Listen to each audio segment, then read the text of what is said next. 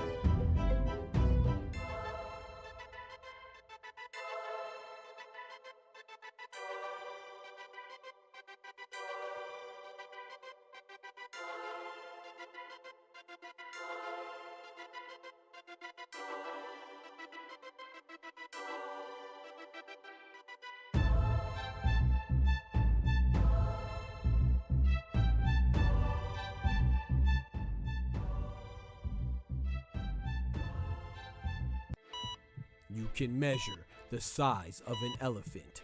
You can clock the speed of a cheetah, but you can't quantify the heart of a kings, queens, and in-betweens. Welcome to Dr. Boxing Talk. Stream starts now. The champ is here! The champ is here! The champ is here! The champ is here! The champ is here! The champ is here! The champ is here! The champ is here! If I tell you I'm good, probably you will say I'm boasting.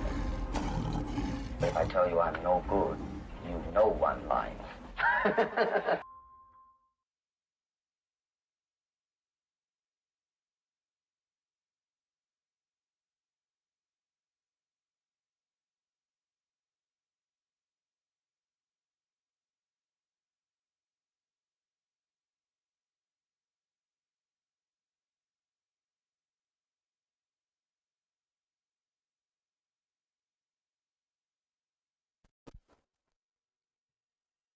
Yo, yo, yo, yo, yo.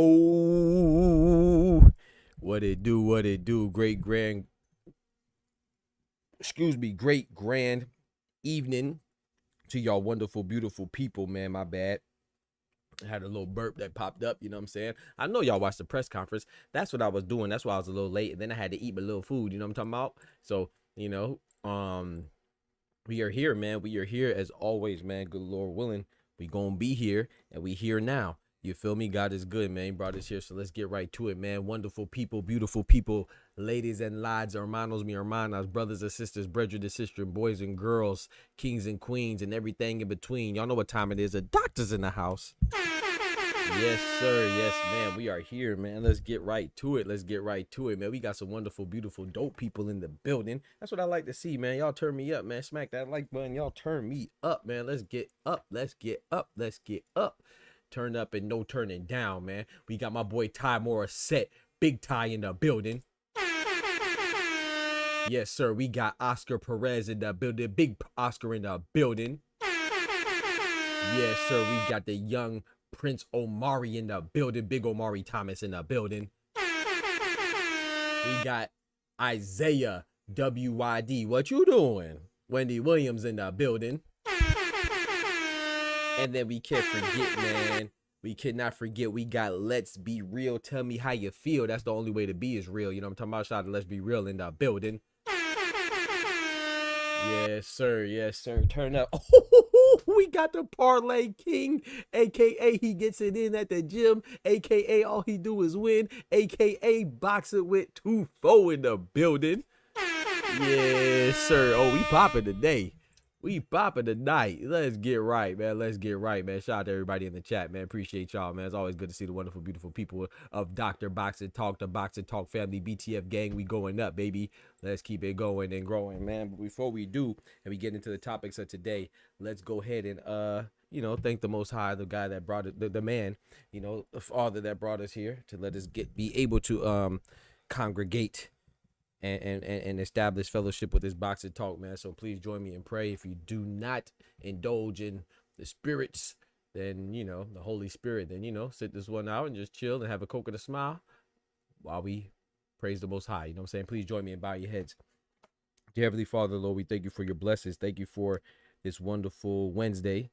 We thank you for keeping us safe, hopefully, keeping us whole, hopefully, keeping us full, hopefully, and full of the good stuff, not full of bad stuff, like full of mess. We want to be full of not the messings, but the blessings. We want to be full of love. We want to be full of kindness. We want to be full of gratitude. We want to be full with your glory, and we want to move forward with grace and be able to live in your image the best way possible. We ask you that you forgive us of our shortcomings and forgive us for our sins and give us the strength to just move over and conquer all obstacles and not get discouraged while doing it, because living in this world sometimes comes with hard times and struggles, and it's easy to get discouraged.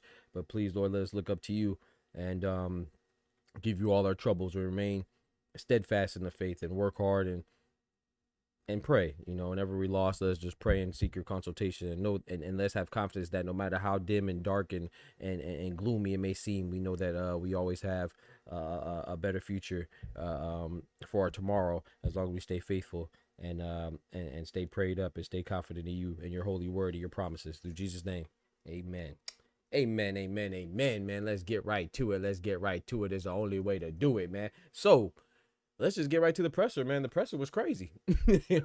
Someone said that Bill got hit with a flashbang, or Bill hit Derek with a flashbang. Oh, yeah. And that thing, not only did he hit him with a flashbang, that thing exploded. DJ ain't have nothing to say.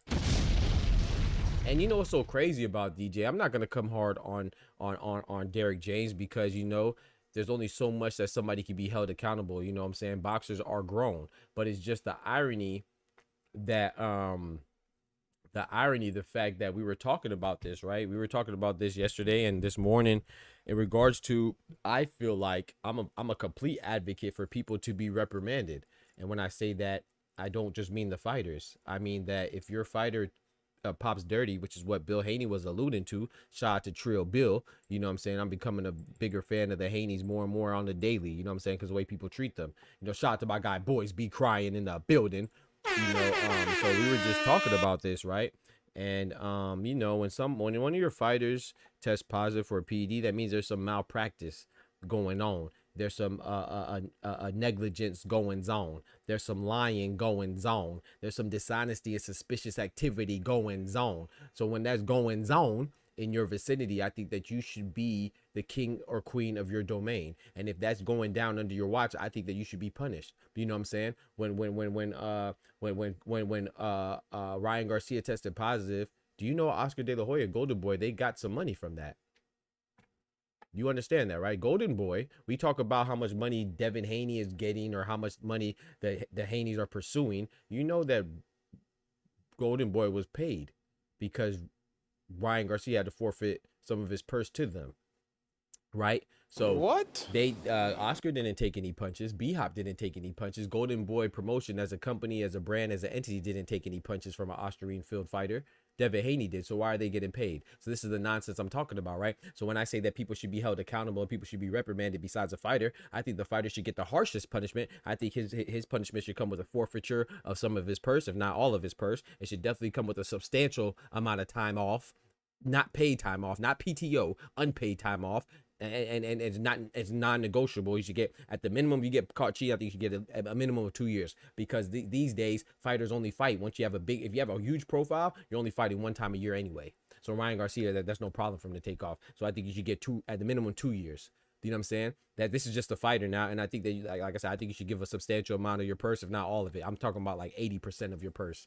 And it shouldn't go to your promoter. It should go to the other fighter. That's what I think. It should go to so for example, when Conor Benn got caught cheating and they canceled the fight for Chris Eubank, 80% of his purse should have went to Conor Benn. I mean, to Chris Eubank. So Ryan Garcia, 80% of his purse should have went to Devin Haney Promotions. Now, I'm just saying this. I'm just spitballing. But then I want to go down to that 80%. You know, I said that 80% with a purpose, because 80% of your purse, right? I also think that the fighter should get 80% of the blame. The other 20% should be split evenly between the head trainer and the promoter. If you want to say 15% for the head trainer and 5% for the promoter, whatever. But that remaining 20% of the liability should go to the promoter and the head trainer. Because there's no way in hell you telling me you ain't know Ryan Garcia was on something if you're Derrick James or if you're Oscar De La Hoya. There's no way you didn't know he was on something.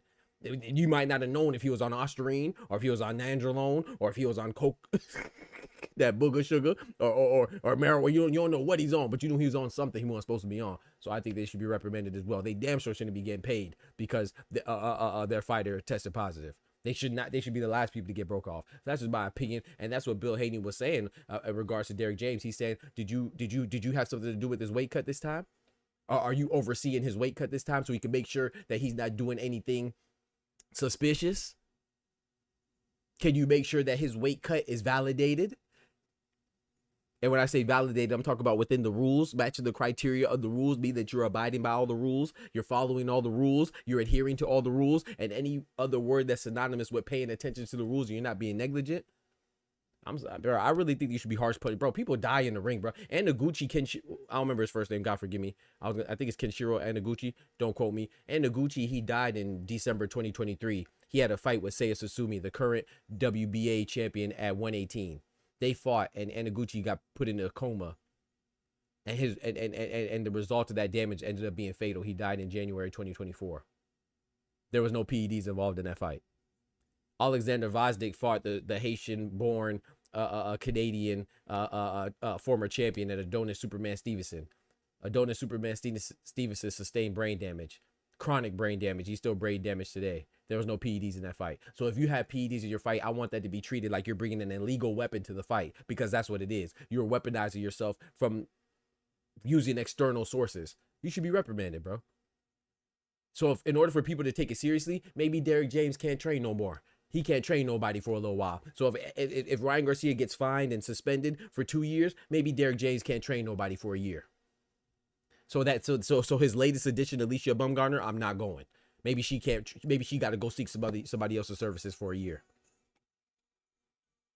Maybe Golden Boy, they can't promote nobody for a year. I'm just saying, make it harsh. You know what I'm saying? Make it harsh, make it severe, man. So let them know we not playing and we not going. Because it's crazy. Shout out to my guy, Big Dog Willie, dropping that bread, that cheese, that butter.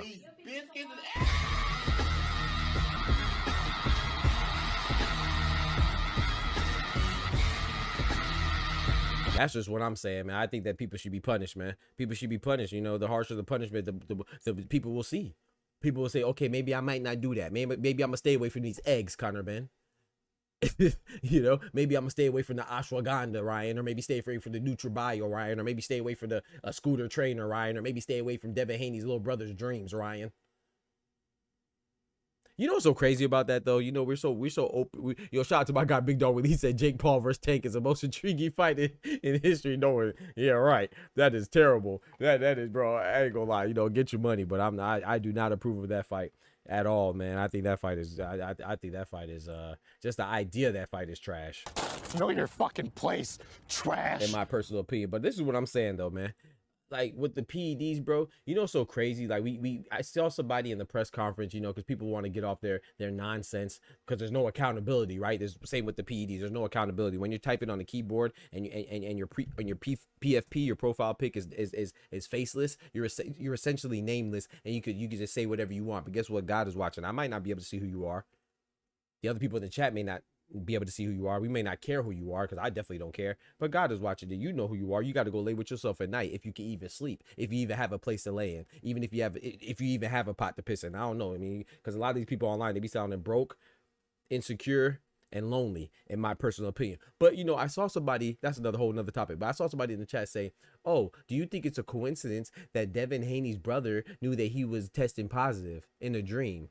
How about this? If we want to get with conspiracy theories, I'm very good at that. You know, I could conjure up some conspiracy theories. What about the conspiracy that Oscar Duarte, when Oscar Duarte Let me put on my let me scratch my head and let me get my tinfoil thinking cap. You know what I'm saying? Oscar Duarte. Well, I'm a thinker, so I don't need to put on no cap or nothing. I just think off of default. That's just what I do. That's my superpower is thinking. You know what I'm saying? And I went to thinking, and I was like, dang, we so readily and happily and willingly blame Devin Haney's brother for potentially setting up Ryan. What about Oscar Duarte? Isn't Oscar Duarte an in-house fighter? Isn't he with Golden Boy? Didn't he make an accusation about Ryan Garcia cheating when they fought, the fight before Devin Haney? And then he actually popped dirty his next fight? So if we're going to be presenting some conspiracy theories, what about this conspiracy theory? What if Oscar Duarte planted it on Ryan Garcia? You ain't think about that, huh? Forget a dream. forget a dream. You know what I'm talking about? You know? Shout out to Martin Luther King, but forget a dream right now. What if somebody in-house, like an in-house fighter who's mad, who wants to seek revenge, who's ticked off that somebody cheated him, and Oscar De La Hoya probably gave him a gag order and made him sign an NDA. You know what I'm saying? Non-disclosure agreement. What if he had to get some hush-hush money to be quiet? What if he didn't like that? What if he planted it on Ryan Garcia? I think that makes more sense than somebody's younger brother's dream. Like, what did he do? Inception? Like, what? So since we're doing conspiracy theories, what about that conspiracy? I mean, I'm just saying, since we just saying stuff all willy-nilly, I could make up stuff too. I'm good at that. My imagination is gravy. I watch MCU, I watch Lord of the Rings and all that good stuff. You know, I could make up a story. Isn't that more plausible though? Don't you think, Isaiah? Don't you think somebody in your camp, if anybody's gonna set you up, wouldn't it be the person that just made the accusation about you cheating them? And they could be disgruntled and bothered and mad and they could feel cheated. And they're like, hold on, let me get some get back. Let me go ahead and plant this on Ryan Garcia, since everybody's planting stuff on Ryan Garcia because, oh no, there's no way that he could have took it willingly because he's been telling the truth this whole time. He hasn't lied about anything. He hasn't done anything wrong. What are we talking about, man? But if I was going to pick one, I would think of, you know, shout out to Oscar Duarte. I'm not saying he did it. I'm just, I don't think anybody set him up. Let me be very clear. I'm joking. I'm being hypothetical, but I'm saying if you're going to blame somebody outside the camp, I think it'll be a lot easier to set up a trap or set somebody up inside the camp. I'm just saying. Or get done like Blair, whoo, the flare Cobbs. You feel me? You feel me? So, I mean, I don't know, man. I mean, if Ryan left court straight to do facts, but boy look like he just left out of the courtroom right now. He look like he just left court. You know what I'm saying? Shout out to my guy Average, someone big member in that building. Haney should be worried about Ramirez. I think Haney is definitely worried about Ramirez. I mean, if you look at what Ramirez has said, right? Ramirez has said, "Hey, I feel like the only person respecting me." He feels like people are disrespecting him. The media is disrespecting him. Boxers disrespecting him. He said that he thinks the only person that's respecting him is Devin Haney. So Devin Haney is absolutely worried about Jose Carlos Ramirez. Shout out to him. He's focused. He seems focused. Now, whether he's going to win, I don't know. Because Jose Carlos Ramirez is a good fighter. That's a very capable opponent. I actually think that, you know, it's hard to say that Jose Carlos Ramirez is the best opponent up there because obviously he just lost to Arnold Barbosa. So, right, that's a hard, you know, that would be a hard ship to sell, you know, or sell. You know, that'd be hard. That ship would be hard to sail is what I was saying, and that'd be a hard thing to sell is what I was trying to say. But I think just from being a champion, a former champion, being a former Olympian, you know, I think Jose Carlos Ramirez is a good argument that out of the three stars in Ryan Garcia, Devin Haney, and Teofimo Lopez, I think it's a pretty strong argument that Jose Carlos Ramirez might be the most complete and best opponent up there, you know. But like I said, it's a hard one to kick since he just lost to Barbosa, and Barbosa is one of the opponents. But I think Jose Carlos Ramirez is a very good fighter. And I want to say also, shout out to Virgil Ortiz, man. I thought it was very dope that Virgil Ortiz gave Jose Carlos Ramirez his flowers. That was fire, man. That was fire. I ain't gonna lie. I really liked that moment, man. That was dope. Because not only do we see people in the same, not only do we not see people in the same field give each other that love and credit and respect as much, but we do see it in a lot in boxing. You know, there's a lot of humble fighters out there. You know, we see Terrence Crawford give Usyk and stuff his credit. We see Usyk give Terrence Crawford his credit. You know, Naoya Inoue respect Tank respect Naoya Inoue. So we do see it. It's not rare, but I think it'll be dope if it happened more often. But shout out to Virgil Ortiz, man. He was like, yeah, man, I'm going with Jose Carlos Ramirez because that's my guy. And he said I'm a little biased. He said I'm openly biased. I have no problem with that. He said I'm biased and that's my favorite fighter. I thought that was dope, man. You know, he's like, yeah, man, I've been watching Jose Carlos Ramirez for a long time, and I think it's always dope for underrated, because Jose Carlos Ramirez is underrated and underappreciated. I think it's good when former champions or old veterans, not old because he's not old, but veterans get their compliments, you know what I'm saying? Get their just due and stuff like that, man. Get their props. I thought that was a dope moment, man. Shout out to Virgil Ortiz. I like Virgil Ortiz. But I thought that was pretty dope, man. But yeah, so this press conference, I thought it was kind of crazy, man. You know, when Bill Haney was getting into it, of course they were getting booed without remorse. I thought it's trash, but hey, it is what it is. People feel how they feel. The word fan is short for fanatic, right? And when you act fanatical about something, that means that you act purely off emotions. Basically what I'm saying, if you're an adult and you act purely off emotions, and I'm also saying that, Nigga, you's a bitch. and that's just a fact. Especially if you're a male. You know what I'm saying? You a boy, bitch. I'm just saying. But anyway, man, a lot of people are booing the guys that got cheated. But you know, I will say this though. You know, I like the back and forth, because it builds up the fight. Whether you are pro Ryan or pro Devin or anti Ryan or anti Devin, whatever, it doesn't matter. It does build up the tension, and that does make the fights bigger, even though they're not fighting each other. But like I said, I think that they both have some people in front of them that they got to handle. You know, not both, all three of them, right? With Teofimo as well. But I am interested to see what happens, you know, because I do think ROLLY has a chance. But I got Ryan, you know, but I do think ROLLY has a chance, and I'm interested, man. And you know, ROLLY has promised a stoppage. Do y'all think that ROLLY could stop him? I know my guy Oscar does. He said ROLLY in 5. I think Ty thinks that ROLLY could win as well. Man, that's a hard one for me to sell. But I will say this doesn't sit right with me, right? Because like that commentator, man, excuse me, I don't remember his name, but the moderator, man. I didn't know that he was a content creator, or he is a content creator. So I want to say, you know, I ain't never been no hater. So big salute to him if he made it from being a content creator to being a moderator for the fights. Now, I think that's very dope, man. So salute to him. I don't know who he is. I just saw in the press conference people saying that. But other than that, though, I thought he was just another normal DAZN commentator or moderator or contributor. And I'm not going to lie. I thought that his moderation was trash.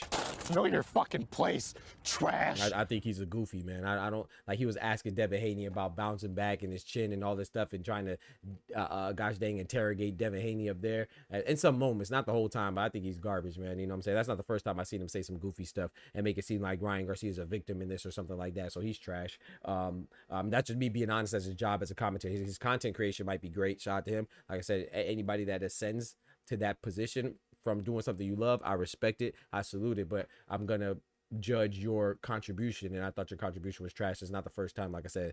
But during it though, you know, I felt like,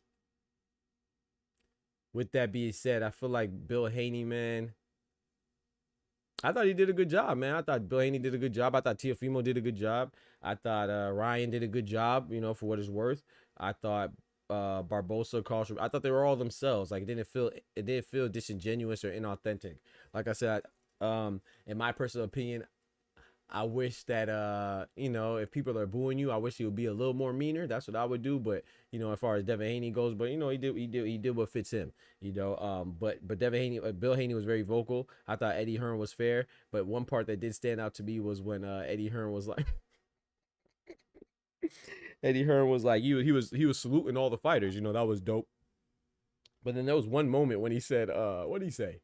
He was like, oh yeah, he finished off with Ryan. He was like, yeah, I respect Ryan, man. Ryan looks good. And I couldn't help but think in my head, I'm like, of course Eddie Hearn would respect Ryan. I mean, you have another PED user on your team in Conor Benn. You just got done with your PED user. So I'm sure that you want these two PED users to unite in the ring. We do not let people who are on the juice discuss real athletes. That's all. Of course, you don't have a problem with Ryan Garcia, because one of the fighters that you pushing is also a PED popper. You know what I'm saying? So it is what it is, man. Average summer shit. We going bad for bad on Haney versus Ramirez. How much you try to do? We can lock it in with Doctor, because I'll match anything you got on Devin. Hey, talk to him. I saw you in the chat. Now, yes, sir. You saw me in the chat, but you see, I keep it respectful, man. I keep, bro. I'm me, man. You know, so I don't like go somewhere else and have different personalities. I'm the same person. If I say that you're trash, I'm gonna say it in the chat that the dude is trash. You know, but I was mostly just saying stuff that I'm saying here, you know. Shout out to Virgil Ortiz. I can't wait to see Virgil Ortiz and Boots eventually fight in the future down the line. Shout out to Ramirez, man. I like Ramirez, but I think Devin Haney is gonna win. You know, that's no disrespect to Ramirez. I think Ramirez is a good fighter. But yeah, I'm just not down with all that.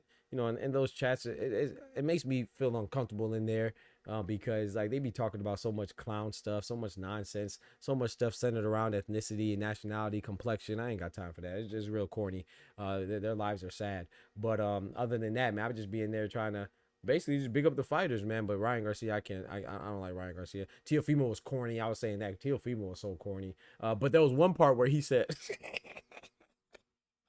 he called the moderator a gringo, bro. That jerk had me crying because the moderator kept saying, "Oh, you're not gonna tell us about the mask." He was like getting annoying. He kept pushing about the mask, and Tio was like, "Oh no, I did explain the mask. I just explained it in Spanish." He said, "You didn't understand because you a gringo." That jerk had me crying, bro. I ain't gonna... Cause I heard it, you know, it's so funny because my Spanish is not the best, but you know, I can speak it a little bit and I can understand it even better than I can speak it. You know what I'm saying? So I picked up what he explained the mask a little bit, where he touched on it. You know, I didn't know exactly what he said, but I knew he touched on it. I just thought it was funny that he said that to the, cause I know the moderator felt shitty. You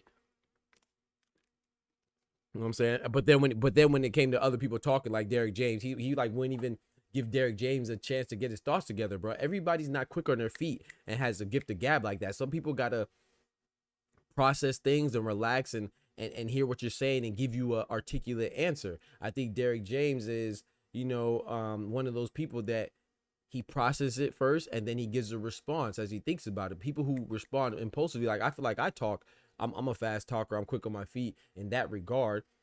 And I feel like I speak from the heart, you know what I'm saying? So I don't really say anything that I don't mean or out of line. First of all, if I say out of line, I meant to get out. If I say something out of line, I did that intentionally 9 times out of 10. I make mistakes sometimes too. But I don't think there's anything wrong with that. But it's like, Buddy was rushing Derek James. It's like, bro, why would you even give him the mic if you're not going to give him a chance to express himself? You know what I'm saying? But shout out to Bill Haney. Bill Haney was on Derek James' neck. I thought Ryan Garcia kind of, objectively speaking, I thought Ryan Garcia got the best of Bill Haney and Ryan Garcia and Devin Haney's little exchange. I thought Ryan Garcia, he was just louder than them. You know what I'm saying? And sometimes when you're going in an argument, that's all it takes, especially when people don't want to hear what the other side has to say. You know, and another person who's a master at this tactic is Donald Trump. He'll say stuff, one thing that he knows the crowd will respond to, and then everything else is fluff, but he's just speaking over you. You know what I'm saying? I think that's what Ryan Garcia was good at. So I thought he kind of, on the surface, he won that little exchange. But if you heard what Devin Haney and Bill Haney were actually saying, they had more substance of what they were saying. But Ryan Garcia was just over talking them. So I thought the optics would seem like, and the crowd reaction, made it seem like Ryan Garcia knew what he was talking about. But I did think it was funny when Oscar De La Hoya acted like he was going to do something to Bill Haney. I guess it made him mad when Bill Haney critiqued him, and Oscar De La Hoya jumped up like he was going to do something, man. Shout out to Oscar De La Hoya. That's one fight. I got Oscar De La Hoya in that fight, hypothetically speaking, because Oscar De La Hoya, you know, he's a legendary fighter, man. Hate him, like him or hate him or love him, he's a legendary fighter. So of course he's still gonna have some of that in his arsenal, you know. Now, is he gonna be as dangerous as he was before? Of course not. Is he gonna be as good as he was before? Of course not. He's older. And I will say this, the reason why, if you do favor Bill, if you favor Trill Bill, I think that you could favor Trill Bill because, you know, Trill Bill ain't got no Botox in his cheeks and his abdominals. You know what I'm saying? I was actually a little concerned for Oscar De La Hoya. I didn't want him to bust a gut, literally. You know what I'm saying? Burst one of his silicone implants in his stomach, you know? So you better calm down. You punch him one time, hey. Hey. It might be a wrap. You know what I'm talking about? He might have to take that trip back to Brazil, you know what I'm talking about? And get that little injection and that surgery. So I think Oscar De La Hoya got to calm down, man. But it was funny, man. Oscar and Bill were getting into it, man. I thought that was funny. I thought it was a little uncalled for Oscar De La Hoya, but I did think it was funny. Tufo said Bill started stuttering. Yeah, he started stuttering a little bit, but I don't think it's because he was nervous. It's just, I think it was just the moment. Like I said, when someone gets louder than you and they have the crowd on your side, it puts you at a disadvantage, you know. But that's why. But you're right, Tufo. With Bill stuttering, I was like, yeah, Ryan Garcia won that exchange. Shout out to my guy Thomas Hill, man. Thomas Hill in the building was good. He said Donald Trump is off the teleprompter, much like General Han was out of a comic book. General Han, facts. I'll attempt a wordplay, humor reference to ice. Hey, hold on now. If I'm not mistaken, we can't bet in California, at least what I've seen. Oh yeah, average summer. I saw the fight was up, man. You got to tell me where you want me to put your bet at, bro. The fight is there in Hard Rock. Bill's still in shape. Last time Oscar tried to fight, he was laid up in the bed like, kid. That's true. Hey, maybe you might have true Bill. You know what I'm saying? I don't know, but I gotta go with Oscar De La Hoya on that one, man. I'm a favor the boxer. He may not have it no more, and Bill may be in shape. You know what I'm saying? I don't know. He be out there playing tennis. You know what I'm saying? He might be in good shape now. But if Oscar De La Hoya can get them 2-piece, that 3-piece in, man, boy, he might be in trouble, boy. He said Tio is terrible. Oh, Tio is so garbage, bro. But like with his wordplay, Tio, he's like that guy that thinks what they say is so profound, and it be shallow as hell. Like there's nothing deep about what you're saying. There's barely anything articulate about what you're saying. We can't understand it. Like I said, I think what sums up Tio the most is when he said, had, plural. He said you had the belt. Had, plural. No, had is not plural. That's past tense is what you meant. Had, past tense. He said plural. He's one of those guys that tries to be smart, but they're just dumb as hell. He only tries to be smart when he's talking. He doesn't try to be smart as in like actually study and work on building your intelligence. He just tries to be smart at the times that he speaks. And if you do that, it's like trying to be good at basketball during the game. You can't try to get good at basketball in the game. You got to practice. And then when you practice, you bring what you practice and the skills that you honed into the game. You don't get better during the game. You showcase your skills during the game. You don't improve during the fight. You showcase your skills during the fight. Same thing with intelligence, bro. You don't public speak and try to use words you don't know the meaning of. When you're during the speech, you got to practice the speech. You got to practice and learn the words that you're talking about, man. Pull out an encyclopedia if you got to. Pull out a dictionary if you got to. I know that's old, but he might need it, man, because I don't know what the hell T.O. be talking about. But I thought he did a decent job today. I'll give him that. We got Oster in the building. You right. He finna send Bernard to meet in the bathroom. If you know. Facts. He gonna meet him in El Baño. You know what I'm talking about? Man. But yeah, I think that, man, like, the press conference, I thought it was overall good, though. I'm not gonna lie. I thought it was overall good. Like I said, there's some spots that are annoying. But, when you got multiple personalities and they're all talking at the same time, they're all saying what they want to say, getting off what they want to get off. And you got the moderator that's, like, being unfair when it comes to how the light that he's shining on the fighters from not just the duration, like he's letting some people speak longer than others, but also the light that he's trying to present the fighters in. Like, when he talks about Ryan Garcia, it was all positive stuff. When he talked about Devin Haney, it was focused on the negative about him bouncing back and the stuff he has to go through and all that stuff. It's like, bro, like, who cares about that? He's not fighting Ryan Garcia, nor is he fighting the guy that has a history of PEDs. So let's just see how it works out, man. I get you got to ask a question, but if you're going to ask the guy who was the victim of the PEDs, I think you should ask the guy who was the criminal and the user of the PEDs. And he brushed on it a little bit. He said, yeah, Ryan, you got some questions to answer too. But then he didn't say what questions. You had no problem isolating and identifying what problems Devin Haney has to solve, with him getting brutalized and him getting beat up. And I even heard one of the commentators say, yeah, man, because what we saw, it made a guy to no contest, but what we saw, he lost the fight. No, bitch, when he got a no contest, that means what we saw, he did not lose the fight. We saw that he recovered and he got knocked down a few times, yes, but we saw that there was no result to the fight. That's what we saw, because that's what the no contest means. We did see him get punched on, absolutely, but you can't say you saw him lose the fight, because the fight went to a scorecard. He wasn't, like, I don't know. Do people think that he got knocked out? Like, do people think that the fight went the distance, right? So I would understand if he said, oh, you lost the fight because he was knocked out, spread eagle. But he wasn't knocked out spread eagle, bro. He went to decision, and that decision got overturned. And I think that decision, according to my scorecards, and I think just on some of the scorecards as well, the official scorecards, Devin Haney won more rounds. So, I don't know. That's just my personal opinion on it, man. But did he get brutalized? Absolutely. Did he get beat up? Yes. In moments, yes. But there was moments where he looked good as well. So, like I said, if you have Ryan Garcia beating Devin Haney again, I'm not mad at you. That's cool. But just don't lie and make it seem like, oh, yeah, man, he lost already. No, bro, he cheated.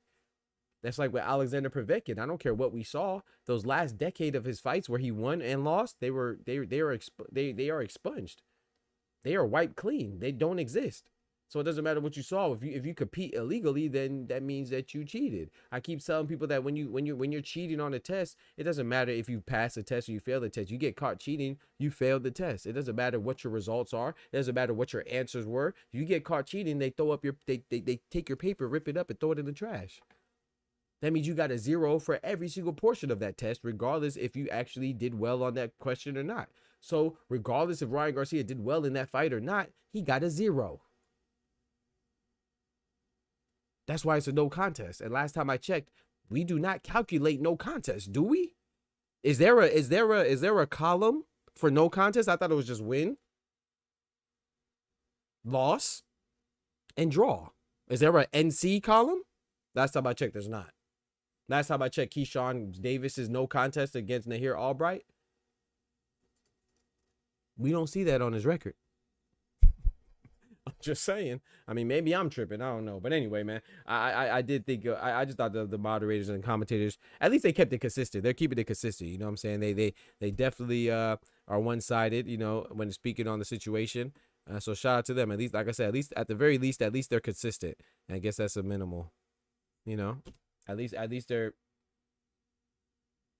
checking the minimal boxes, you know, the minimal effort. Shout out to my guy, Merle. The legend in the building, man. Shout out to you, man. Big member in the building. He said, you're very astute, Grasshopper. Thanks for the clarification. Yes, sir, Daniel-san. Yes, sir. Daniel-san. Sensei. Yes, sir, Sensei. Thank you, bro. But yeah, man, I thought it was funny, man. But I ain't gonna lie. I did think it was funny when Ryan Garcia said, you and your son are some bitches. That sure had me crying. I ain't gonna lie. So like I said, man, I'm not, I know people may think the way I talk about it, because, you know, you have to demonize somebody. When people hear you talk about a situation, if they like a fighter, then, oh, you're just hating on Ryan Garcia. No, I'm telling the truth, bro. Did he fail a test? Yes. Did the decision get turned to a no contest? Yes. Tell me where I lied at. Tell me where I lied. I didn't lie, bro. So I'm just speaking on the situation. Actually, I'm the one that's being objective. You're the one that's lying. You know what I'm saying? But I did think it was funny when Ryan Garcia said that you and your son are a bunch of bitches. Nigga, you's a bitch. That was funny. He said, I hope Barbosa beats the Mucho Lucho. Mucho Lucha out of Tio. Yeah, man, you're fair. Thank you, Thomas. Thank you, bro. But yeah, man, I just think that, man, people should be held accountable, man. And I think accountability should extend beyond. You know, I'm gonna give you another example, bro. I'm gonna give you another example. Let's be real. Let's be real. Bear with me. Let's be real. Let's be real. If I'm gonna use a personal example. I'm an engineer, right? I have my PhD in engineering, mechanical engineering to be exact, with a focus on heat transfer and thermodynamics. So if I'm working on a project, let's say, for the AFRL or the ONR or NASA, right? AFRL's Air Force Research Laboratory, which I have worked on a project for them. Or I'm working on a project with the DOD, Department of Defense. ONR's Office of Naval Research. Let's say that I'm working on a project with one of them guys or entities, right?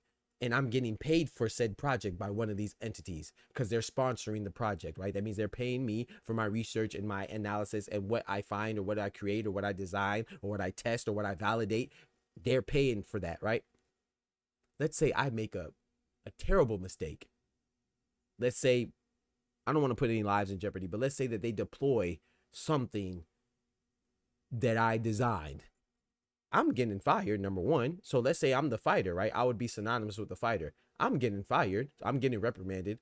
Do you think the Department of Defense, let's say they're a government contractor and they, I don't know, did something that they designed that, in this example, let's say that instead of them receiving something from, let's say that they're doing it for something else and they don't do their job. Do you think that they get away scot-free because they fired me? Or does it look bad on them as well? So let's not use a government agency. Let's use like Lockheed Martin. That's an engineering company, or Boeing, right? Let's say that, oh, Boeing's a great example. Let's say I'm Boeing, right? And then the engine fails that I designed. I'm going to get fired or I'm going to be reprimanded, right? Because I was the engineer, lead engineer, whatever capacity it was. Do you think Boeing gets away scot-free? No, Boeing, they're probably the ones that are getting, not probably, they're the ones that are getting sued. I might get fired and lose my job and lose my license and maybe even have to pay some damages or whatever in whatever capacity compared relative to whatever I signed for that project. But Boeing they're the ones that's gonna get sued because they're the company, because it's their work. Even though it's my work individually, it's their work. It has their stamp on it, their name on it, their brand on it. So not only are they gonna get sued, their stock is gonna go down, so their valuation is gonna go down. You know what I'm saying? And their bottom line is gonna drop. So my point is, what I'm saying is that if I'm the fighter or the engineer and I'm representing Boeing or Golden Boy, don't you think Golden Boy should be reprimanded as well? Or do you think Golden Boy should be able to get paid off of something that off of my mistake? Because that's what happened. Oscar De La Hoya and Golden Boy got paid off of Ryan Garcia's mistake. And then they turning around and saying, oh, Devin Haney should not get paid from Ryan Garcia's inflicted damage against them illegally. So not only is Boeing saying that, oh, I should, not only is Boeing saying that they should get paid for their mistake, they're also telling the people that were victimized by their mistake that they should get nothing. And they're actually weak for seeking damages. That's what's happening here, man. I know some people say, oh, that's apples and oranges. No, it's not, bro. Ryan Garcia is, if you look up the fighters on Golden Boy, he's listed. So he's one of their employees. He might not be one of their publicity or the promotional employees. He might not be one of the ones that's taking the pictures or one of the ones that's securing the meet or organizing the meetings or securing or scheduling the press conferences. But he's one of their employees, bro. That's why I think that, I'm not just saying for Golden Boy either. Who else just popped there? Conor Benn. I think Eddie Hearn should be reprimanded. I think Matchroom should be reprimanded. Who's Conor Benn's trainer? I think he should be reprimanded.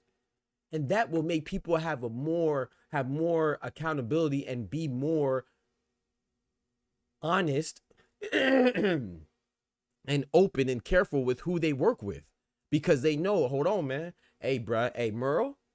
Yeah, I know you want me to train you, bruh, but I heard you was on that shit. So I don't know if I can train you, bro. Now you got to prove to me before I would let you work in my gym. I need to see some paperwork. I need to see some documentation. Go ahead and go take this test and let me see that. Let me see what your what your readings are looking like. Let me see what your levels are looking like. You see what I'm saying? I mean, when you go for a job, Merle, don't you have to go and pass a drug test? Don't you have to pass a background check? Don't you have to periodically? Sometimes it depends on where you work, what industry you work in. Don't they often they might do a drug test on you? It's the same thing. And what happens if you fail that drug test? They get rid of you, because if you look bad while you're on their roster or employed by them and you're on some type of drugs, it don't matter. They're gonna look bad now. Golden Boy hasn't had any punishment at all. In fact, they're coming out like they're looking good. And then the people that are being victimized, like Devin Haney, somehow they're saying, oh man, Devin Haney, they shouldn't seek any damages. They're weak. I just never seen this before. It's accountability, bro. Because now you have another layer to which you have to break through or prove yourself in order to work with this person. Because right now, I'm not blaming Derrick James, man. Shout out to Derrick James, but I do think I'm gonna tell my truth. It's not the truth. What I perceive as the truth. I have no doubt in my mind that Derrick James knew Ryan Garcia was on something. He may not have known the substance in particular what he was on. He may not have known the amount or the quantity of the stuff he was on. But whether it was Ostarine, whether it was Nandrolone, whether it was cocaine, whether it was booger sugar, whether it was fentanyl, whether it was marijuana, whether it was alcohol, I don't care what. He knew he was on something, bro. I knew he was on something, and I'm not even in the same state. I'm in Florida. I think they're in Texas or California, wherever Derrick James trained him. I think it was Texas because, Derrick James notoriously trained with Errol Spence and stuff like that. So if I'm far removed and I had a feeling he was on something, I know Derrick James knew he was on something. And if and if I knew he was on something and you knew he was on something, I know Oscar De La Hoya knew he was on something. And if Oscar De La Hoya didn't know he was on something, well, then shame on him. That's negligence. And negligence is never an admission of guilt. You can get into trouble for negligence. You mess around and accidentally leave your dog in the car in Florida for longer than 5 minutes. Oh, that's negligence. That's punishable by the court of law. You can't say, oh, I forgot my dog in the car. I forgot my child in the car. You're going to get punished. That's negligence. If your child slips in the pool I don't even want to use that example because that's terrible, man. Shout out to all the kids, man. I hope nobody, you know what I'm saying? But you get what I'm saying? That's negligence. So Oscar De La Hoya, if he knew something was up, and I'm going to say why he knew something was up, because somebody in his inner circle, Oscar Duarte, he accused Ryan Garcia in their fight of being on PEDs. So what I'm saying is negligence. I think it's negligence if Oscar De La Hoya didn't say, hold on, Oscar, what'd you say, Oscar Duarte? You say you think he's on something? Let me go find out and let me see. He didn't care. So he didn't even care if Ryan Garcia was on something when he fought Oscar Duarte, another one of his fighters. So why the heck would he care if he's on something when he's fighting Devin Haney? You see what I'm saying? So no, bro, I need accountability, bro. Accountability is everything, man. Accountability is everything, man. Shout out to my guy Tufo renewing that membership, man. He said, I am here for another 30 days. I'm not going nowhere. Shout out to him for the membership renewal at the Boxing Talk graduate level. Shout out to my guy, man. He said, I'm not leaving. I'm not leaving. I'm not fucking leaving. The show goes on. Yes, sir, man. Shout out to my guy Tufo, man. Appreciate that, bruh. Yes, sir, man. Keep it just going and growing. I appreciate it. I see something interesting in the chat. He said 100% they knew and they know the details. Talk to him, Merle. Talk to him. He said they got to bring him back to the stage of modern day Bandini. You feel me? I believe the Boxing Association should make fighters who cheat with PEDs, etc., lose their opportunity to promote the fight, have to be silent, throw their media promotions and all. Exactly. Bro, if you could find with... Bro, I'm gonna take it a step further. I'm not advocating for snitching because you know me, where I'm from, that's the no-go. You know what I'm saying? Ain't no telling involved. But what I'm saying is this. If you are a media member, because you know there's some of those media members who are very pro certain fighters, and you always see them in their gyms. If you are a media member and somehow they could prove unequivocally that you knew and you ain't say nothing either, snatching that media pass. Bro, I really think that they should crack down on it, man. I ain't gonna lie. I know some people might say that's ridiculous. I don't think it's ridiculous, man. If you're a sanctioning body, you should be reprimanded as well. Like there should be a notch on your report card or something. I'm not saying that Eddie Hearn, if his fighter gets caught cheating, he has to be suspended, but he should get a mark. And if you get 3 of them things, you get a year suspension. Treat it like the NBA. You know what I'm saying? 2 flagrant fouls, you out of there. A certain amount of technical fouls, 16 or whatever it is, you out of there. You miss a game. Treat it like that. It doesn't have to be something serious to where they can never train again or never train anybody again or never promote anybody again or no, but let's crack down on this, man, because that's dangerous, bro, and it's whack. And you see how Devin Haney's being treated like that. Like I said, to me, it's beyond whether you like Devin Haney or not. I don't care if you like Devin Haney or not. You should not like cheating if you actually like boxing. That's not cool, bro. But anyway, man, let's move on, man. Let's move on, man. I had enough with that, man. You know, but the press conference, like I said, it was pretty good, man. I think that, in my personal opinion, man, I think if anybody could get an upset, I'm not gonna lie, man, I might lean towards ROLLY, man. I think ROLLY has the best chance of getting. I don't know, man. I don't know if ROLLY has the best chance, because I think, as crazy as this may sound, because of. I'm not saying this because I don't believe in Devin. I'm saying this because I think Ramirez may be the best, most complete fighter. I think Ramirez is the highest quality opponent. Like I said, once again, I know that's hard to kick because Barbosa just beat Ramirez, right? And Barbosa's undefeated. So if anything, it looks like on the surface that Barbosa is the highest caliber opponent. But Ramirez has been in there with an undisputed champion like Josh Taylor. Ramirez, he did lose to Arnold Barbosa most recently, but he is a former Olympian. You know, he has been in there with, he's a former title holder as well. Barbosa has never been a world champion, you know, so Ramirez, I think he's a more seasoned guy. He's a more complete guy. I think that he, to me, even though he lost to Barbosa, I would say that I think that he's the most well-rounded, complete fighter that is opposing one of the big 3 on the card, as in the big 3 being Devin Haney, Ryan Garcia, and Teofimo Lopez, obviously, right? I think Ramirez is a more complete opponent. That's why I think that he has a good chance of being an upset because of who he is, not because who Devin's not. I think that Devin beats him, but because Ramirez is so good, in my personal opinion, I think he has the best chance of an upset. But I might go with ROLLY, man, because I think ROLLY has that power. And then guess what he also has, Ty? And Ty, you know this. King Grayson, you know this. Dub, you know this. Oster, you know this. What's that thing that Roach had with Tank? Familiarity. Barbosa and Teofimo, to my knowledge, they've never had any interaction as far as being in the ring yet. I know Barbosa was on his heels and calling him out. I don't think they had, and correct me if I'm wrong, somebody, but not to my knowledge, I don't think they had an interaction as far as a physical engagement. You know what I'm saying? Yet, right? To my knowledge, Devin Haney and Jose Carlos Ramirez, they haven't had any familiarity with each other as far as being on the opposite side of the ring, whether it's just sparring, amateurs, or otherwise, right? Correct me if I'm wrong, somebody, but I don't think, to my knowledge, they haven't. Rolly Romero and Ryan Garcia, they've had multiple interactions in sparring and stuff like that, and I think that's when I think sparring means something. You notice how I didn't say the result. I don't care about the result. I don't care who won in sparring. I don't care who lost in sparring. I don't care who did better. I don't care who did worse. The fact that you have a familiarity with each other, like I said in basketball, man, you know I like making cross references, right, in different genres of sport. It's like basketball. I don't care if my Heat just got blown out by 50 last game. I don't care if the Heat are 0-22 in the beginning of the season. When they play the Boston Celtics, it's going to be on like Donkey Kong, because that's a rivalry there. And usually the familiarity of the rivalry that makes you go to another level. So I'm not saying that Rolly's going to win. I told you already, my prediction is that Ryan's going to win. But I think Rolly, because of that factor, that X factor, he has a good chance of, I would say that he probably has the best chance, in my opinion, of pulling off an upset. But I don't think he does. I don't think there'll be any upsets on this card. I'm going with the A side on all three of them. I think Teofimo's going to beat Barbosa, despite the fact that I'm rooting for Barbosa. I think Haney's going to beat Ramirez. That's the only one where I'm rooting for the guy, and I also think that guy's going to win. And then Ryan Garcia, despite the fact that I'm rooting for Rolly, I got Ryan Garcia beating Rolly. That's facts. Appreciate it, Ty. That's facts. Appreciate it. But all the big dogs should be held in contempt. Come on now. Treat it like North America. Hi, my name is Ryan Garcia, and I'm a cheater. And then, treat it like, I said North America. I'm asleep. He said, hi, my name is Ryan Garcia. I'm a cheater. Yes, facts. Facts. He should treat it just like that, man. Hi, my name is Ryan Garcia. I abuse PEDs. Yeah, facts.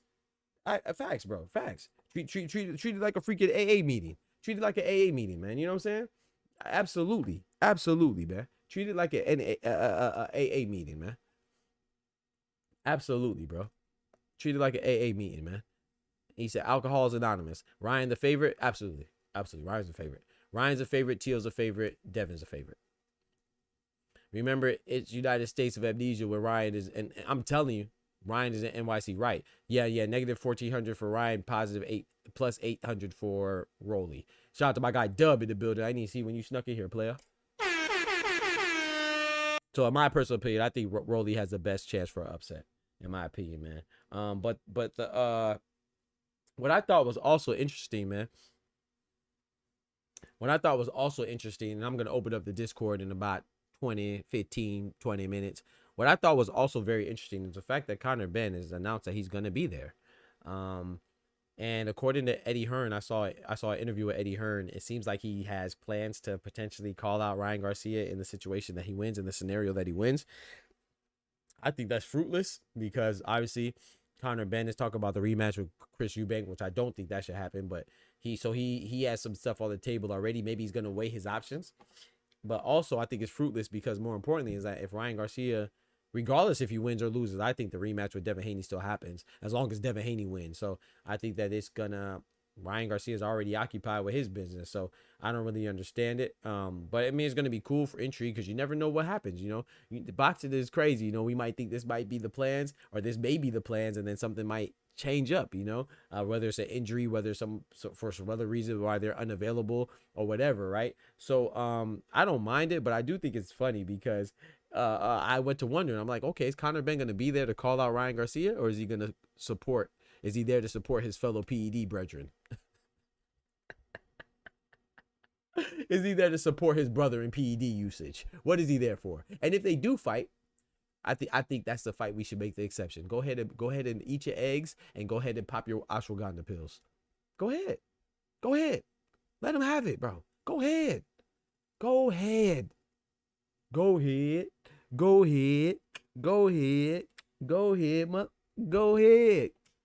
know about that? Anyway, that's an old skull. But yeah, go ahead, bro. No holds barred. What they call that in WWE, Ty? Hardcore match. Make it a hardcore match.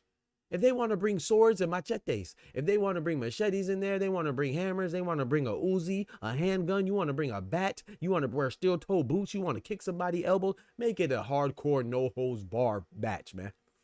WWE style. Don't even have the ring entrance. No way. No blue corner, no red corner. Don't even have a referee.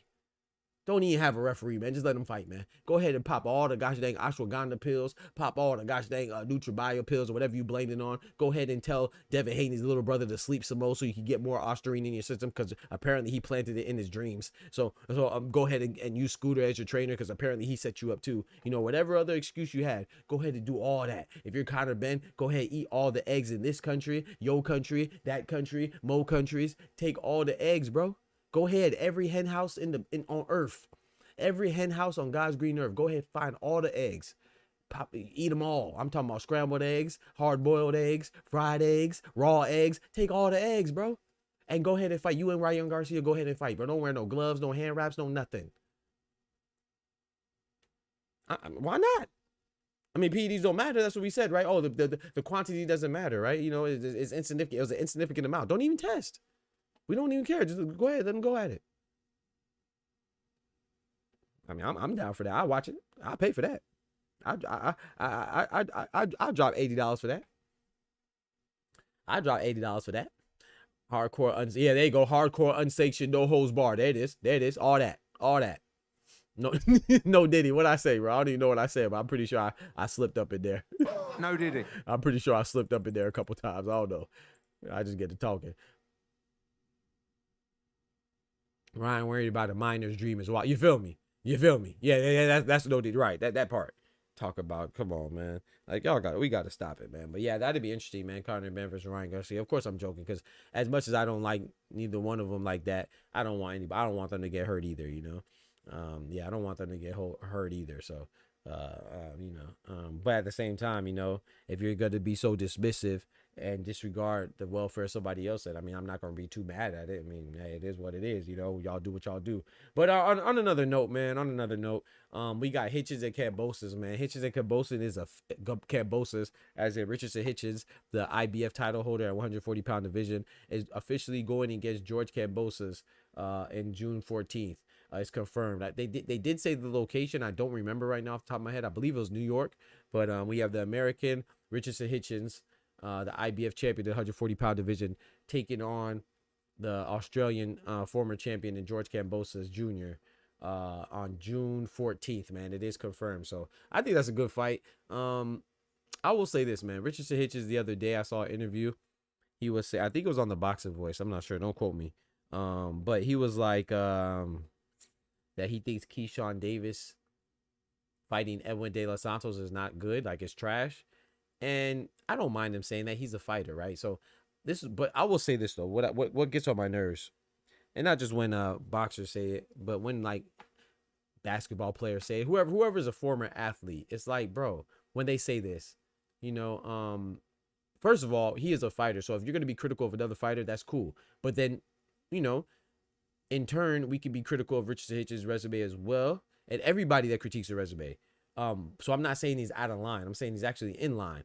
But it just made me think of this other time when I think it was Pat Beverly who most recently said it. He said, like, it cracks him up when people who never dribbled a basketball are analyzing and making judgments on basketball. Bitch, have you ever directed a movie? I'm pretty sure when you go watch a movie, you let people know if it was good or bad, right? Are you qualified to have a opinion on a movie because you never directed a movie before, because you never acted in a movie before, because you never officially critiqued a movie before? Are you Siskel and Ebert? Do you have to be Siskel and Ebert to have an opinion on a movie? So I want to say, like, it kind of annoys me when people say, "Oh, you shouldn't be able to do this if you never did it before." Wait. So when you next time you go order some food, if you've never been a chef, don't talk about how good the food tastes. You are not qualified to tell me if food tastes good because you never chefed before. You're not a licensed chef. What are we talking about, bro? Like, I get it. Of course, if you're in this stuff, right? If you're in the field, then naturally you'll probably be a little more qualified, have a little more expertise because of your experience in the field. But don't make it seem like, and I don't even like Stephen A. Smith like that. But but don't make it seem like a person who's been analyzing the sport this whole time doesn't know what they're talking about. Like, bro, people pay for their opinion, whether you like it or not, because they've been around or engulfed in the sport so much that they probably said some things that's probably right more times than they're wrong. I'm not saying that everything, like for myself, I was actually an amateur boxer. A lot of y'all know that, right? But I was never a professional boxer. But does that mean that I'm more qualified to have an opinion on boxing than Thomas? I'm assuming Thomas never. I don't know. I'm not saying Thomas has or has not boxed. I'm just using him as an example. Like if you are around something and you see something, like Jim Lampley is one of the best commentators out there, in my personal opinion. Did he have to box? Like, don't get me wrong. When you hurt your credibility when you're Skip Bayless, you're ridiculous like Skip Bayless. You're a dummy like Skip Bayless. You're incompetent like Skip Bayless, and you don't appreciate greatness like LeBron or Aaron Rodgers or something like that. Then of course you're ridiculous. You know, you're doing stuff just for clicks. But as far as being able to judge something, I'm not gonna lie, bro.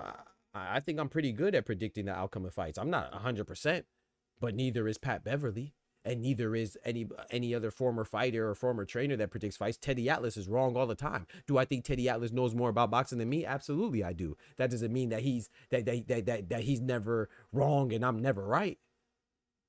I like my track record. You know what I'm talking about? So I just think that notion is crazy because, you know, we will talk trash about Richards and Hitchens, and that's okay. I'm not saying don't, but people like me in my space would sit there and say, oh, Richards and Hitchens is tripping for critiquing Keyshawn Davis because his resume is not better. Or like Rolly Romero recently said that Shakur's resume is trash. And then people are like, oh, Rolly, but you're trash and your resume is trash. But, and we'll say like, oh, Rolly, you shouldn't say nothing. You have no room to talk. How are you going to talk about Shakur's resume and your resume is like this? How are you able to talk? Bitch, how are you able to talk about Rolly Romero's resume? You're not even in the sport at all. You ain't had no fights. So it's just funny how we just contradict ourselves all the time, man, you know. But at the end of the day, I do think that people are allowed to have an opinion, especially if it's a logical one. And I don't think there's anything wrong with me saying that, oh, Rolly Romero is tripping for talking trash about Shakur's resume, because objectively speaking, I could see that Shakur Stevenson is a better champion with a better resume than Rolly. But at the same time, I think we should have a threshold of how much we talk about guys like Richardson Hitchens, who's critiquing Keyshawn Davis's resume, because Richardson Hitchens is in it, and he's actually a fighter, and he's allowed to his opinion. You know what I'm saying? He's entitled to his opinion, in fact, you know, just like we are as well. So, you know, I just think it's funny when people say things like, oh yeah, man, it's funny to me when a guy who's, I think you should always be a shaper, you know, in life, you know, especially as a man. But, you know, say sometimes circumstances where everybody doesn't value physical health as much as others, right? But, so I do think you should be in shape, but it's not a qualification. Like, you can be out of shape and maybe all you do is eat pizza and watch boxing, or eat pizza and watch basketball. And if you know what you're looking at, you have an analytical mind, then of course you can give predictions and stuff like that, man. I don't see the big deal, man. But maybe that's just me. I don't know. But now if you're going to be disrespectful with it, overly disrespectful, then of course people go to clap back at you. But this notion that, oh, you have to do this to do that, like, you don't have to. I mean, have you ever designed a car? Don't you have opinions on vehicles? Have you ever modeled a car? Don't you have opinions on how they look? Have you ever designed a t-shirt? Don't you have opinions on how the clothes look? You're no fashionista. Like, so stop it, man. Unless you're going to apply the same logic to and the same standard to all facets of your life, then, I mean, if that's the case, don't you ever complain to me about how good or bad a movie is. Because if you're not Ryan Coogler, or if you're not Michael B. Jordan, I don't want to hear about your opinion on a movie. I'm sorry. If I can't talk about your sport that you play, because I never played. I mean, if that's the rules, then let's apply it everywhere. Don't you tell me how good a pizza is because you never made one. Unless you got a pizzeria, don't you tell me what's better between Pizza Hut, Papa John's, and Domino's. You're not qualified because you don't have taste buds. Freak out of here, bro. Get out of here, man. Stop it, man. Stop being ridiculous, man. Stop being ridiculous, man. We could play that game. I'm good at that game. He could have said it, but yeah, facts, he could have said it better. He said, I'm just a passionate pontificator. Facts. He said, he was talking like he made Star Wars. You feel me, Todd? You feel me? You know what I'm saying? You feel me? Like I said, I'm not saying be overly disrespectful, of course, because if people are disrespectful, then you want to clap back and stuff. But this notion that only certain people are qualified to make critiques, it's like, yeah, you know, when people are a hater now, you know, we know, like, I'm not saying when someone says, oh yeah, man, this guy's soft, and they never been in a fight, they wouldn't bust a grape in a food fight. That's different. But when, you know, that's ridiculous. But if I'm objectively talking about this person and that person's resume, I don't have to be a fighter to make that judgment. And in fact, bro, you don't even have to be right. I think you should be disrespectful, but you don't even have to. I mean, you should be respectful. You should not be disrespectful, but you don't even have to be that. If you want to be disrespectful, you can. But you know what? This is a debate. And I feel like once you debate with somebody, like my boy Oster just said the other day, I think he said his mom, shout out to Mama Oster. He said that his mom said that, hey, if you ever want to know if somebody really knows what they're talking about, ask them a question and see how they react. If they answer the question and they think about it and they're honest, then that's cool. But if they get mad and feel offended or feel like you're attacking them, then that's a big sign that they have no clue what they're talking about and they're just pretending. You know what I'm saying? Out here being an imposter. Tire sharp, you go that light. Facts. Conservative. Conservative doc is on fire. It's crazy, bro. That's crazy, man. But yeah, that's my opinion on it, man. But yeah, shout out to Hitchens and Kambosos. I think that's gonna be a good fight. I think Hitchens is gonna win. I will even say that I think Hitchens is gonna win easily. Shout out to George Kambosos, but I didn't really. No disrespect to Jake Wiley, but it was a late replacement. But still, like, I feel like George Kambosos should have destroyed that type of fighter. You know what I'm saying? I'm trying to be the most respectful I can be. So with that being said, the fact that he didn't beat him he beat him. I'm not gonna say he didn't beat him convincingly, but it wasn't convincingly enough for me. And to be fair, that was George Kambosos' first time. That was his debut at 140. He's a former champion. I think he has a chance against Richardson Hitchens. However, I don't think he has a big chance against Richardson Hitchens. And that's no disrespect to Kambosos. I just think, how can I put this? Because I think he's still, like I said, I've always defended George Kambosos being a solid fighter, right? A former champion, he's a good fighter. I never thought he was the best champion, but he's definitely a good champion because everybody is not able to be a champion. You know what I'm saying? Do I think he beats Richardson Hitchens? I think the reason why I think that he loses to Richardson Hitchens is because I don't know who he beats that's a top contender at 140. Like, hell, I don't even think he's the best. Like, if he fought Liam Paro, I would have Liam Paro. And we saw what Richardson Hitchens was able to do to Liam Paro, right? So shout out to Liam Paro. I'm anticipating him to come back because I like Liam Paro. You know what I'm saying? That's one of the ones where people call me crazy because I said Liam Paro was going to beat Subriel Matias. People call me crazy, right? People call me crazy. I don't look so crazy now. You know what I'm talking about? I don't look so crazy now, you know, but I look crazy before, you know, by a lot of people. I ain't gonna say their names, you know. I'm big Subriel Matias fans, or they used to be Subriel Matias fans, because you know when somebody loses, all of a sudden they abandon them. They abandon their favorite fighter, you know. But anyway, I was called crazy when I said Liam Paro would be Subriel Matias. So I just don't think that you going the distance with Jake Wiley and not being super dominant, it just doesn't give me any confidence that you're going to be able to do anything with Richardson Hitchens, you know, not at 140. But I think it's a good matchup because I do think that this is a good builder. This is something that Hitchens could build off of, you know. So I think it's going to be a good fight. I think it's a good fight. I think it's going to be a decent fight. But I think Richardson is going to win like 9 rounds to 3, I would say. I say like 9 rounds to 3 in favor of Hitchens. I think it'll be something like that. But how do we view George if he somehow wins against Hitchens in split decision? If Kambosos wins, hey, I don't want to hear no more Kambosos, man. That'd be a great win, man. Split decision, of course. If it's split decision, then of course it's gonna be debatable, most likely, controversial, most likely even. So I don't know. I have to see it. But sometimes we see split decisions that really weren't split decisions, though. It's just because they don't want to make it seem like the A side got smoked. So if it's one of those where it's a split decision, but George Kambosos clearly, really clearly won, then I got to give him all the credit in the world, man. And my nose is stuffed up, man. I got to give him all the credit in the world, man. He said, will the consensus of boxing fans view his resume as being valid, or will they continue to say he's trash? You know what's crazy about that? That's a good question. I think that they will say that he's trash. I think they'll just say that Richardson Hitchens is more trash. That's how people just negative, man. People just negative, man. Know your fucking place, trash. people are unfortunately just negative and they don't want to admit they were wrong. Because if they say that Kambosos is no longer trash, then that means that they're admitting that they were wrong with their declarations that they made before that.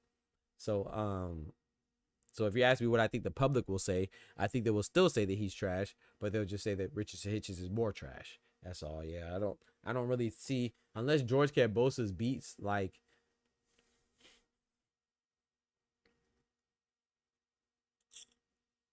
if George Kambosos beat like a Gary Anton Russell, well, even him, that probably.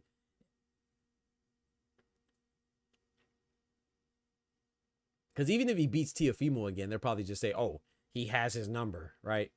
But yeah, I like I said, if he beats Richard Hitchens, man, you know, I've always said Kambosos is good, so I definitely say he's better. 12-0 Hitchens, ooh, 12-0. I got 9-3 Hitchens. Didn't Kambosos get 12-0 by Loma? Nah, he ain't get 12-0 because he ain't make it to the 12th round. he got stopped in the 11th. Remember, Tay? He didn't make it to the 12th round, so he didn't get 12-0 because he got stopped in the 11th.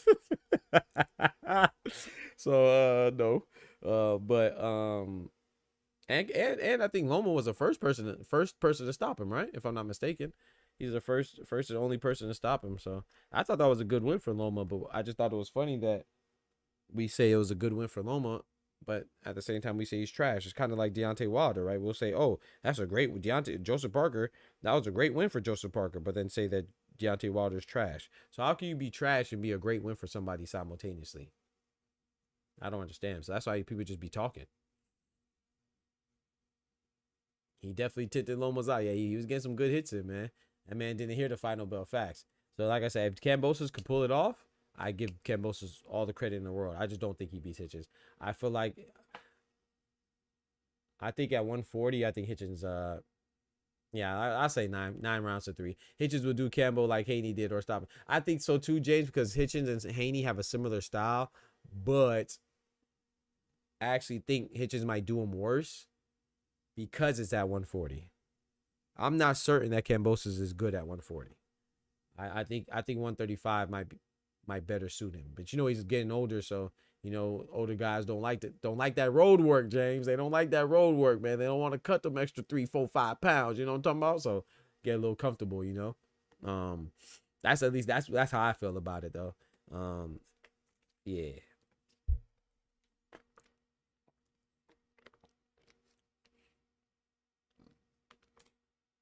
I feel like something's crawling on me, bro. Like a spider web was on me or something. So I keep looking down. But yeah, man, chat. About to go ahead and open up the Discord, man. Anybody want to join? Pull up. But yeah, I thought the press conference was worth it, man. I'm gonna be honest too, man. I thought this press conference, to be honest, this is what I thought all the press conferences were gonna look like and sound like this, with as much tension and excitement and fireworks, you know. But hey, better late than never. I'm just excited for Friday, man. I keep forgetting that it's Friday. I keep thinking it's Saturday, man. So, you know, so we have this Friday. We have tomorrow, good Lord willing, and then Friday is the fight, bro. That is crazy.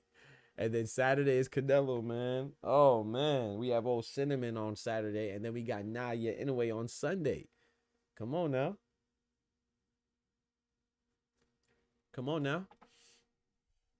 That's some good money right there. That's some good money right there. That's why I'm trying to see how a 10-year prospect Tank Shakur biggest the hardest. Wait, what you talking about? Where Big Dog Willie went, man? Big Dog Willie that disappeared, man. Shout out to my guy. Oh, my ear just popped, chat. Yeah, Murrow. Weekend is full, man. Friday is Ryan Garcia versus Rolly, Devin Haney versus Jose Carlos Ramirez, and Teofimo Lopez versus Arnold Barbosa. And then Saturday is Canelo versus Skull, and Efe Ajagba versus Barbacoli, and Bruno Saras versus Jaime Munguia rematch. And Badu Jack versus Noel McCallan, and then some other cards, you know, some other prospects on the undercard. And then on Sunday, you got Naya Inoue versus Ramon Cardenas and Rafael Espinosa. I keep forgetting who he's fighting, but you say you pulling up? All right, Ty, pull up. Pull up. Yes, sir. UFC's on too. Ooh. Oh, Dub gonna be looking all over the place for fights. Guys, dang. You got to do some neck stretches, man. Your eyes gonna be all your TV screens. Nah, take your time, Ty. Take your time.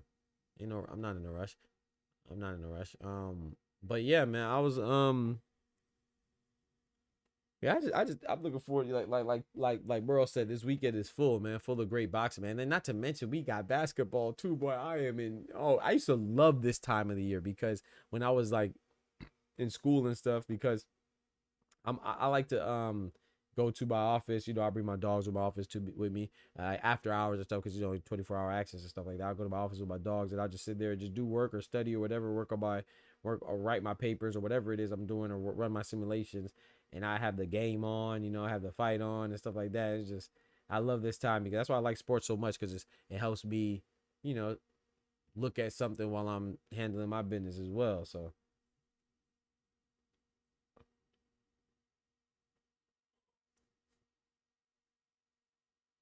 who plays tonight, by the way? Anyway, who plays tonight? Is it who the hell plays tonight again?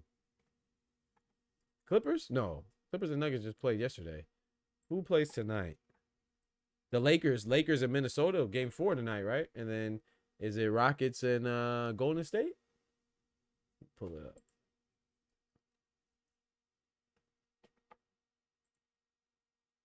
Yep.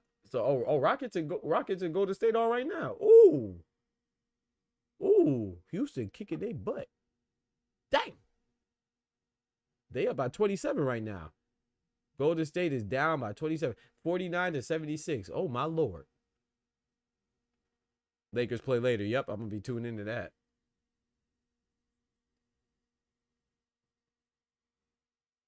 Sheesh.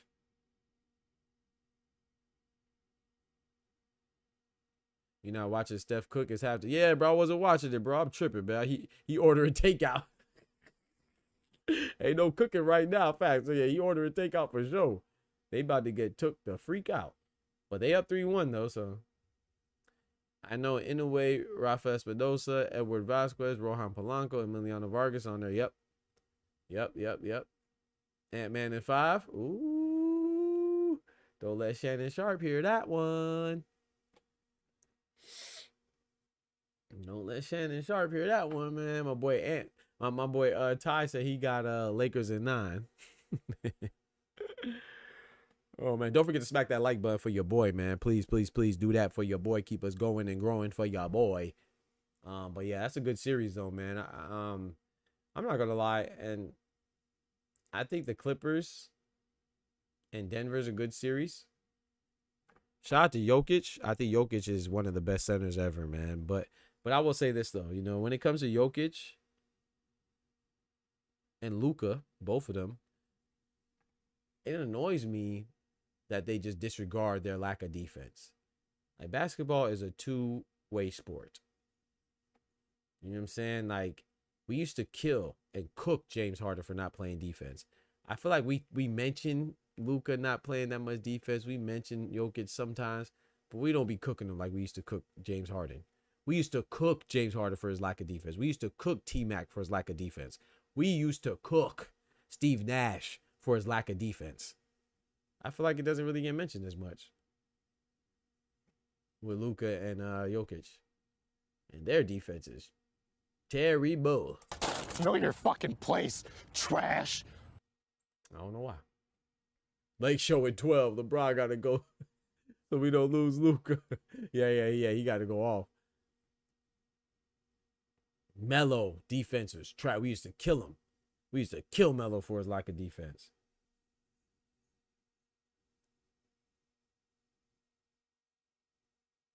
Don't get it.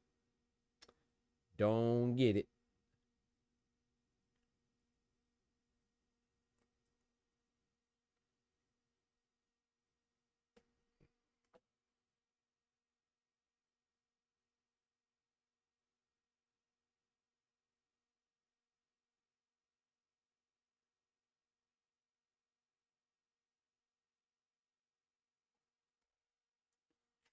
Yeah, I think Ty said he's joining, man. If not, I'm about to go ahead and slide because I'm going to take me a shower. But yeah, man. So I'm really looking forward to the Canelo card, Murrow. I think that you would enjoy it too, because you got F.A. Jagba, the Nigerian, going against Martin Bakoli, the Democratic Republic of Congo. Who's fighting out of the Democratic Republic of Congo. You know what I'm saying? The Congolese gentleman, man. I'm looking forward to that fight, man. What time does the Inouye card start? I'm not sure. But I will say this. I mean, it should be around like regular time, like 7 p.m. I mean, remember, it's in Vegas, so. But I don't know. I'm going to tell you right now, though. The card should start around like 7. Yeah, Inouye is supposed to come out at 10, so. Well, the co-main starts at 10, so yeah. 6:15 Eastern Standard Time will be Emiliano Vargas, so they say. DJ Duck accusations and questions. What a letdown. I don't know, Asha. Do you think he ducked it, or did you think that that moderator didn't give him time to answer? I don't think he really ducked it, man. I just think the moderator left him too quickly, because it looked like Derrick James was about to say something.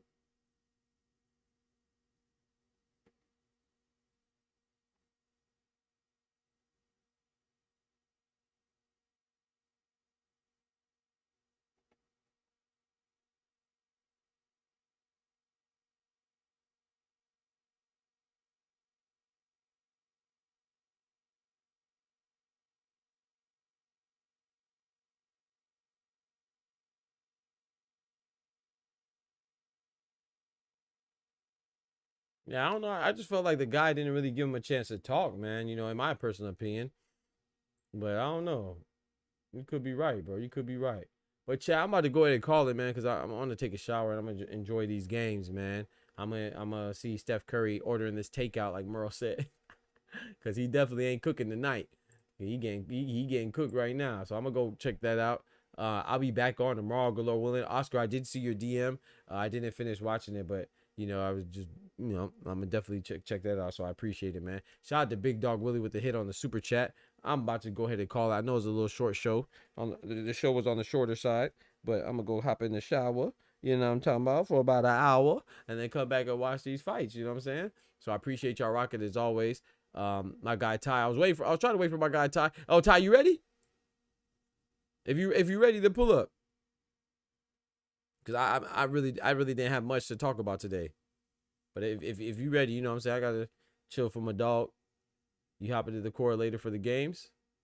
Oh, I could do that. Yeah, we could do that. We could definitely do that.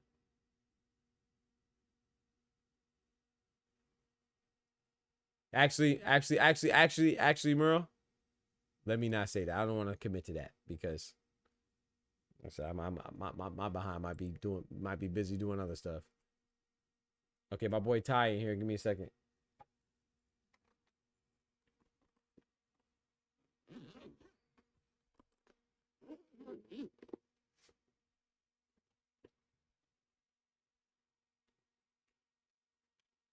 I'm pull up my boy Ty. See what he got to say. Talk to me. I know he about to talk about this pressure, though. Let me hear what he got to say about this pressure, though. This pressure in this presser. Yes, sir. Freak that.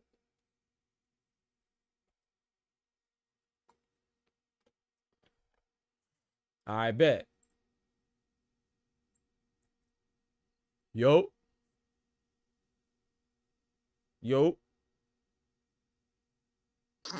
My guy.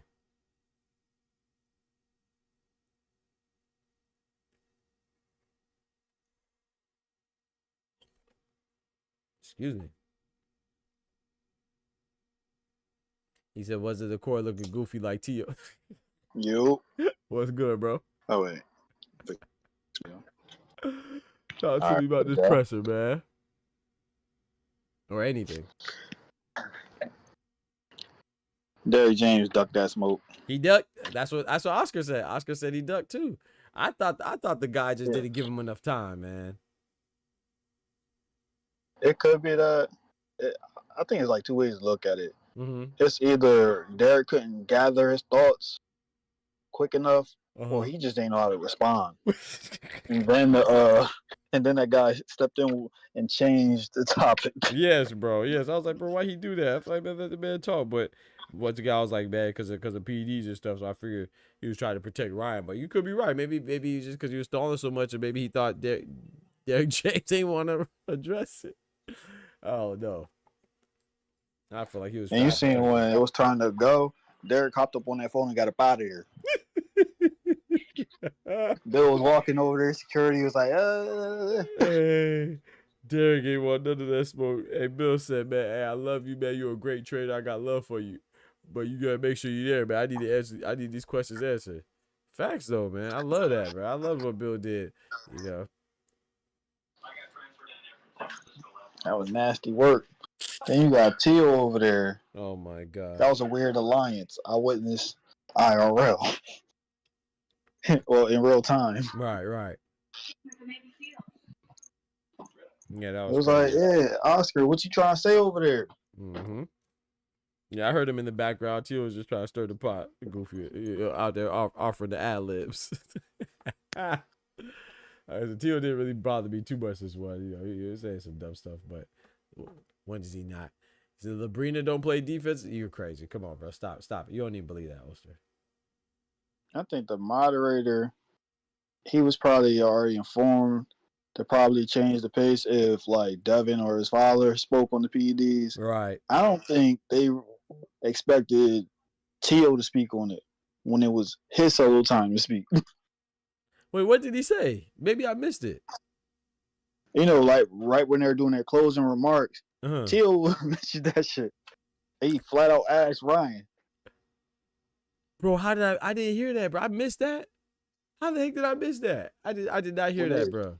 You know, they was going across the board asking people for their closing statements. Yeah, for their closing statements. Yo, I swear they must have.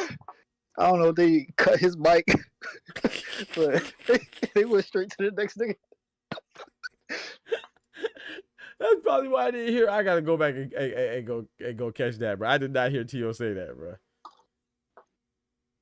All I heard was Tio acting like it was a concert, man. Hey, yeah, so yeah, relax. Tio was trying to get people to say Europe, like he really was out there saying Europe. Right. Dub said Derek James is not articulate enough to lie on camera in front of people.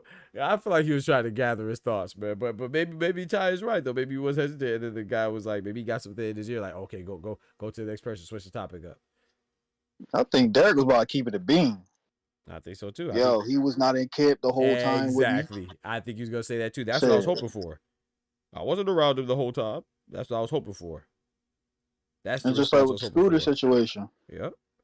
And the way Scooter told his story, and it kind of fills out. He was like, I want to talk to Derek. He was like, look, if that's what he want to do, fuck it. Right. And that was about when he stopped at 143 something. He's like, nah, that's just right. We ain't dropping no more. That's crazy, dog. So wait, what is Ryan and ROLLY at? Is that 147 or is that 144? Just like Devin and Ramirez. I ain't even looking at that. Now that you say that, wait, that just reminded me. 447. They're 147. Okay.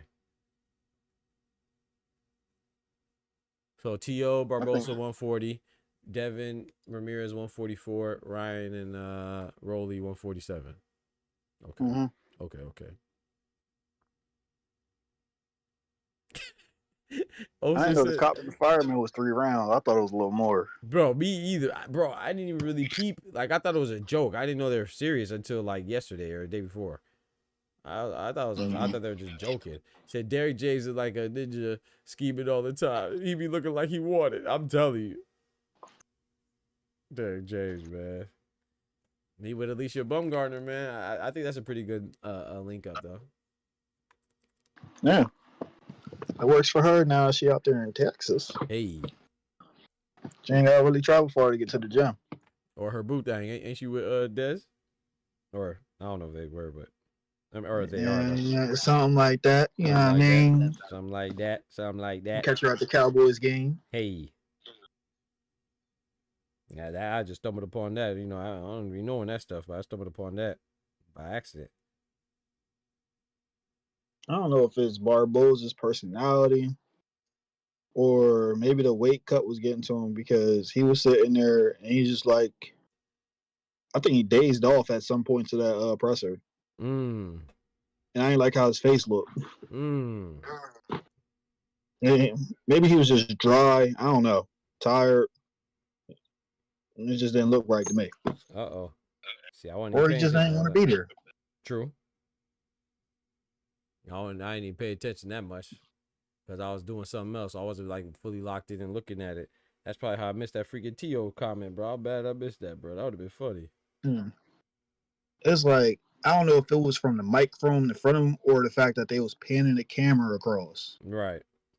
Because I seen Bumboy, what's his name? You said Bumboy? Who's that? Yeah. Barboza. Wait, you call Barboza Bumboy? It's crazy, bro. That's what Tio kept calling him. Oh, that's true. You're right. That's true. You're right. I couldn't think of his name. I just thought what Tio was just yelling. Oh, yeah. I thought like with the promotion, they could have delved more into their thing because it's not like they don't have a history. True. That's true. Shout out to my guy, Candy Slim 501 in the building, dropping that bread, that cheese, that butter.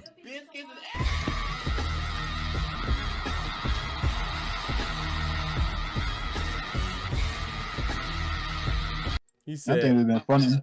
Oh, my bad. No, you're good. He said, whose mental game was sharper, Coach James or Rolly?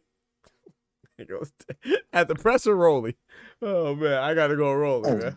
He's definitely Rolly. Yeah, at this presser, that was yeah, facts. Rolly got caught playing Minecraft. No, dead ass. He got caught playing Minecraft. Bro, this man Rolly is funny, dog. This man Rolly is funny, bro. I hope he wins, man. I don't know, man. I think Ryan's gonna win though. You seen his little interview with Mike Cappinger? I did not watch that. I saw it, but I did not watch. Like I saw the that was available. It popped up on my feed, but I did not watch it. Nope. I didn't watch the one with So there was another one too. Whoever he interviewed too. He interviewed somebody else too. I didn't watch that either. Nor did I watch. I think he interviewed Devin. The Ryan one, I'm not sure if that one's still up because of some Mick that he was talking about on his Twitter. You're right. I saw that one. I didn't watch the whole thing though. I was just like, well, whatever. I did not see. Didn't Devin Haney get interviewed by Showbiz as well? I did not watch the whole thing of that. I mostly saw the clips, especially. Yeah, I ain't see the Showbiz one yet. Shakur clip. Yeah, I don't really. Yeah. Rolly's interview with Mike Cappinger. I think that probably was the best interview for this whole press bet. run. All right, bet. I'm gonna go check it out then. I think the only thing I have negative about it is you can tell visibly that it was clipped and cut. Yeah, I don't like that. What y'all and it was lazy at the end. Right. What y'all clipping and cutting.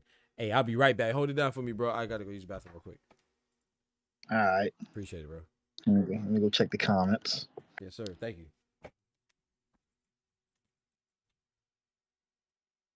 Let me see Candy Slim. Oh, yeah, you read that one. Oster, you might be on to something with Derek James, low key. Oh no, I only got top. Let me see all messages. There we go. Romero with the Floyd. Rolly put the leg up on Ryan. Dub. I don't know what you're talking about. That sounds wild out of context. I'm going to give you a conditional no diddy. Yeah, we're just going to let that. Oh, leg on the desk. You still getting a conditional no Diddy.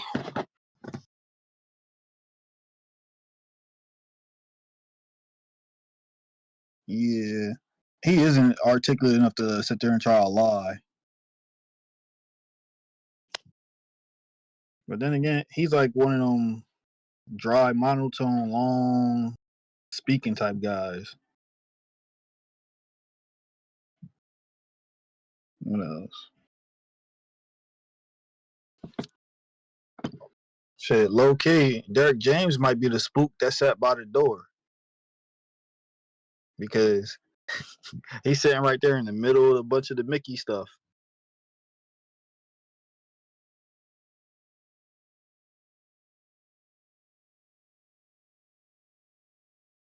Hey, Merle, I can agree to that. I really don't think anything's going to be gained by Munguia going to Reynoso. Man, I think the only thing he can gain out of that is me just speculating, saying he can get some of that, Reynoso stimulus package that it seems like all his fighters get. Hopefully he can pass the test.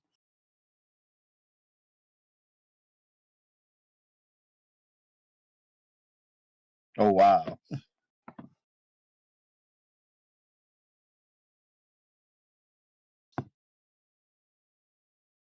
I feel like Derek James, if I'm being honest with it, I know he's a good dude.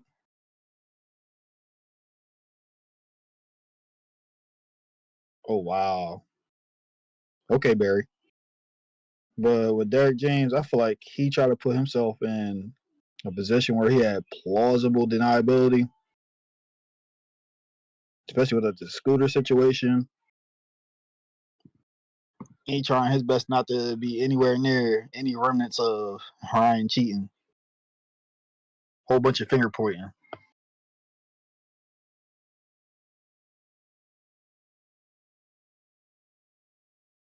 Yeah, pack his ass up.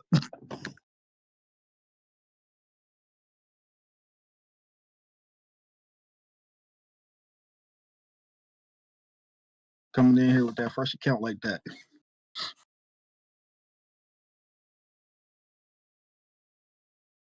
So, do you guys think Munguia gets anything from beating Saras in this rematch besides a little bit of I can't even say it. Recompense? Yeah, recompense? Man. Yeah.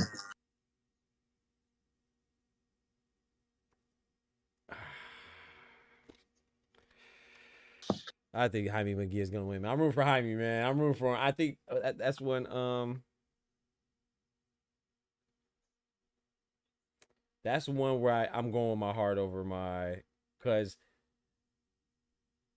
I think that the better boxer is Bruno Saras, and usually the rematches favor the better boxer. But I'm going with Jaime, man. Show me some, Jaime. You dropped him in the second round. Get it done, man. Get it done, man. Come on, Jaime. What happened, bro? Tommy came here on that nut shit. What happened with Tommy, bro? What up, Tommy? What's good? What happened? I think his other account might be Barry. Oh, he got multiple accounts. Oh, okay. He came back in the chat talking about, y'all saw. Yeah. Yeah. This man tripping. Come on, Tommy. Tighten up, Tommy. I'm sitting here thinking, that's 3 trainers in 18 months. Yes, bro. Yep. Come on, bro. Who has that actually worked for? Right. The man went from Eric Morales to Freddie Roach to back to Eric Morales and now to Reynoso. Like, come on, bro. Shit, we was looking at AJ like he was shaky because he was. Mm-hmm. McCracken, Derek, then Ben. Yeah, he might have had a couple decent performances, but he didn't really show anything new. It just looked like he had a different voice. Mm-hmm. Maybe sometimes that might work for some people, but it obviously didn't work in his case. Yeah. Yeah, man. So Yeah, I don't So know. what does Man. Reynoso bring? I don't know. Bring something, please. I need Besides that me, bro. stimulus package. Yeah. Don't bring that. Don't bring that.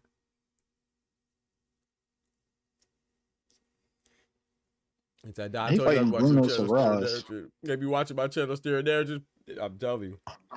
You find Mhm. Bruno Saraz, bro. Appreciate it, Dub. He might be able to get away with the Mick. I mean, Oscar Valdez got away with the Mick against Hobson Concesio. I don't think too many people remember that Right. or really acknowledged it. He popped dirty and still continued on to go fight. Way different than Alicia Baumgartner's situation. Talk to him. They got a bad reading. Then she proved she was clean. Yep. And she sat on the couch for a minute. Yep. And still getting teased. Yeah. Oscar Valdez says, hey, I was drinking my girlfriend's flat tummy tea. Yep. Which is, why are you drinking that? Exactly. And you're supposed to be cutting weight. I was just about to say, why are you Just doing saying. that? Exactly.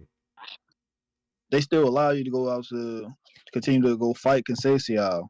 WBC puts out a wild bullshit statement acknowledging the fact that he did pop dirty, and they're putting him in a special program just for him to go into a highly anticipated unification right after that with Shakur. Yep. And got smoked. Rightfully so. It's a dirty game, man. Shouldn't be, but Yeah. it can be. Makes me wonder, does it depend on the opponent where they make a big spectacle of it?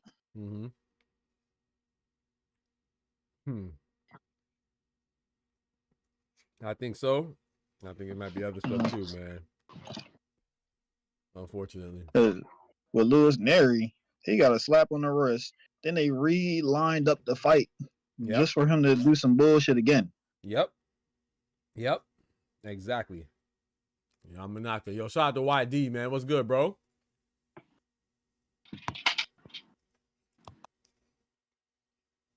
Oh, man. Let him live, man. YD, we seen you acting up earlier. Yeah, YD crazy, bro.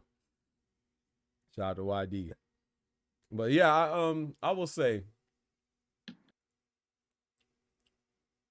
that bothers me, but and I don't think it ever not bothered me. But it's just, like I said, people just be consistent, man. I don't mind. But if you're not gonna care about PEDs, then don't care for anybody. If you're gonna care, then care for everybody, man. But don't be selective, man. Not just PED, anything. Not just PED, anything. Any critique, anything. Anything, man. It's like what we were talking about today with Tank, right? Tank and Loma. I mean, not Loma. Lamont Roach. I think he has to get it back. But I also think it's not just, you know what I'm saying, if it was somebody else that had to draw, I would also say the same thing. Like, I wanted Ray Vargas and Nick Ball to fight again. You know what I'm saying? Like, because they had to draw. So it's not like, oh, I mean, obviously he takes one of my favorite fighters, so I don't think anybody would think I'm trying to pick on Tank. But it's like, I'm not just saying that for him. I'm saying that because I think so. But then I see people say like, oh, he doesn't have to rematch Tank. I mean, he doesn't have to rematch Roach. It's like, what? But then they tell me that Shakur, then they complain about the Shakur fight being close with Evan De Los Santos. It's like, yeah, but at least they had a winner. You know what I'm saying? Like, that was a winner. I don't like that fight either. Shoot, to be honest, I don't even want to see that fight again. Please don't do that. I'm so glad there was a winner, bro. I don't want to see that fight again anyway. But it's like, bro, there's a winner. Like, I don't know.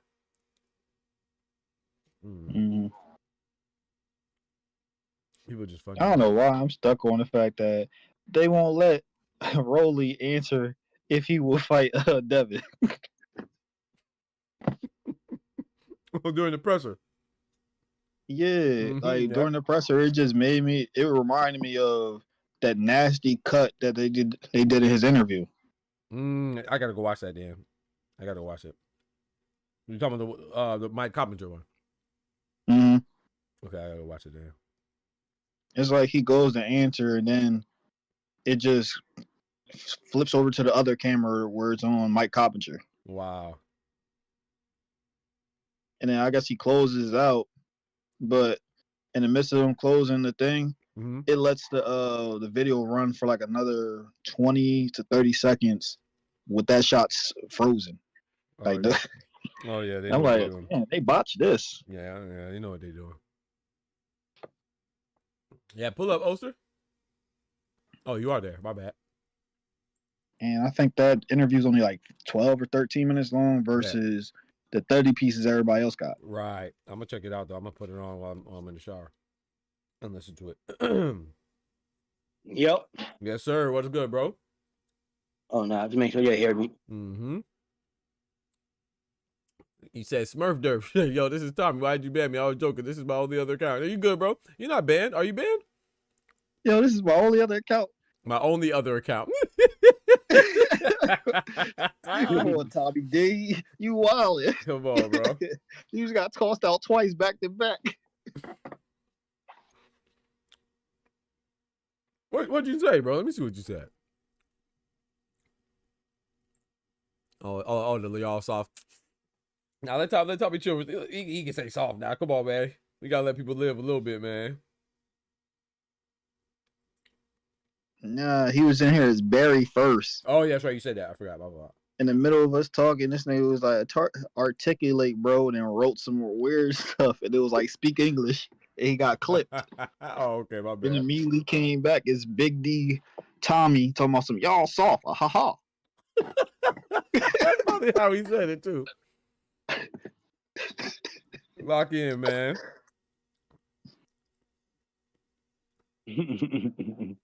Yo, it's Tommy.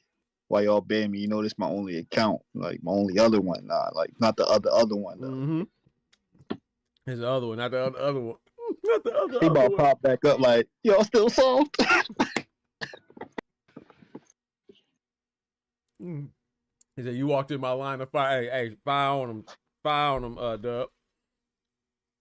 Nah, Tommy cool. Tommy usually cool. Oh, it was You something I can't be moving messaged you when I suspiciously, was bro. watching the thing. Uh-huh. You know when they did the pan across and they did the close-ups. Mm-hmm. I'm looking at Tio in the mask. I'm like, yo, do he got a bruise across his face? Oh, that's right. Across the nose and up under the bridge of his eye? Uh-oh. Uh-oh. I'm like, is that the reason why you got a mask on? Uh-oh. Might see a stoppage with Barbosa. Might got some scar tissue. I'm like, I know his eye not tinted, but it's just look discolored. Uh-oh. He been getting binked up. He got a hematoma on his face. Mm-hmm. Mm-mm. Mm-mm. No bueno. That's definitely no good. Oster, did you watch the presser? Are you good, Dub? I missed. I ain't watching. I was outside running around. When I was talking to us on the phone, I was running around earlier. I was trying to see some of those joints now. Oh, you know, some plants in question. I bet. I bet. Yo, these guys named plants, boy. I'm trying to tell you, kid. They here. I believe it. Bro. Hey, Tufo said, I need Arnold boy out here bobbing and weaving or Tio to knock his ass out in under 94 punches. My boy get these gosh dang parlays. My boy got a bet for him to knock him out under 94 punches. Everything else. I didn't even bet that, bro. Under 94 punches, everything else on the bet for sure hit. My NBA picks hit too. Hey, let's go. Barbosa, Ryan, and ROLLY looked a bit drained. That's what Ty was saying, YD. I ain't really peeped. I wasn't looking. I was like listening and looking, you know what I'm saying, a little distracted. So Ryan, to me, I did see that Ryan looked a little slim Jimmy. ROLLY, I didn't really peep, and Barbosa, I didn't peep. I did. To me, Ryan obviously he obviously looked slim, but I mean, I don't know if it's bad, but it's just funny how you could look slimmer at 147 than you did when you fought Devin at 140. Yeah, when you was 140 and 143, yeah, exactly, 143, 144. He said Tio probably was too. That's why he wore that man. Maybe. I don't know. I mean, Tio in his defense, Tio be really looking like bad at 140. I don't remember him looking like bad at 140 ever. Like as far as I don't think he weight trained. I think he might have had a bad sparring. Yeah, I don't remember ever seeing him weight train. So I'm sure he's good. Mm-hmm.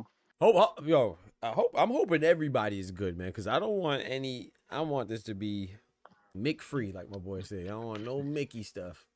I want everything. It looks like you're gonna be some Mick. Yeah. Because if ROLLY wins, bro, I want it to be, no excuses. If Ryan wins, hey, let Ryan win. I don't want anybody to have any quote unquote legitimate reasons as to pick, for as to justify or excuse the result. Excuse me. So I'm just looking forward to good nights of boxing, man. That's what I'm looking forward to, man. I wish I had a press pass because I would have asked ROLLY. So, ROLLY, since you think you won't win, are you gonna fight Boots? Uh-oh. You better not. I keep forgetting this at 140. Yeah, I keep forgetting this at 147, bro. I keep forgetting that. I keep looking at ROLLY as still a 140-pound fighter. Because, they said that WA regular, who the winner of them, is obligated to Boots. Yep, for a consolidation. I want to see them stand on that. Man. They ain't fighting Boots. Damn, bad sparring. I don't think they sparring anymore. That's a bad thing. Maybe it still ain't healed from that long. I hope not. YD. I hope not, bro. Because if Barbosa wins, man, that's what I'm rooting for. But I think Teofimo's gonna win, but I'm rooting for Barbosa, man. Yeah, that'd be if Barbosa could pull it off, man. That'd be another changing of the guard at 140, right? Hey. Mm-hmm. I'm trying to remember what he looked like in his previous fights right before the weigh-in. Because Tio, right? Like all jokes aside, Barbosa looked like, how you and your boys have a long night of drinking. Mm-hmm. And it's that next morning, y'all at the diner, y'all sitting at the table, and everybody looks all ghosted in the face and dehydrated. Yep. That's how he was sitting there. Hood on. Oh, he had that hat and whatever. Yep. Looking crazy. Yep, that's a Vegas nice. Hope not, man, because don't squander this opportunity, Barbosa. It's okay if you fight a good fight and lose, but don't squander this opportunity by not being prepared, man, or as prepared as you can be as far as making weight or something like that. The card is so stacked. There's bound to be a media frenzy, drama-filled week. Too quiet. Canelo's too quiet out there. Yeah. I mean, I feel like it has to be good. It's gonna be good, bro. I feel like there's no other options. No other options, man. Be all right. They gonna be all right. We better be. Mm-hmm. Well, it could be a bad sparring because, a lot of them interviews, it's not like they taped them like this week. True. And you get your last little sparring session for most camps the day before grand arrivals or 2 days out. Mm-hmm. So if he bruised up, we probably wouldn't have seen it, especially with him walking around with the dark shades and out here with the Lucha Libre mask on. Yep. Oscar got up and buttoned up his shirt like he was about to do something, man. Hey, man, chill out, my boy Oscar, man. Oscar was ready, bro. He said, hold on, what? What you said? Wait, what you said? Oscar stepped to him, man. Yeah. He must have been capping for real because he got mad quick. I'm telling you.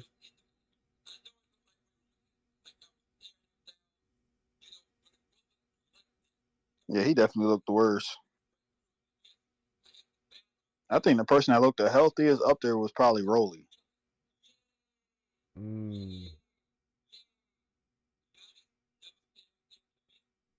Playing Minecraft and shit.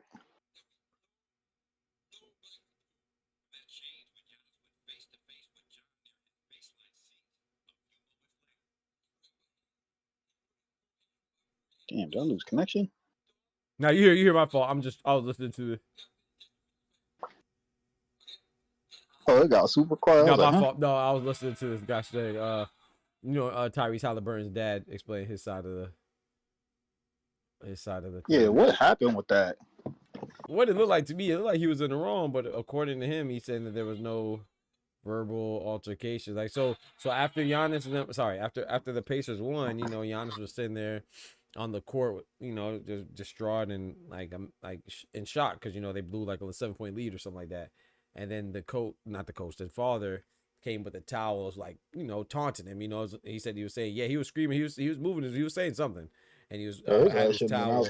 Yeah, I agree, bro, because and he was flashing the towel with his son's face on Halliburton's face on it or something like that. And then so Giannis naturally took first. Giannis just stood there, you could tell he was annoyed, which and then later he went and talked to him about it. It was just like, you disrespect. Do they got audio on that? Because I only seen what Chuck and Shaq was talking about, and they showed like him going down the line, I guess, dapping up everybody as they was leaving, and then Dad was screaming in his face. And Giannis said some shit back. Yeah. Nah, I haven't seen any audio, but according to him, he said, "Don't disrespect me. Don't ever disrespect me." But yeah, because see, when Chuck and Shaq were arguing, Shaq missed the first part where the dude was like yelling in his face. You know what I'm saying? He only saw the second part where Giannis and them were actually talking, to each other after Giannis approached him afterwards. But yeah, I think it's first, number one, I don't think it's too big of a deal, but I do think he's wrong though. I think Giannis is absolutely right, and the father's absolutely wrong, because worst case scenario.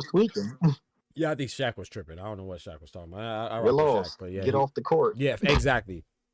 Yeah. Shaq was wilding, and it's like worst case scenario is like, yeah, bro, like no disrespect to the father, but you didn't play.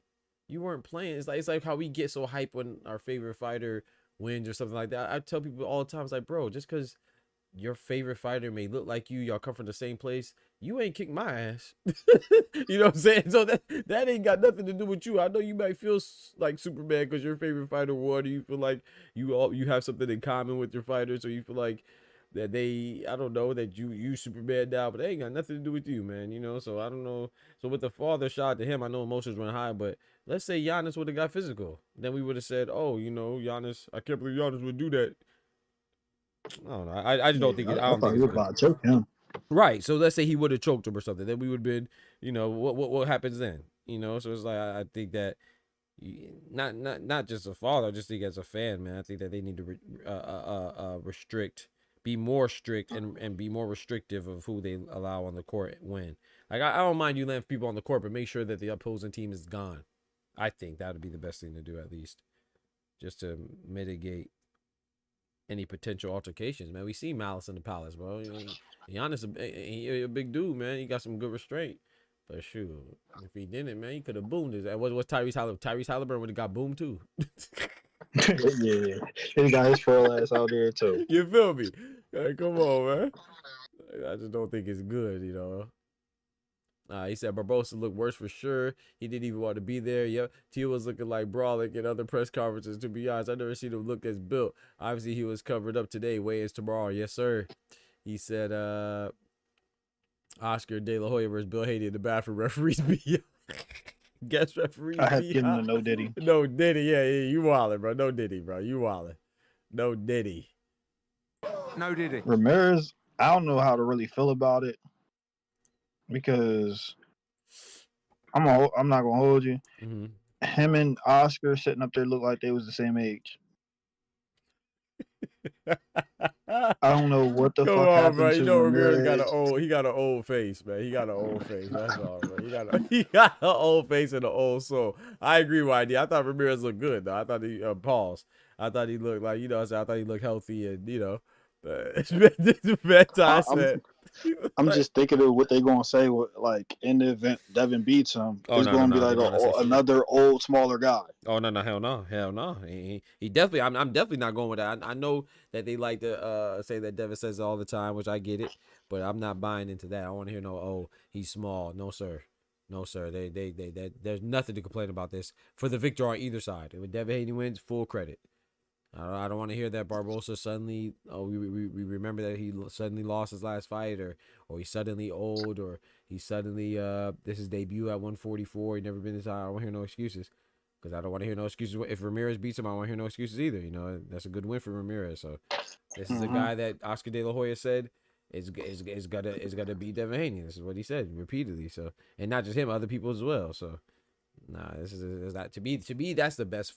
Like as far as I ain't gonna say the best. I think I might say Barbosa and Teal's the best matchup. But as far as like not having any history and stuff like that, just being a good, complete, solid fighter, because that's what I think Ramirez is. I think it's a good matchup, man. He has good power. He has good instincts, good boxing ability, boxing acumen, IQ. If Devin Haney wins, full credit to Devin Haney. This is a hell of a bounce back fight,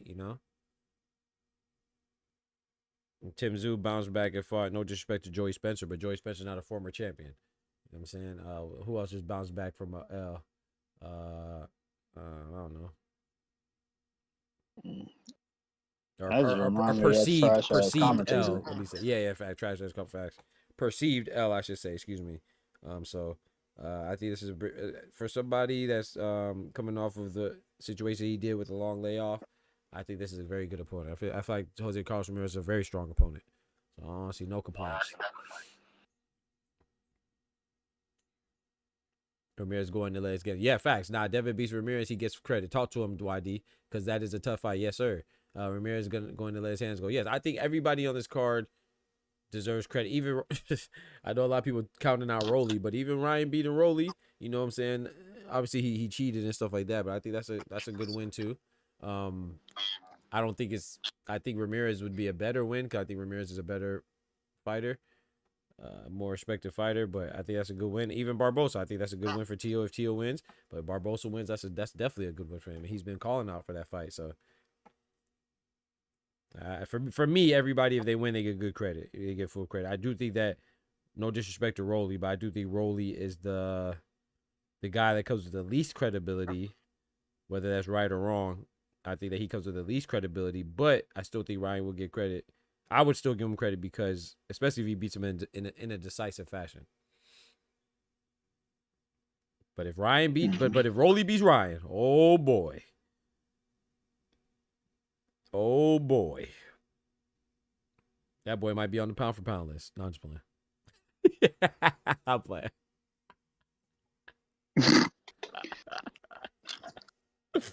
But for real, ROLLY. Why not? Hell no, bro.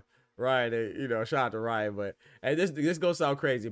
I know people gonna think I'm saying this because I don't like Ryan. He cheated. I'm not saying that because of that. I think Ryan, unfortunately, well, whatever, not unfortunately, but I think Ryan is a hype job. I'm not gonna lie. Like, just everything about him. That doesn't mean I'm not saying that he's trash, like he's a hype job, like he's not good. But I think he is definitely overrated. Like, I don't think y'all realize. I don't think we realize, when I say y'all, we, like, as a whole. Y'all know how crazy that is for this man to be headlining over the guys that are on his card? Y'all know, given the circumstances that he's... Bro, I'm glad you said that. This is nuts, bro. Mind you, fucking Oscar only got mad because of what Bill said with the headline, right? But during Eddie's introduction or whatever, he ain't say shit to Eddie Hearn when he said the only reason why this man is headlining is because Oscar got 3 fighters. Talk to him in the top billing. Yep, I heard Eddie say that. Facts. He complained and got his man a headline. Yep, he definitely has a fighter in all 3 fights. Arnold Barbosa, Jose Ramirez, and gosh dang Ryan Garcia. But yeah, I think that's it's just if you just look at it, bro, that's crazy. Like even Teofimo, right? We all know the truth because we've been watching boxing. But let's say even if Teo really, let's say he is what they say he is, because they said he was undisputed, right? That's what they've been saying this whole time. So let's say he is undisputed. That's insane that Ryan Garcia, who's never been a champion, is headlining over not one guy, but two guys that have been undisputed. Devin Haney and Teo, according to them, even though we know Teo has never really been legitimately undisputed. But you get what I'm saying? Like, that's how they've been introducing him. So if Teofimo is actually undisputed like they claim, and we know Devin Haney's undisputed, this man is headlining as he's never been a world champion, and he's headlining over two former. Bro, this is nuts, bro. I don't think that's what when I say he's a hype job, that's what I mean. Like he's getting better treatment than guys who have been undisputed. One legitimately and the other one illegitimately. Allegedly he's been undisputed for Teofimo, legitimately undisputed for Devin Haney. Both of them are on his undercard in two separate fights.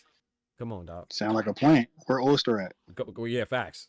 I don't think that's because to be a plant, it doesn't mean you ass or don't belong there. That's true. You got to be somewhat good. That's true. To validate them pushing you there. That's true. I'm trying to tell you. Like I'm trying to tell you.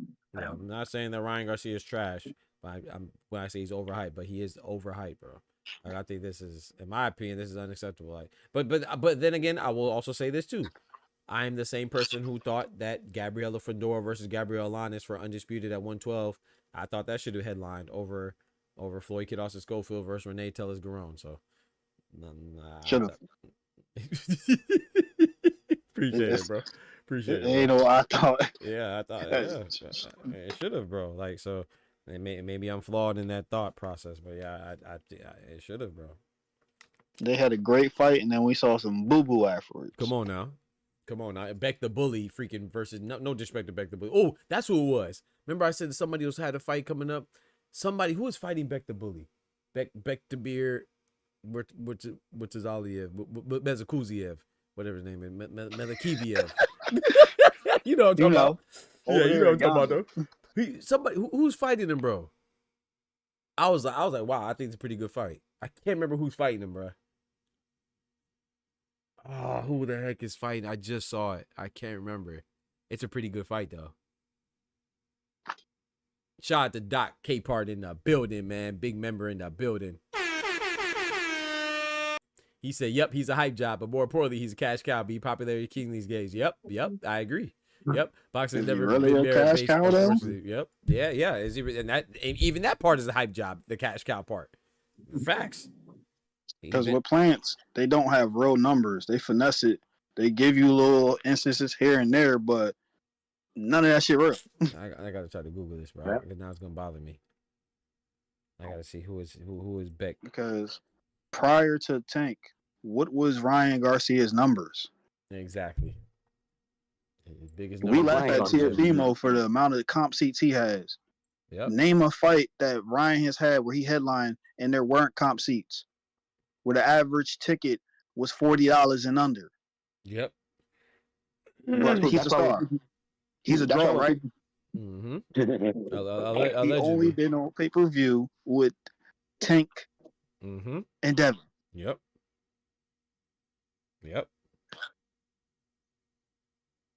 It's a fact. These are the facts. Oh, but yeah. Oscar, he bigger than Tank. Right. Yeah, sure. Yeah, bigger than Tank is in like physically, yeah, he's taller, yeah. And he has more size. Ryan is like more massive. Yeah, I say to me, Ryan is like a Cardi B. That's crazy, bro. A plant. That's crazy, bro. Like a Cardi B. If you ask the kid. Somebody that in the same exact way Cardi B came in, Ryan came in. With the internet running around. She the best rapper, soul, everything, all this soul, just disrespect, a bunch of disrespect to all the lady rappers that did pave the way, you know what I mean? A bunch of disrespect, just straight up disrespect, man, just cold disrespect. They could just say, you already a plant, all you gotta do is say she good and just do you. You ain't gotta do all that extra stuff you'll be doing. You'll be extra with it, man. That's true, yeah. Atlantic Records had her everywhere. Yep. Yeah, they be extra with it, man. Yeah, Like 'cause Ryan Garcia, you can't do nothing wrong. Everything you do, if no matter how wrong it is overlooked. Then you headlining now, yeah. gotta be good to be a plant. Gotta be a sweet thing. He was in a You gotta be. Gatorade commercial with Dame, and Dame is like, "Why is he here?" He's by Beck the Bully, Beck the Beer, Belakuziev is fighting the Darius Fogum. I think that's a pretty good fight, man. That's a nice little step up for Darius Fogum. Beck the Bully. Yeah, Beck the Bully. That man was on the co-main over Gabriel Fedor, Gabriel Alanis as an undisputed. I said, gosh dang. Ew. Yeah, there was a third fight. Yeah, because Gabriel Fedor, Gabriel Alanis was the third fight on the bill. The co-main was Beck the Bully versus David Stevens, and the main event was Kid Austin versus whoever he fought. I can't remember. Renee, tell us. Go. You see who the promoter is? Oscar. Yeah, exactly. Women black fighters. Back of the bus. Yep. Abdullah, but I saw Vargas 3 times in the building. Biased Fernando fan too. Emiliano or Abdullah, well, that's a good fight in the future, man. I don't know. I got Abdullah right now. He's a Jake Paul. He's a Jake Paul with an actual boxing career. Yeah, it's a social media bullshit character. Yep. But I will say, like I said, I think he's good now. I want to make sure I don't think he's good at all, but I do think it's important. An important thing to note that he's never been a world champion, and everybody on the bill, literally. Am I tripping? No, sorry, no, not Arnold Barbosa. Everybody else besides Arnold Barbosa on the card has been a world champion. Wait, and if they haven't a single time they were with the champions, everybody except ROLLY has been unified. Yep. Because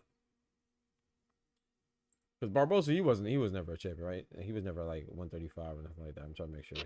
Yeah, he always fought at 140. Yeah, okay, so I'm correct. Yeah. Barbosa was never a champion because he was waiting for Tio. Right, exactly. Yep.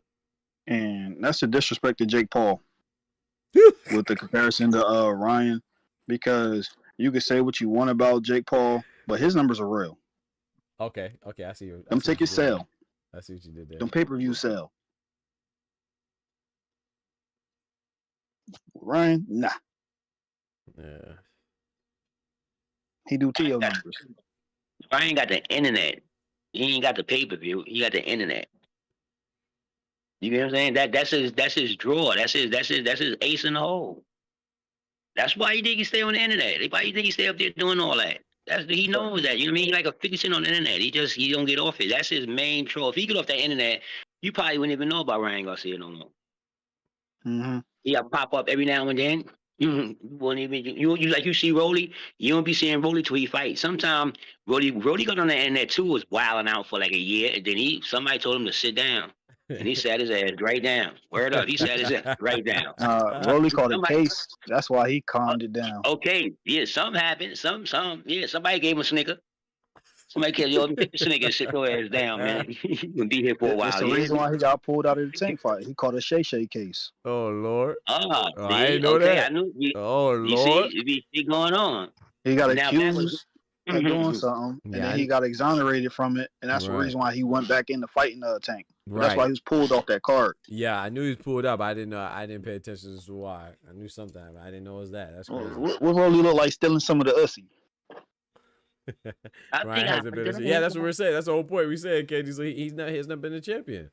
That's what I'm saying. Barbosa's the only one. I was gonna say everybody else has been a champion, but I remember that Barbosa, he hasn't been because he was waiting on. He was pursuing Teofimo, right? But yeah, that's what's crazy. Ryan is the only one. And like Ty said, out of the champions, he's the only one besides ROLLY. ROLLY's the only one that was not unified, right? Yeah. Everybody else was unified. So, and he's headlining over those guys. He's headlining over Jose Carlos Ramirez and Devin Haney. One is the youngest undisputed champion in the 4-belt era. The other one is a former champion, former unified champion. They're fighting each other. They're not headlining over Ryan Garcia. Teofimo, according to DAZN, is a former undisputed champion, right? Even though we know that's not true, but they call him an undisputed champion. So let's say he is. He's fighting a guy who's his mandatory as a current champion and a former undisputed champion. A guy who's a WBO interim champion, and Ryan Garcia is headlining over them as well. That's nuts. That's nuts, bro. Tough. That's That's nuts. tough, there, Fighting boy. for a regular That is the belt. power.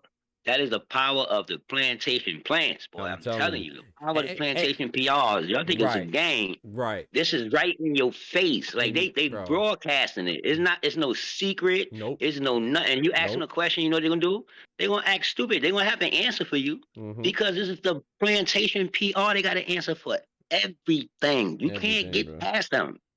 They put Everything, Ryan up bro. there in front of y'all. Yo, true story. Like everybody don't know boxing. Nobody knows that. Nobody know none of this. He just supposed to be up there. Tell you, That's they should allow. Yo, hilarious, I dog. swear to God, man, you shouldn't be able to talk in your media presence if you get caught cheating. I agree. You should not be able to talk. I So you agree. got to sit your ass right up here and don't say nothing. And when you do talk, you got to say, "Hi, my name is Ryan, and I'm a cheater." And then you can say what you want to say. Facts. No, I agree. yo, No, I you agree, say- bro. I You agree. should remind everybody before you say anything inside a sport arena or any kind of sport event. You should remind people who you are. Yep. Yep. I'm trying to tell you. Yeah, and I agree They make all the 1,000%. other offenders do it. Yeah, and like Ty said too, they're fighting for a regular belt, but that regular belt was announced after he was already the headline. They had to test the water, man. You know they had to test the water to see if it worked. They had to throw him up there for a minute and nobody ain't bite. Y'all ain't go crazy. Oh, it's a title fight. They ain't go crazy. Oh, we got him, y'all. We That's got the power him, of bro. the PR. That's the power of the PR, kid. That plantation PRs. I'm telling you. Like, there's a justification for ROLLY. Yes, but ROLLY, how yeah, do you facts. Yeah, explain that for Ryan? Because Mm. when has he ever competed for anything, like a title eliminator, Nothing. something in the WBA? Yo, his name is first, too. Yeah, that's what I was about to say. So really, it is still disrespectful to ROLLY because ROLLY's part of Yeah, the they fight, but get it's not gangster with it. Romero They versus gangster Garcia. with it. Yeah, it's not Yeah, ROLLY versus Ryan. they It's some Ryan gangster versus with ROLLY. it, man. That's gangster, kid. Yeah, that's some gangster shit there, man. I don't even want to know the purses. Mind my business. I know. That's like when Spence and Crawford fought. They would have had Crawford versus Spence. It's not a crazy split, though. Huh? It's not a crazy split. No, I'm just talking about popularity, the way it was. I With was Spence saying and that's what Doc was saying. Oh, you said? The Oh, you purse said split it's not? ain't Oh, too it's crazy. not? Oh, it's not. Oh, okay. That's Nah, surprising. Ryan don't need no bunch of money. He got the plantation PR behind. He don't need no money. He need no money. He just need to be right where he at. Keep headlining fights that he supposed to headline. You know, he rocking. Ryan rocking. He don't need no $40 million payday. Why? And he got the power of the PR behind him. Because that's what they said. They said about 20. Yeah. 20 That's bill. a nice check. So that's good. That's a Shout check. out That's a to nice ROLLY. check for a brand. If Ty said it's not that big of a difference, then shout out to ROLLY then. Hey, that's dope. Yeah. Sooner or later, Ryan gonna be the one to fight instead of Tank. They gonna be trying to fight Ryan. Huh. We leave it up to them.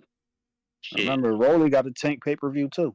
Yes, he does. Yeah, shout out to YD. YD said he thinks ROLLY getting like 50. That's not bad then. Yeah, my bad. I ain't gonna lie. In my head, when I heard Ryan getting 20 and Devin getting like 18 or whatever it is, 17, whatever it is, I was thinking ROLLY probably getting like 5, which is still good. But I'm just saying like relative to. But yeah, if he's getting like 15, oh nah, that's fire. Yeah, shout out to y'all. I didn't know that. Crazy. Yeah, that is crazy though. But just shout out to hey, This is the world we live in. That's wild. I need mid plan. I'm telling you. I need mid plan. Put a tulip inside the plantation or something. You know what I mean? Give me a little tulip or something. You know what I mean? I don't care. A little rose or something. I don't. You know what I mean? Let me get something in there. Give me a stem. You hear me? I'm telling you. What's that Golden State game looking like? Still gets cooked. Let me check. That's what I was looking for. Rockets and Warriors. I know ROLLY had that mutual non-disparagement agreement in his contract. As far as 105, 121, Houston. He had an NDA in his contract? No, mutual for the VADA. Wait, what? For the VADA? Yeah. I don't know about that. I don't like that. It was basically for Ryan, so he couldn't speak negatively against VADA throughout this Okay, this thing. Okay, I got you. I thought you meant like they not disclosing what the tests were. What am I to say? So Ryan can't come out here and say, well, Vada Right. and the Victor Conti. Yeah, I got you. Why not? Because he signed that paperwork. It was in his contract. He can't say shit about Vada. Did that come from the commission, or that come from Ryan? That's part of his contract, or what's that about? Why did it even come up? Because ROLLY said he was only going to sign if he took Vada. And then they said in answer, you can't tell nobody about the test. No, it's not for the test. Yeah, it's not for the test. He just can't speak negatively on the test, like the VADA organization and stuff like that. He can't come out and be like, oh yeah, man, they doing this creep or something like that, or they're doing something bad, or Victor Conti this, or. Damn. Because remember, this man said, oh, I'll never do VADA again, all this other stuff. Right. And basically said they not a legitimate company. Right. And he was getting like sued. I know he was getting like like a defamation suit on him for it. Yo, shout out to Fight or Get Knocked Out. Respect, check. Keep eating, man. Appreciate you, bro. Big salute, man. Big salute to you, bro. Crazy. Murataya or Keyshawn, and is it close? I think it's a good fight. I got Keyshawn though, and Murataya has to beat Zaur Abduliev, right? So we'll see. And Keyshawn obviously has to defend his title against Edwin De Los Santos, but I just think Murataya, you could argue that he could have lost that Tevin Farmer fight. But I think that was probably his highest caliber opponent, which Tevin Farmer is good. You know what I'm saying? And so there's no knock there. But I just think Keyshawn, he been through a little bit more at this point in his career. You know, he beat the undefeated, Denise Bernchek.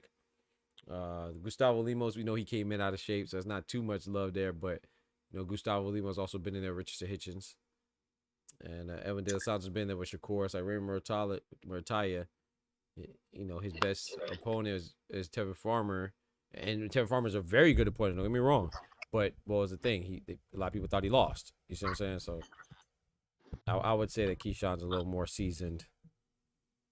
Yo, Doc, you seen that video I sent you just now? Where you sent it? Discord? In the Discord. Yeah. In the Discord. Hey, Austin, check your DM on the Discord. I just added you, and I sent you the thing. Oh, okay, that was you just now. Hold on. Is this your king? Right. Sir, is this your king? Is this your king? Hey, yo, man, shout out to rest in peace, man, Mr. Chadwick Boseman, man. Shout out to Chadwick Boseman. Shout out to Michael B. Jordan. I gotta go see that movie Sinners, man. Gotta go see that. Good Lord willing. But fellas, man, I'm about to go ahead and call it, man. I'm gonna go take me a shower, man. Try to wind down, man. What are we talking about in the morning, though, man? I need some help, bro. Predictions? We didn't really get to the predictions. I said we were gonna get predictions today, but I didn't get to it. Maybe we could do that in the morning. Derek James ducking smoke. We're not buying the plausible deniability. Yeah, let's talk about that guy. That's a good conversation. Derek James? Why you run off the stage with the phone in your hand, putting it up to your ear? Who called you? What you mean, man? He got that money to his ear, man, like Boosie them. He got boxer, he got trainer of the year, and all his fighters started losing. I'm like, yo, he had a whole group of them. You ain't lying. Real for real.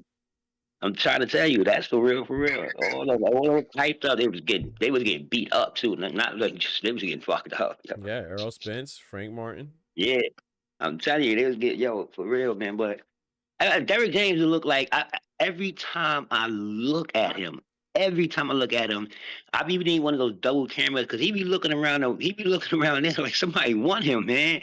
I be like, yo, what did he do? You know how he be looking all the time? He just look like he just got that like he ain't got that look for me. He got I'll be looking at that nigga all night in the bar. I'll be looking at him all night like he about to do something. Errol Spence, man, might have it hot for Derek James right now, man. Errol Spence had them hitters out there for him, man. You never know, man. Yeah. He owe me some money, and all that. I ain't talk all that shit after I lose. You bum ass. Get out of here. I owe you nothing. If I did owe you, I ain't giving you nothing. What you talking about? Right. Mess with you, he'll mess with you. I got my ass kicked. What you talking Right. about? Man? Right.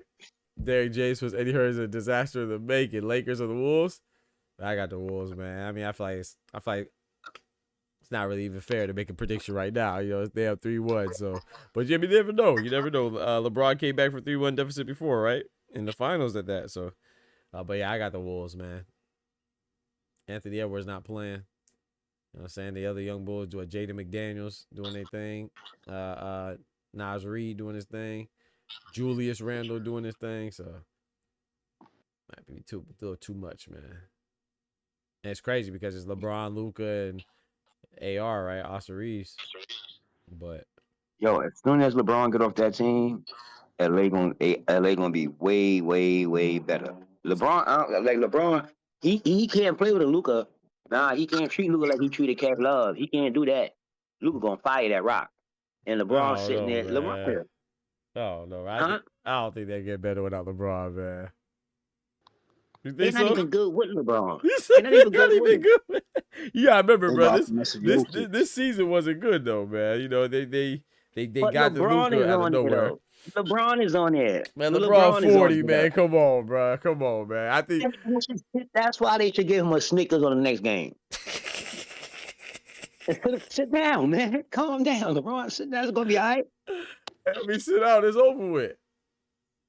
It's over with if he get on that That's court, true. as That's true. you You're see. right. You're right. It's over with regardless. You're right. Sit down. You at least try something different. Try sitting his ass down. How about that one? Yeah. How about that one? Sit him down and let these young boys run. Yeah, because they played the whole second half, ain't it? All 24 minutes. Yeah, ain't let it? these young boys run, man. You keep coming up here, LeBron, with that walking up the court, getting to the foul line, doing all that stupid ass 3-point shit. You the biggest dude on the court, man. You ain't down low at all. Like, come on, man. That ain't make no sense. Anthony Edwards, he cooked him. He's trying That to boy guard tired, him. man. That boy tired, man. Shit, get that man the center or something. Yo, he don't be jumping or nothing, man. Yo, you seen the defense he playing? I'm like, yo, LeBron, come on, you gotta stop, dog. Like, Yeah. at what point you gonna sit down, man? They had to put YD said they have no front court though. They have to play small. But yeah, I mean Jackson Hayes not bad though. I don't know why. I would think you play Jackson Hayes a little more, but I don't know. You know, JJ Redick is Man, he's a man. any one of now. them gonna step up. They get on that court. They got to get on the court. Got to get on the court. You right about that. Yeah, sit LeBron in there for a minute. Let him come and do what they do before. You know, come in for a minute, do your little 1-2, sit down, let the young boys run, and come in again and do your 1-2. You know what I mean? You ain't getting the ring no matter what you do. So I don't even know what you're trying for right now. So you might as well just sit down and chill out. Oh, you think his you think he's not? You don't think he's gonna get another ring? Listen, they can't plant a tree inside the NBA right now to get that boy a ring right now. I'm like, what you talking about? They can't plant a tree in there. Yeah, I Unless they agree. turn it, I think it's. unless they turn it to street ball. You hear me? Unless they turn it to street ball is the Yeah. only way. I agree. I think his chances are very, very, very slim for him to get another ring. What? It's You never know, man. You never know, man. LeBron chance is the only thing LeBron can do right now. His only hope, and we're gonna see the power of the plant PR. Mm-hmm. If we mess around next year, and Giannis on the team, and Edwards on the team, and everybody, that's the only way. You hear me? It's the only way. You think Giannis leaving Milwaukee? That's a good question. Yeah, I don't know. That's a good question. I don't think he should. I think that they should do what everybody else do. You know, go get another big. I like Giannis, man. I'm telling you, I think Giannis is. Bro, I think Giannis is I know bad boy, man. I think Giannis is the best in the league. I thought that for a while. Yeah, I'm trying to tell you, they talk that though. Joker did all that. I'm like, yeah, I hear all that. But Giannis does everything, man.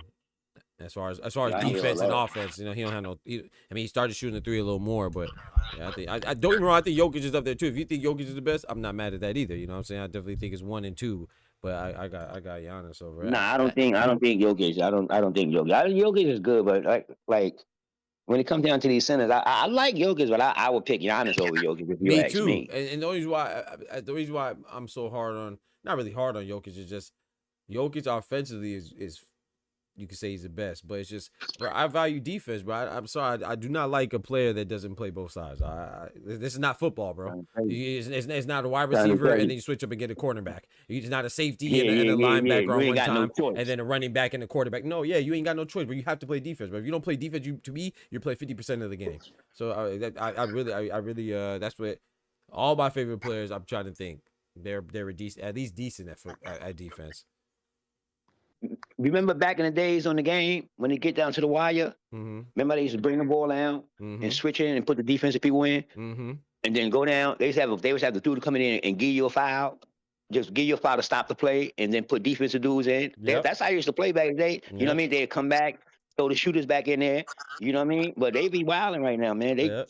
I don't know. I like Giannis. I always like Giannis game. I always said that. I said he's very dangerous out there. He's too tall in place, so you can't dump out the bench or load up fouls on bench players. That's how they got away with that. They did away with that. Yeah, that's what they do. But they still got 12 players. It ain't like they're playing with 5 and 6 now. They still got 12. They can do the same sequence.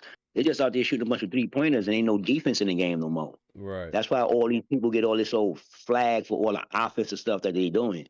But it ain't no defense. They need to take the defensive player and the defensive the thing out the league. They need to just take it out because there's no defense. And they ain't no defense. It's a bunch of flopping. You should put that in the league and see who get the best trophy for flopping because they do that more than anything. You run past motherfuckers and they just be falling. You be looking like, yo, what's going on, man? I'm telling you. Yeah, I'm talking about really falling and stuff. I'm like, yo, what is going on here? On the replay, I'm telling you, man, they should give him a tech for flopping. You should get a tech for that. Yeah. You should. Absolutely. Yeah, straight tech for flopping. When you know you really flopped and you know the replays when nobody even touch you and you did the whole, and yo, come on, man. And your man, LeBrima, is famous for that. LeBrima? I told people that. LeBron. On, anyway. Come on, man. This man. Come on, man. Come on, man. Don't do LeBron like that. Come on, LeBron got songs out here, man. He got R&B songs. They got rap songs about him. Come on, let go. AGM. Hey. Right up. Yeah, that'd be crazy. They should give you a tech for that, man. Flopping. I hate that out of anything in the game that they got. I don't like the 3-pointer all day long, but I'm gonna tell you one thing. This is just me. When you the greatest, I just don't claim no kind of nothing when somebody's doing something in the middle side of your range. So you can't be the greatest when another boy came over here and shot 3-pointers and got 4 chips and changed the NBA. I just want to know, and I ask people, what did LeBron bring to the NBA? You gotta let me know this. The only thing I say that LeBron brought to the NBA is that powder thing when you get to the in the beginning of the game, you know, you do that little thing. Yeah, the chalk powder joint. I know you're talking about. Yeah, man, you get what I'm saying? AI brought the crossover. Yeah. You know what I mean? People brought in a fade. You know what I mean? Because none of this was in the game before. I agree with that. I think. I mean, I disagree. I agree to disagree. I agree that to revolutionize the game. That's why I think Curry is a beast because he's a 3-pointer, like you said, AI with the not just the crossover, but that of course, but also too with the fashion. You know what I'm saying? Like change the game. Shaq, you was so dominant in the paint. You know, MJ, you literally have the Jordan rules. So I'm with you with the guys that revolutionize the game. But LeBron, we can't give him the point forward. He ain't bring that. He ain't bring that back. From Magic? Nah. You know what I think LeBron brought to the game? You know what I think LeBron brought to the game? What's that? And I ain't lying because when I'm talking about certain things, you know, I'm talking about actual things that, you know, like you said, that revolution the game, change the culture, change the people, and people want to be, you know what I mean, like this. Yeah, I'm with so you on that part, like AI, you say like AI, the cornrows, you know what I mean, and remember the dress code. Change the dress code, right. I've seen the pattern. Yeah, you see what I mean? So it's certain things that. Great. And if you is one of them, each one of these greats brought something to the game. Each one of them. Huh? So would you say LeBron is the Floyd Mayweather of the NBA? Yes. He's everything that's wrong with the current. This man also don't like greatness. This man also don't like greatness, bro. He don't like greatness. No. On, I love greatness. I just love real greatness. Come on, I love greatness. Man. I just LeBron love real. Great, man. No, I'm trying to tell you. Yo, listen, all I'm saying is this. I'm going to tell you what LeBron brought to the game. What he revolutionized in the game. Flop it. building super teams. Oh, okay, okay. Building Okay. super teams. All right, let's go say That's what he's flopping. known for. That's what he's known That's for. what- He's yeah, known for building yeah. super teams. In they prime, not like at the end. He ain't do what everybody do when they grab Barkley Yeah, and they Chuck grab and Peyton at the end yeah. to Gary give him one. Payton You went know to what I the mean? Lakers. Yeah, Gary Payton and You know, Carmelo Kobe went and to the them grabbed him Lakers. over there. We're gonna get you. We Yeah. played against you or whatever. We got a chance to Yeah. get you at the end. You Yeah. can sit on the bench, come in there. He doing what LeBron should be doing now, coming in and getting a little points, going out, playing your Vern, what little up? D, going out Yep. for the ring. Yep. But LeBron's still acting like he's still playing the part. And I'm like, yo, LB, you got to sit down, homeboy, because you ain't bringing nothing to the game, man. Like, what's up, man? When you leave, what they gonna say?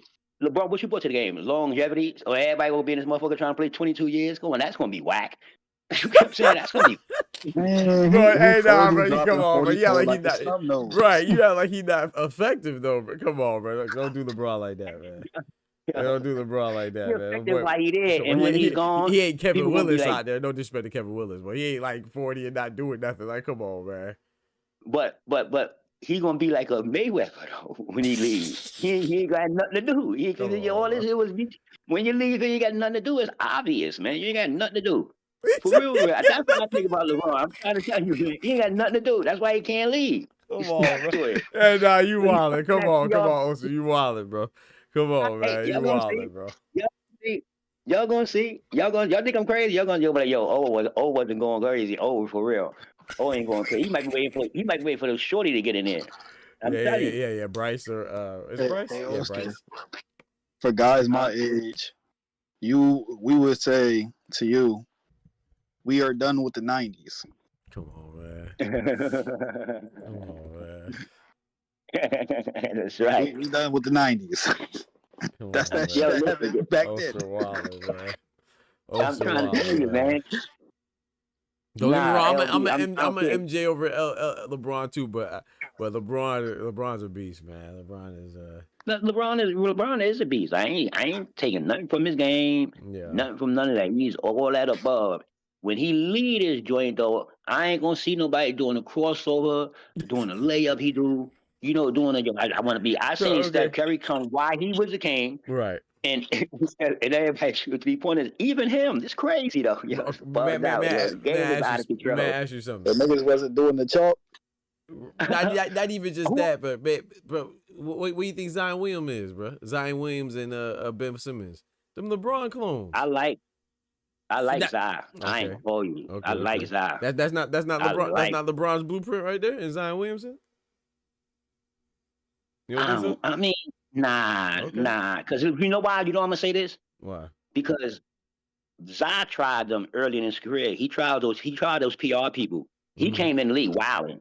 LeBron came in the league like he's supposed to. You know what I mean? He came in the league like yeah. You know what I mean? I tried them. When you try them, they be like, okay, you playing games. We like you just said, we done showed you the blueprint, homeboy. You think it's a game? Or you out of here? You don't get too many chances with the PR. They don't play with you. They got too much money on the line. They ain't got time to be playing with you all day. That's why LeBron be straight like that's why LeBron, I used to y'all you thinking I'm crazy. I used to say this shit about Jay-Z.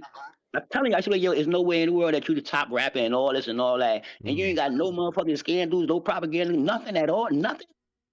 Nothing at all, nothing. Nobody lying, saying they lie about everybody else but you. Like, what's going on here? This was 20 years ago. Right. I used to always like, yo, what's going on with Jigga? Like, I don't know. Everybody around him get caught with the fake baby mamas. These niggas in the clubs with everybody, and you don't have one skin, nothing. Yep. And you is the greatest rapper that you claim. This is self-acclaimed shit again. Here we go again. If you see the people, here we go again. This is a train. I'm telling you. And unfortunately, all these dudes is friends. It's wild though, but it's real though. When you think about it, it's wild, but it's real. I'm telling you, it's wild, but it's real. That's why I tell you. But that's what LeBron. I like his name and all that's kind of why I salute him though, because of no scandals and all that stuff. Like, how did he do that is amazing. Like, to me, he's like Denzel in that regards. Like, Denzel been on top so long, and you know, said no scandals. You know, with his wifey for so long. I always commend that, man. But Jigga got that. You know, he got booed up, and then or wifed up with Beyonce. That he got the Becky. What was that song? Was it Lemonade? Lemonade. So I don't know, man. He did get in trouble, but he got caught up. In the beginning. Yo, in the beginning of that, Doc, you got to see the videos. Why don't you go back and look at the videos when he first got with her? I think Jay-Z got with Beyonce the same reason you think that. I mean, same reason people like Shannon Sharp got with the girl, the fake what they was talking about earlier. The same reason Mike went and got with Lisa Perez. They all do it when the media start talking is gay or whatever it is because they never slept with nobody. These are facts. Mike walked out on awards with Lisa Perez and kissed her. Yeah, Lisa Presley. Yeah. Rocked the whole world with that one. The whole world was like, oh, it's real. Oh, it's real out here. I don't think Mike had them allegations. I know Tim Duncan do. Oh, Timmy D? I never heard that. Timmy D. Yeah. The big fundamental? Because I didn't know that. His ex-wife is the one that been perpetuating the narrative. Yo, why would I move in with you? Like, we're married at this point. Why your best friend gotta live in our house with us? Oh, your roommate. I never heard that. For how many other years? I never heard that. Yeah, I never heard that. I'll try to tell you, kitty kid. I see your interview. I believe you. I never heard that. That's crazy. I never heard that one. And like I say, I tell you, half of I think 90% of the industry got some shit going on with them because those are the ones that comply. They're the ones that comply. You know what I mean? To all the they're the ones that comply. Yeah, that wouldn't shock me. I mean, I don't like to think that, but yeah, that wouldn't shock me though. I gotta be honest. No, Mike's was with the kids. Remember with the kids when they started coming down real heavy on them with the kids. Yeah, that's when he bought Lisa out. Yeah. True story, bought it right out on a joint. What you said with Jay-Z and Beyonce? What you said? What was it? Jay-Z was? Jay-Z and Beyonce. I'm telling you, go back in the beginning. True story. Jay-Z and Beyonce, like with the no scandals. Jay-Z ain't just been getting called like funny and all that. This been. I'm from New York. I'm telling you, I see this dude, man. Like for real. All jokes aside, this ain't his first time, and that's why I never liked. He done walked in club. I never like he. And I be sitting there looking like, man, this dude is crazy, man. But he be really tripping. Remember him and R. Kelly? They had the what's the album Best of Both Worlds, and then he supposedly R. Kelly had the jits on the set, and Jay-Z ain't never said nothing. It's not funny. Listen, I'm not guilty. Yo, listen, like Dame Dash is right there on 42nd, and I don't fuck with Dame Dash like that. You know what I mean? But it was back in the days we used to have these little groups, Best Out and all that shit. Not we, that was them on 42nd. Yeah, you know what I mean? So with it's a lot of other shit that you know from inside, like other girls that work down when they first opened up Rock and got their little office downtown. You know, bitches, they from the hood. So bitches from the hood, Dame is from Harlem. So you know some bitches from there that's down there working. So motherfuckers know what's going on. Right. And I saw always say, that's why when you see when things come out now, it'd be like, yo, that's why this, put it this way. Nobody was talking about no NDAs and none of that. Right. When you give somebody something to talk about, now everybody, they know what an NDA. You hear people talk about it like they was discussing their whole life. So they don't know nothing about it. For real. They be killing me when they be doing it. I'm like, yo, y'all be killing me, man. Lord have mercy, man. Y'all be killing me, man. It be so hard to talk to you guys because y'all so smart overnight. It don't make no sense. I say, yo, it take you some time to be a professor. I've never seen somebody go to sleep Monday and Tuesday. Y'all just a professor now. Can't tell you nothing no more. Like, what the fuck is going on around here, man? Hey, yo, Doc, you know, people like us who went to school and we ran, and you know, some people that went and got there, yo, come on, you can't do it like that, man. Right. I feel you. It's not done that way, man. It's not done that way, man. It's not done that way, man. I feel you on that part. But if y'all watch the videos when he first came out, watch the videos when they first got together. Remember, crazy in love and stuff like that. Yo, look at the video, look at the media, look at all that, and you look and see the demeanor, see the body language, and this is why today they say that it was a business publicity stunt. Yeah. Beyonce wasn't no spring chicken either. She wasn't no spring chicken down there neither. Beyonce, little hot ass. She wasn't no spring chicken. Why you think Jigga be on her like that? Why you think Jigga be on her like that when she be doing shit with other people? Why you think he be on her like that? Niggas be listen, man. These niggas be knowing. You see Puff Daddy 30 years later, let you know all these motherfuckers is freaks. Too sorry though. We always out here. YD, man, what's good, bro? All right, man. Have a good night, bro. Appreciate you coming through as always, YD, man. God bless. Hopefully I catch you tomorrow, man. Hey, I gotta stop. This is why I can't get a podcast. I always say, yo, you can't get a podcast. Yeah, the world after you, kid. Beyonce was with Marcus Houston down there in Texas, man. When she was young, man. You know what I'm saying? My very first time. Yo, Niggas be forgetting about niggas be forgetting about Pimp C. You know what I mean? You got to Hey, forget about Slim yeah, Thug. yeah. They All said these that. motherfuckers was They around said before this. I'm I trying to did tell hear you, about kid. that. I don't think that's true though. But Trying to they tell did you, say kid. that. Yeah, Pimp C had Beyonce out there on the tape, man. Listen, homie. Nah, Yo, man, I homie, got. listen. Hey, man, hey, man, we ain't going with no B slander. Hey, no B slandering, No, babe. look, Now. like I'm gonna say You know this. what Like I'm I'm gonna say talking this. about? Come on, man. Don't Yo, do but hear Beyonce like that. yo, hear Don't do me out. Beyonce like that, man. I Yo, ain't but hear trying me to out say though. nothing because of her age. Shit not But adding all up. I'm saying, all I'm saying is that she wasn't always Beyonce that she is now. I don't know, man. That's all I'm saying. People be talking and they be I talking don't about know. the now. Yeah. This is a while ago. This before you couldn't even go to an A&R and nobody know you before Beyonce. So you, give or take, or you probably did the same thing to get an adult Yeah. or to move around. So you I wasn't don't know, always man. Beyonce. You wasn't always Beyonce, like you wasn't always Jay-Z, and you wasn't that's always true. Sean Combs, because y'all changed your names a lot, dog. Hey, come on. Your egos was changing. For real, for real. Y'all was publicly doing it. Call me this, call me that, right or wrong. Nah, Puff you're right. Daddy, P. Diddy, You're right. Sean Nah, Combs, Sean all kinds Combs, of, you're right, that's calling you all kind of shit, man. Oh he was no, that nigga man. with the Hawaiian shirt on. Oh no, man. Watch this. Make the heads of the microphone for the next stand up. Shout out to Pac, man. Rest in peace, Pac. And yo, you gotta remember, I don't know where you came in with Jay-Z being bigger, better.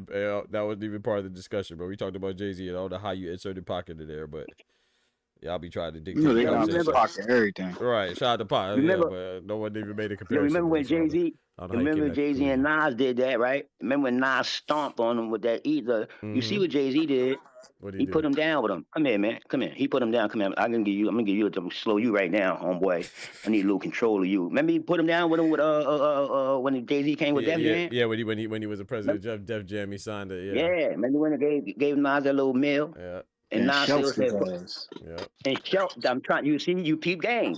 Come here, homie. Let me sign. You give you a little pocket money. You see what DMX be saying about him? That should be real, man. No niggas be hating. Yep. Rest in peace, DMX. That's a fact. Yeah, I do Yeah, believe DMX be saying it all the time. Yep. You say it all the time. Yeah, that's a truth teller right there.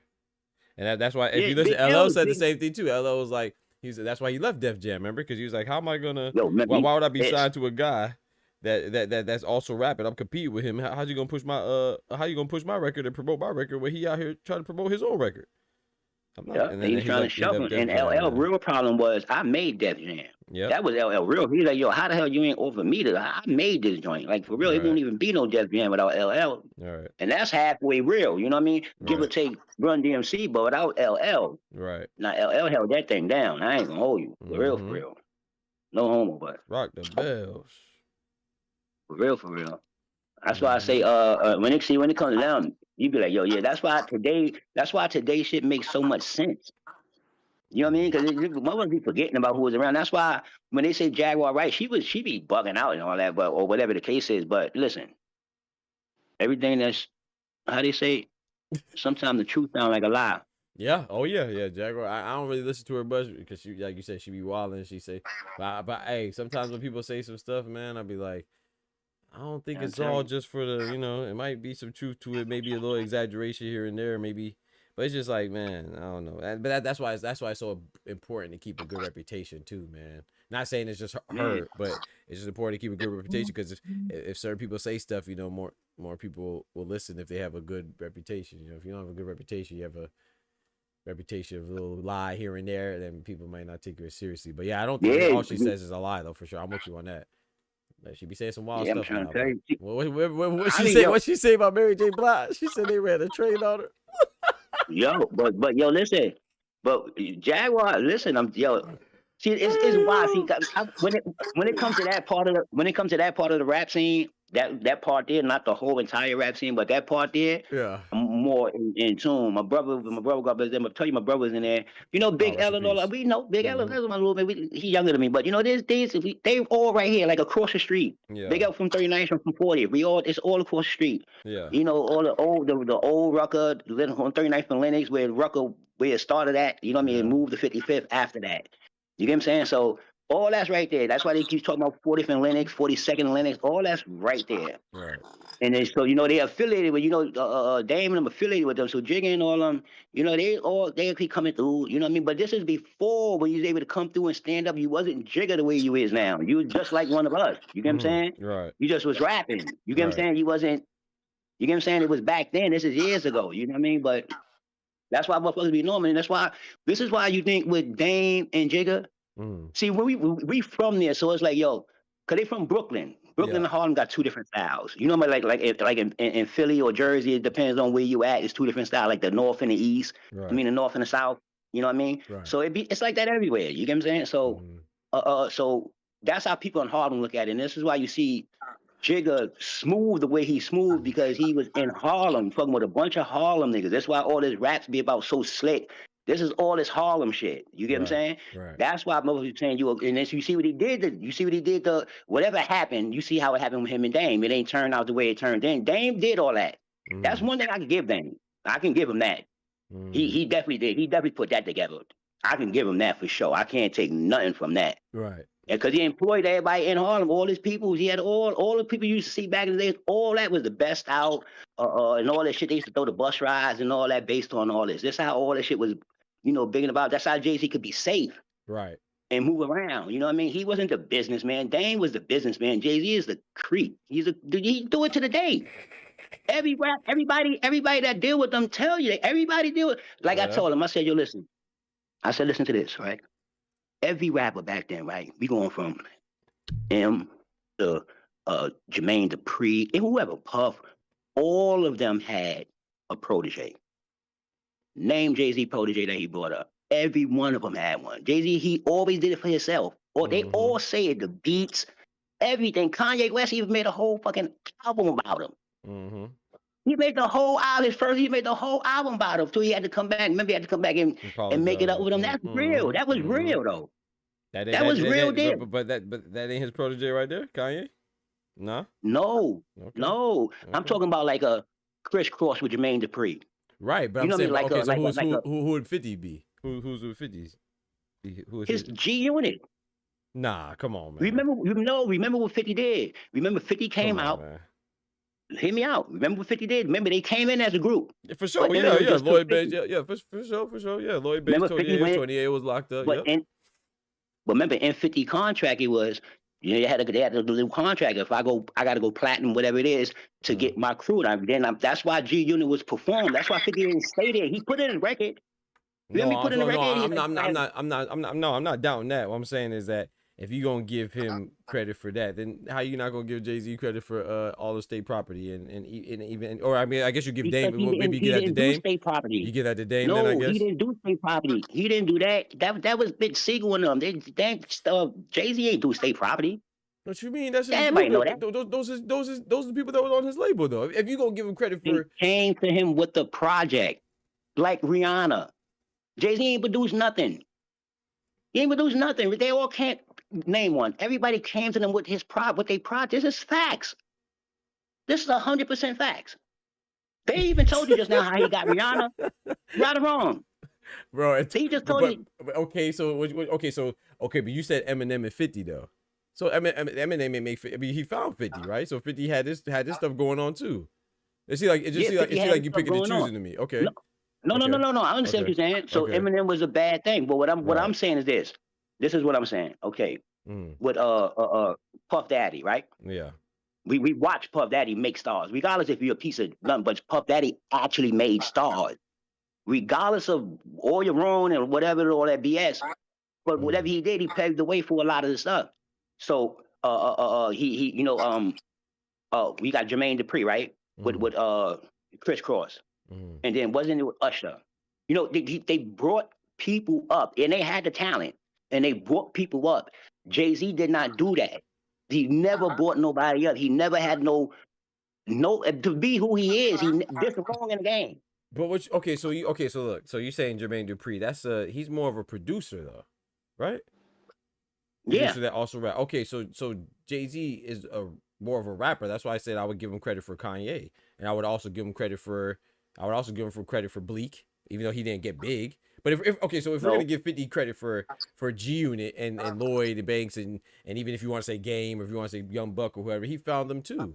So I'm trying to make sure I'm understand what you're saying. So But you heard what 50. You hear now what 50 was doing for them. Like you hear it, you say, I wrote that, I did this, I did that. Yep, You know what I mean? He's like, I did wrote this. this. That was 50 things. Mm-hmm. He was making you who you is. That's why he said, yo, I ain't got no beef with none of them because we had a deal like everybody else had a deal. I told him, I'm gonna make them this, and you got that, and we go out, but I ain't gotta take care of you forever. That's G'd up. I agree with that. I respect that. I agree with that. The same way I respect if you get a young artist or whatever it is, and you is producer, rapper, whatever it is. It's nobody. And I've asked people so why don't you say Rihanna then? You just said she was a young artist that he brought up. Jay-Z didn't produce her shit. He didn't. But he's not a producer. Jay-Z's a rapper. Right. This is my point. This is my point that I'm saying. But 50's not even a producer either, though. But 50 is a writer behind the scenes. Okay. So do you get what I'm saying? Okay. So you say because he wrote some Jay-Z don't share no talent to nobody. Okay. You just take it from everybody that talk, and you hear everybody talk. Kanye West was a producer. Kanye West been trying to get on. This is why he's so mad. Quick to go buy somebody, put them in a position. So you're not counting him. You're not counting him unless he did some work for them. So he don't get credit for putting on Kanye or putting on Rihanna because he didn't write for them or make a beat for them or something like that. That's what you're saying. But what about him jumping on their song or putting them on his song? That's not good enough. But that's just all for Jay-Z. That's all for Jay-Z. The same way, if you notice, right? Let me tell you something. Like, tell me if you notice this. Oh, because you was making him sound like DJ Khaled in the song. Nettie, shut up, bro. You just talking, bro. You just talking outside your neck, bro. Yeah, Nettie, you're just talking outside your neck, bro. No one said that he's a producer. No one said that he was this. No one said Dupree wasn't the CEO or whatever. You're just talking, bro. Like, what are you typing? I don't even know what you're typing, bro. If it makes sense to you, it makes sense to you. No one said that. I didn't say that he's a producer. I don't think Ocean definitely didn't say he's a producer. So I don't know what you're talking about. Who called Jay-Z a producer? In fact, I said the opposite. Come on, he said he called him a producer. He called him to him. He listened to himself. He just was typing. Yeah. He just typing, bro. He was just typing. He was just typing. I'm reading the comments. I'm like, well, damn. You came out of nowhere with Pac. Yeah, exactly. Now Jay-Z's, DJ Khaled. We want to talk about Jay-Z, Beyonce. Oh, you really think Pac is better than Jay-Z? Who said that? No one even brought up Pac at all. What are you talking about, bro? I don't have no clue. This ain't even one of those type of topics. They think of that because they hear the name. They think we talking about like best and not. They're saying, there, calm down, yo. Listen, man. Just gotta laugh, bro. I'm working on that, bro. Talent-wise, man. Right. So okay. So I see what you're saying now that you explained it, but I see that as anybody that's under your wing. I feel like he has people under his wing. So I would give him credit for Kanye. I'd give him credit for Young Guns. That's why I said state property. Not saying that they were his, but we all associated that with Rockefeller. And whether you want to give it to Jay-Z or Dame, I feel like that's everything under them. I give him credit for it. Just like anything under Bad Boy, I give it to Diddy. Anything under, I don't know, Grand Hustle, like get the T.I., like Young Dro, or you know what I'm saying? That's what I was like. But I see what you're saying. You're saying if he didn't like, I don't know. I see the distinction. I feel like it's if you remember before, right? Not cut your car, my bad. No, you good. If you remember before with Puff Daddy, they used to say that. Remember they used to say that with Puff? They say your Puff is just get somebody and change one beat and then say he's the executive producer. You don't remember that? Like 20 years ago, he used to do it to everybody. He used to do it to everybody. He said he ain't do nothing. They be like, yo, but Puff will run around like he did the whole thing in the videos and everything. That's a DJ Khaled shit. But let me ask you this. All seriousness. Is that not what Microsoft does? Yeah. They go get the hottest new programmer, hottest software developer. They get them on team and then hey, whatever they do, hey, that's Microsoft. You know what I'm saying? I've been on projects. I know you're intelligent dude too. So I know even at school, like when I found my own summer science camp, it's like the university, because I'm working in the capacity of a student and I'm developing it using their resources. They have a claim to it. You know what I'm saying? So I feel like that's just what I'm not saying is right now, but hey man, when you the man or the woman and you got the money and it's under you, it's under you. That's how I see it. But yeah, I mean, I don't know. Not saying it's right now. No, that's 100% right. I mean, that's what you do on like for that side of the company. Yeah, you know how like licensing in. You know, you can license somebody something that he could do it. You know, like a licensed certified car dealership. I can license you to do something. You know what I mean? That's fine. But what I'm saying is that when it comes to the talent, the reason why Jay-Z, Puff Daddy used to get the backslash is because you wasn't doing it. So you was stealing from the artist and you was stealing from whatever. You would get way more clout. So you wasn't doing it. That's what people say. Like, he was, you know, that writing down is a lot. Maybe be odd and who make the beats and all that. Right. I agree. Ty says strike two, bro. The man, let him talk, bro. The man's an idiot, bro. I ain't gonna lie. It's good. You just got to. The man. This is what the dude said. This makes sense to him, y'all. He said, "I laugh when I feel stupid and I'm getting upset." You sure? yeah. You caught me, bro.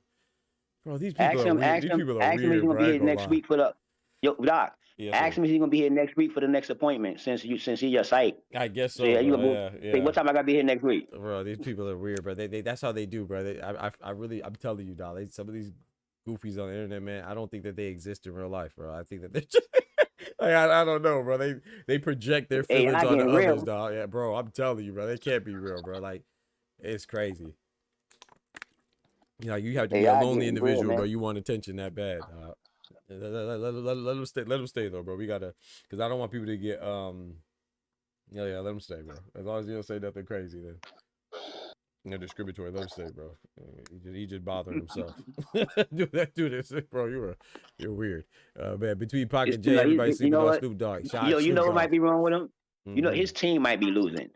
True story. It could be anything wrong with these kids today. Anything could be wrong. Their team might be losing. Yeah, I'm telling you. You know what I mean? I'm telling you, bro. Leave him alone. Yeah, bro. But I see what you're saying. Now that you explain it, I understand what you're saying. Like, it just seems very like selfish in nature. I get what you're saying. Yeah. I don't see nothing coming from. I never don't really see nothing coming from Jay-Z. Nothing coming from nothing other than what's going to him. Yeah. I don't see nothing coming from Jigga. Nothing at all. I don't see no artists bigging it up. None of that. Okay. Even get people wrong. Okay. And they big them up. Okay, let me ask you this though. So, okay. Well, I know you said you don't count Rihanna, but Rihanna be shouting out Jay-Z. Yeah. Okay. Yeah. Okay. So let me ask you this though with this one, right? This example. Shoot, I just had it. I just lost it. Who the heck? I just had it. Okay. So let's say like Lil Wayne. Do you give Lil Wayne credit for Drake and Nicki Minaj? Hell yeah. Okay. Yeah, I'm glad you said that. I forgot about Lil Wayne. Because I'm gonna tell you what Lil Wayne did. You peep what Lil Wayne did? What's that? He did more than just co-sign for him. Right. Huh? He did more than just co-sign for him. Right. Okay. Yeah. Remember what Lil Wayne did? Remember when Lil Wayne caught that gun charge in New York? See, us in New York knew Lil Wayne was going to jail because we know New York law. New York don't play with guns. I don't give a fuck who you are. Right. If you caught with a gun, you're going to jail in New York. Right. So now, if you remember Lil Wayne got that, and remember he ain't bringing none of them out. He was just playing with Nicki Minaj on little cuts and all that. But if you notice, as soon as he went to jail, he released all of them. Lloyd and all of them. And that's how he kept his name up for that 8 months he sat in jail. And he came on. That's why he still was hot. Because you can't do that, you know. Remember he released Nicki, Lloyd, and who was the other one? Yep. And they was hitting. Was it Tiger?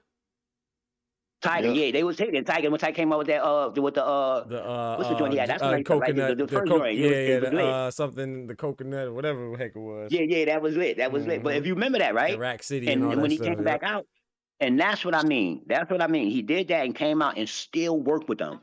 I don't know, man. Like I said, I know you closer to it than I do. Like you said, you from New York and stuff like that, so maybe I'm out of touch. But I don't know. I give him credit for like Young Guns and all that stuff, man. Like him and Dame. I don't not just Jay-Z, but him and Dame. I feel like now for Jay-Z by himself, I feel like I give him. I know Kanye shouts out Dame too. He stay out of it, but I feel like Kanye would be his protege, man. I don't know, man. I think why you think Kanye shouts out Dame instead of Jay-Z? Because I think that was Dame's role, though. You know what I'm saying? I feel like okay. This is my head. This is how I imagine it. I feel like Dame was more of the business side, and Jay-Z was more of the rapper. You know what I'm saying? He was the I don't want to say promotion, but he's the show. Yeah, you're right. He was the face. He was the face. He's the face. Right. He's the face. Because he's not actively beefing with him. He beefing with Jay-Z. Yeah. Okay, not now. Not like right now. Yeah, but you're right though, Ty. Yeah, but I'm speaking like in general. What I'm saying is this: is remember, they got a beef now. What we talking about was way before. Do you get what I'm saying? This was way before. So that's why they asked Kanye the question. They said, remember they asked him, who would you have went to if you would have had the thing? He said, I'd have went with Dame. And it Yep, now yep, I remember Dame that. was Dame was the brain, and Jay-Z was the face for Rockefeller. Right, I agree. But I agree. Dame believed in Kanye way more than Jay-Z. That's I why he agree would have that. went with Dame, because he's Right. right there. He's seeing it. Right. And he like, man, I'm getting away from this dude because he's not letting me out. I mean, Right. Kanye been trying to come out. And this is one thing I respect about Kanye, because he couldn't rap good. He was a good thing, but he became a good rapper by just Yeah, Kanye working. went crazy. Jay-Z wasn't in there working with him. Yeah. You listen to his first rhyme, listen to his first rap, and listen to Jay-Z, and they in the studio together. Wait. I don't know, Oster, man. I don't know. who was Big's brother though? Big's brother. That's Big's brother. It's the BJ and Big's brother. Come on, man. Talk to him. He had a whole song or an Come on ode now. to Jay-Z. Come on now. Come on now. Come on now. You talking about Big Brother? Yeah. Yeah. Why don't you talk about why don't you talk about the album before why he wrote Big Brother? That's the point. Jay-Z do it to all of them. He gonna get you behind the thing, talk to you, tell you some shit, and you're gonna squash the beat. And if you don't, you're gonna end up like R. Kelly or something. I'm trying to tell y'all. That's a fact. You think it's a game. He said when that Andy Cruz Keyshawn fight happens, they definitely re-release the Snoop Kevin Hart roast in the fight. I'm telling you. Eddie, bro, how many challenges you got? The Jazzy Jet, bro. It's the same dude. I already know, bro. You know who it is? Ty. It's what's the dude's name? He has another one, man. The dude's infatuated with my nutsack. He tried to use a word like figuratively. He can't even spell it right. He didn't spell literally. Bro, this man trying to be smart. What figure rightly? I think he meant figuratively, you stupid. But anyway, that's I can't remember. Yeah, these dudes I don't even remember their names. But he's another guy that he be in my comment section with another name. Yeah, it'd be the same person. The same people with 30 accounts. You know, Jigga ain't go platinum to everybody left, right? You know that, right? Come on. You do know that, right? You do know that, right? We ain't gonna go there, but you know that. Platinum is tough though, bro. Come on, man. Come on, bro. Yeah, he's definitely not my he's not my goal. Yeah, he's definitely not my goal. That's a fact. Yeah, it's so funny because like I like rap. I never been a Jay-Z fan. Me and my homeboys used to argue about this all the time because I'm a Pac dude actually and a Wayne dude. Yeah. And T.I. But I never really cared for Jay-Z like that. But I do give him credit as a business though. I do. I feel like that's the only part I have an objection to with this. I feel like he did put a lot of people on. I'm not saying that he was the best mentor or he was I don't know who's a good. Seems like a good mentor. I don't know. Like you said somebody that was good. You gave a good example. I don't remember who you said though. I feel like the only person he truly put on was his wife. The way he monopolized the R&B market. But what's wrong with that though? What's wrong with that, bro? Yo. Come on, man. Y'all tripping, when A. Marie put out that song or whatever, I thought it was nasty work that Jay-Z put that bag out for her husband, bought him out of his contract and put him on his team. Derailed her whole album just so he could hire her and put her on Beyonce shit. Yeah, and they did some creep stuff to Carrie Hilson too. I'm not saying that they doing. I'm not saying they're not boys creeps. and girls. Yeah, I'm not saying they're not creep. That's not what I'm saying. Rub off on Beyonce. But what I'm saying is that rub off on Beyonce. Nah, I ain't gonna lie. Beyonce probably a killer too. She might have rubbed off on him. It might be I like, feel bad you remember, But you remember the Bobby Brown and Whitney Houston stuff. Remember how like everybody was blaming him for putting her on drugs, and then it seemed like more as time progressed. It seemed like it was more so Whitney. Rest in peace, Whitney Houston. But it seemed like it was more so Whitney Houston put him on. It could be something like that with Jay-Z and Beyonce too. I ain't gonna lie. I'm not saying that they some super nice people, but I definitely rock with Beyonce. Though. I rock with Beyonce, but like Jay-Z, I think Jay-Z put people on, man. Come on, dog. Come on, y'all. Nah. Come on, man. Come on. Like look, let me tell you something else. My mom used to tell me, you never saying. She told me everybody can't be wrong. Yeah, but I'm sure that I'm sure that I'm not the only one that think that like that. But what the point you made though was that was a good point because we seen DMX say some good stuff, and I feel like DMX, God rest his soul, is a truth teller. So that's one thing I do agree with that. And DMX says some stuff, but like and everybody got their own story about it. And everybody got that's what makes it telling for me. That's true. That's different story. That's true. A different story. That's crazy. Everybody got a different story. It's not we talking about the same thing. Like we could talk about Shakur and them about the same fight and the same style. These all different stories. And then what I say is that how many of the people in the industry talk good, and you could say who be up there talking about Jay-Z to the day. It's people that we know in industry right now still doing things that we know who put them on. We know who put him on. I don't know, man. Doesn't J. Cole got a good relationship with Jay-Z, man? I ain't say I ain't say he made him that. Come on, man. I don't think so. I Come don't think on. so. Well, okay. I don't Maybe think so. maybe not today. Maybe not to this day. But initially, he did. He was signed to. He was with Jay-Z and them for a little bit, wasn't he? When he first came out. What? Am I tripping? I might be tripping. And then he came out and said he let Nas down. Yeah, I remember. I remember the Nas down song, but I could have sworn wasn't J. Cole was signed to Jay-Z for a bit. I think he was, Am I tripping? I could be tripping. Yeah, I think he went to what you call it. I could have sworn he was with Rock Nation. What was that shit start with I? I think he went there. I'm not sure. Oh, Interscope? Cause he had I think he went there. I think he was with The Rock. Yeah, he was. Yeah, J. Cole was signed to Jay-Z's Rock Nation in 2009, man. He was the first artist to be signed to the label. Come on, man. I know I don't be tripping too much. No, I like J. Cole. I like I don't know if they're still in good standing now. I don't know what you know what I'm saying. I'm not gonna pretend like I know now. But you know, I'm not. I think Jay-Z, you know, just I think he puts people on. I hear nobody. I even still hear listen, on, bro. Let me tell you something. I still hear 50 big up M. That's true. That's true. To the day. That's true.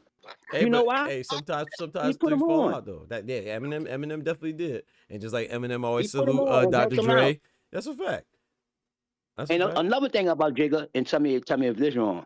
In Jigga's career, first of all, Jigga can't promote, so he can't promote himself. That's a fact, y'all. Yeah, I don't know. That's 100% fact. Yeah. So I don't understand how people think that he could promote somebody else to all his greatness and stuff. He can't do it for himself. So what Jay-Z do is that every now and then he'll grab the hottest person, like Alicia Keys, Empire State of Mind. R. Kelly. Come on, bro. Come on. Like Eminem. Kells, not guilty. Look. Come on, bro. Come on, I'm man. telling you, That's what they all time. do. Drake do the same thing, though. Oh, you probably don't. I said Drake do the same thing, no? Drake can do that now when Drake got on top. When he got on top, he started doing that when he got on top. But he was jumping on people's mixes when he was down. Even with Drake, that's a little different. He boosting people's their clout.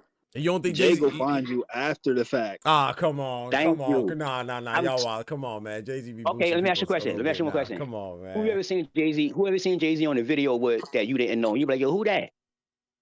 Yeah, I'm talking about like features though. He only jumping on your shit after you and blew up. Okay. I'm trying to say, Okay. Yeah, I agree with that part now. I agree with that. Okay, my bad. I seen he did it with Alicia Keys. He did Alicia Keys, New York, Jay-Z. I'm telling you, man. Yo, I'm telling you, man. Yo, we can talk about Jigga all night long, bro. I swear to God, he's getting no light from the He kid. heard about Wayne and Drake doing a joint album or whatever. That nigga went and grabbed Kanye. Was like, nah, we got to watch strong. Fuck them niggas. Okay, let me ask you this. Let me ask you this. Okay, I'll just aside now. I want to know your perspective, especially because you up north. You too, Ty. Mm-hmm. What you think Big Pimpin' was? You don't think that was him showing love to Pimp C and UGK? I mean Pimp C and Bun B or UGK as a whole? Who, Jay-Z? Yeah. As far as a song, maybe, but when you hear it from Bun B and Pimp C's perspective, they thought that he was trying to stun on them. That's the reason why Pimp C came out the way he did. I know Pimp C. Who do you think Pimp C was talking about? Niggas. Right, but Yeah, we think Pimp C was talking about. Right, but Pimp C felt like he was like okay. So when I seen the interview when Pimp C talked about that, I felt like Pimp C was just I ain't take it as him trying to little bro him. I thought he was saying like he was about to be outshined. Little bro him through the process. That's why Pimp C had to show him what it was. You know what I mean? Yeah. Maybe you guys said to me, bro. The whole thing was stemming from Beyonce because he was hating. I'm telling you, he was hating. I don't know about that, bro. I don't know. But Bro said hell no too. He said Pimp ain't want to do the song. I thought Pimp C said that he was making sure that he ain't stun on him in the video. Like he's like, okay, nah, bro, I'm gonna show you that the South puts on too. I didn't hear it as him saying that he didn't want to. I didn't hear that part. No, he didn't want to do it. It took Bun to convince him to do it because he was like, every encounter they had, he felt like the nigga was trying to flex on him. Okay. Every little conversation he had. I don't remember that. So I guess Bun convinced him to do it. He was like, all right, we're gonna. Yeah, I know about that. I know about then the video situation happened. Yeah. I don't know, man.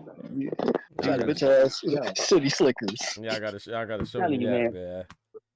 I'm telling you, I just man. thought it was like he came out like that because he's trying to. He's like, hey man, you're not finna outshine me being from the South. I'm gonna put on for the South. I ain't know it was no animosity to. I ain't get that part. Maybe I'm tripping. I know it had to be animosity because Pimp C kept on trying to call the bull like a booty bandit or like, you know, he said like Pimp C said he was gipping. That's Nah. facts. You know what that means? Yeah. Right. Because That's facts. He say, man, let me be booty bandits and this and that. They be playing in this game, you know, such. But you know, but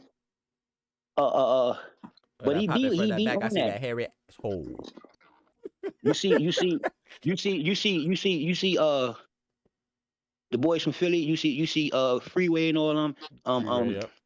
Beanie Sigel, yep. I'm telling you, Benny Siegel, we right here. This how Benny Siegel and them should come down. They all right here. Like, you know what I mean? This is going on right around my area. You get what I'm saying? All these little basketball games. Because if you ask Beans right now, he ain't got nothing nice to say about that nigga. See, okay, but see, to me, no, I know that now, but to me, that's different too. Like, okay, I'm not gonna say it's different. I'm not gonna say it's different. But I'm saying like it's like us. Okay, it's like Nelly, right? Nelly don't get along with the St. Lunatics right now, especially not. What's my boy name? What's the one that claimed he wrote for him? What's the dude's name, bro? He was older than them. He was in St. Lunatics too. Ali. And I liked Ali, you know what I'm saying? I like, yeah, but they don't get along with Nelly now. I mean, sometimes that happens with the one person. I'm not saying they all jealous of him. I'm not saying that they be lying. Or I'm not saying that Nelly's telling the truth or he could be lying too. But sometimes when you are the one that emerges, sometimes you will get a lot of hate and jealousy. And if the people don't feel like you supposed to, you looked out like you supposed to look out or something. I don't know, man. I don't think that necessarily means. I mean, Memphis Bleak is still good around him. That's what Memphis Bleak always say. He always say, hey, man, I'm good, man. I'm from Marcy, man. Jay-Z, look out for me, man. Come on, man. I know, right inside Marcy. You're right. I know that. Man. But I right inside Marcy. He be my man too. He over here as a billionaire now. At what point you gonna come back and get me? When you was $100,000 man? When you came a millionaire? When you came a 100 millionaire? He got the pool, man. He got the pool on compliments to Jay-Z, man. He got the pool, man. What more you want, man? Hey, Doc, when you coming back to get me though? How much money you need? No, you right about that. No, you right. I feel you on that. When you come back to get the kid? Yeah, but now, when you look at it, these motherfuckers is crazy. Now, listen, when it comes to the Lunatics, see, it's funny because that's the area that I do know. I told you my brother bought Nelly out. You'd have never heard about Nelly. I'm trying to tell you, you'd have never heard about him. Believe me when I tell you. Now, you remember, Andale, E.I. Can you imagine hearing it? Can you imagine hearing that with no music? And being from New York? Can you imagine somebody running up on you with that? No, I'm for real. Can you imagine that? Like, you from New York, they from St. Louis, and they, you know, you back in the day, you had to rap in front of somebody. Yeah, and you're like, yo, let me, you know, you'll bring them back to the block. So, I got, you know, because you had to go down to the A&R. Can you imagine him singing that to some New York niggas with no music? Now, what the heck is this country? Yo, with no music, for real. But what Ali was saying is partially true. Ali wrote some of that shit. It was partially true, for real. That's 100%. My brother's married to Nelly's cousin. True story, though. For real. All that shit happened in Cancun. That's how Nelly got discovered in Cancun. When you hear Cuda, Nelly thing, when you hear Cuda, I can tell you, we'll do that another time. I'll tell you about all that, how that even happened like that. I'm finna slide. But from Cuda to Mace, you know, from Cuda to Mace, coming down to the Cam and them. And if you remember, Cam and Jay-Z ain't get along. Yeah, I was about to say that too. I was about to say that too. I was about to say I know Cam and them didn't get along. You can't name one good one that's in the industry that got a good relationship with Jay-Z. You don't see him stand by none of them. Yeah, what was the one song that he ain't even want to be on or something like that? What was it? I can't remember. He said Dame had the bed camera on to get on there. He didn't want to get on there. That's why his verse was so short. Yeah. I can't remember what it was either right now. I know the song you're talking about, but yeah, I know you know. Yeah. People, all that shit is right there around it. You know what I mean? You're just talking about them. Not all the rappers, but just talking about them. That shit is right there. I'm familiar talking about them. You know what I mean? Definitely. And I forgot about Nelly and them. Yo, bro said to this day, I don't know how Nelly got famous, man. Chill on Nelly, man. Y'all gotta chill out, man. Y'all gotta respect some of these. I'm telling you, man. Come on, man. We gotta respect some of these hustles, man. Come on now. The way Nelly got famous, man.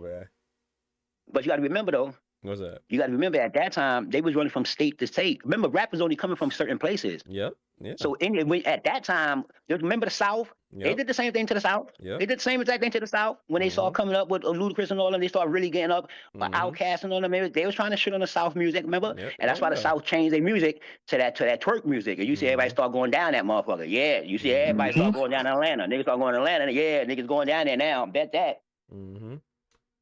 But remember, they was going to state that sometimes you used to get a deal because the state you from is a popping state, but it was no rappers. Mm-hmm. And that was more of a flavor. You come bring more flavor, and you see he went diamond. True story. You see he went diamond. Oh yeah, another one crazy. I think shit Nutty went changed when they crazy. got their own major label out there. Mhm. Say it again, sir. I said I think shit changed for the South when they got their own major labels. Mm-hmm. Yeah. They ain't have to go up here or across the land to the West Coast no more. Right. Yeah. Remember the beach was all even to be even with the West Coast. You remember at the time it was only coming from the East Coast. Yeah, it was dry. It was dry in the West. Yep. Remember from the West Coast when they came out with that NWA, but when niggas on the East Coast started saying niggas with attitudes and fuck the police, we went crazy. We didn't understand none of that shit. We was like, what? MOB money over bit, man. We was going, wow. We was crazy in the city. Yo, we was going crazy. Yo, they was talking about fuck the police, because we wasn't doing that in the city. Not in New York, you know. We wasn't saying, but when they started putting that shit on music, we was like, oh shit, these niggas on the West City of crazy. Dreams. Yep, yeah, they're going crazy. Yeah, man. we said, oh, these niggas on the West be going crazy. They started talking about those hoes. East Coast wasn't like that. We used to beat it up, you know what I mean, and you know, fuck with the girls and all that. But when the West Coast, that's also like each state and each culture they brought a flavor. That's why they was popping. They brought a flavor with them. They brought their style with them. They ain't changed their voices. They made new beats. You know, all West Coast beats is old music. You know, and and Dre was over there tearing it up. You know, in that South, you know, you getting that twerk. You know, you getting that. Yes, sir. Only music that makes you want to kill somebody is music from New York. You listen to this East Coast shit, you want to go shoot everybody up. Best duo for me is not the nostalgia speaking. He said best duo for me, and it's not the nostalgia speaking. He said Outkast best duo, if not they're the most versatile name of the duo. That's a good conversation, man. But I'm finna slide though, man. I'm finna go take me a shower. Yeah, I'm about to get out of here. I gotta appreciate that, man. Good conversation, man. We gotta turn up another time too, man, about it. And you gonna tell me about the thing you said you gonna tell me about another time with the CUDA and all that. Oh yeah, we gonna Yes, definitely sir, we gonna do that. We gonna do that again for Yes, real. Get on that little piece of shit ass nigga. Already, man. Closing thought. Yes, sir. Go ahead. Y'all know Diddy Do It is dropping on Netflix soon. No shot. Yeah. I thought they're still doing that. I heard about it. Yeah. Oh yeah, GG's. Because I just heard something about Diddy looking good at his trial as far as like his new defense or something. But that Diddy Do It drops. Oh, it's over with. I mean, what they trying to get him for? It's like it's a whole bunch of misinformation. They try to make him out to be nasty. But motherfucking nasty now. No, they got a point there. They got a point there now. Yeah, he nasty now. He's nasty, but is that a crime though? That's a good point. If it's consensual, yeah. If it's consensual, hey, I don't know. That's out of my, you know. I don't like to speak on things where I ain't there. That ain't my bed between him and her, or him and him, and whoever. You know what I'm saying? Whatever the situation is between them. I don't know. It look bad because what they got him in there for. Even regular dudes is probably at fault for the same thing. Because I flew a bitch out before. Oh yeah, so you think I should be in jail for flying a bitch out? Right, exactly, for trafficking or something. Like, they be wild. Yeah, they be wilding. Yeah, they be wilding. So of course you did that. But like I told you before, Ty, we could do that. We could fly 20 bitches out right now, smack all the bitches at the airport. They gonna say get back home. But when Diddy do it, right. You're right. This man, bro, said, yeah, when you do it with a certain status, yeah. Hey, bro, y'all be trying to get me canceled, bro. I swear y'all be having these opinions in other chat. This man, bro, said, oh yeah, he said he ain't commit no crimes except being freaky. Oh, he freaky, he just not a criminal. They be trying to get me canceled, bro. That's crazy, bro. Hey. Say, look what they doing to Shannon. Hey, boy. Look what Shannon did to him. And you know what's crazy about the Shannon thing? Like I said, I don't know much about it, so I stay out of it because I don't even want to know. But I see a lot of people talk about the age and say he should be ashamed of himself. I'm not saying he shouldn't. But is it Bill Belichick 74 with a 24-year-old? That's a 50-year age difference.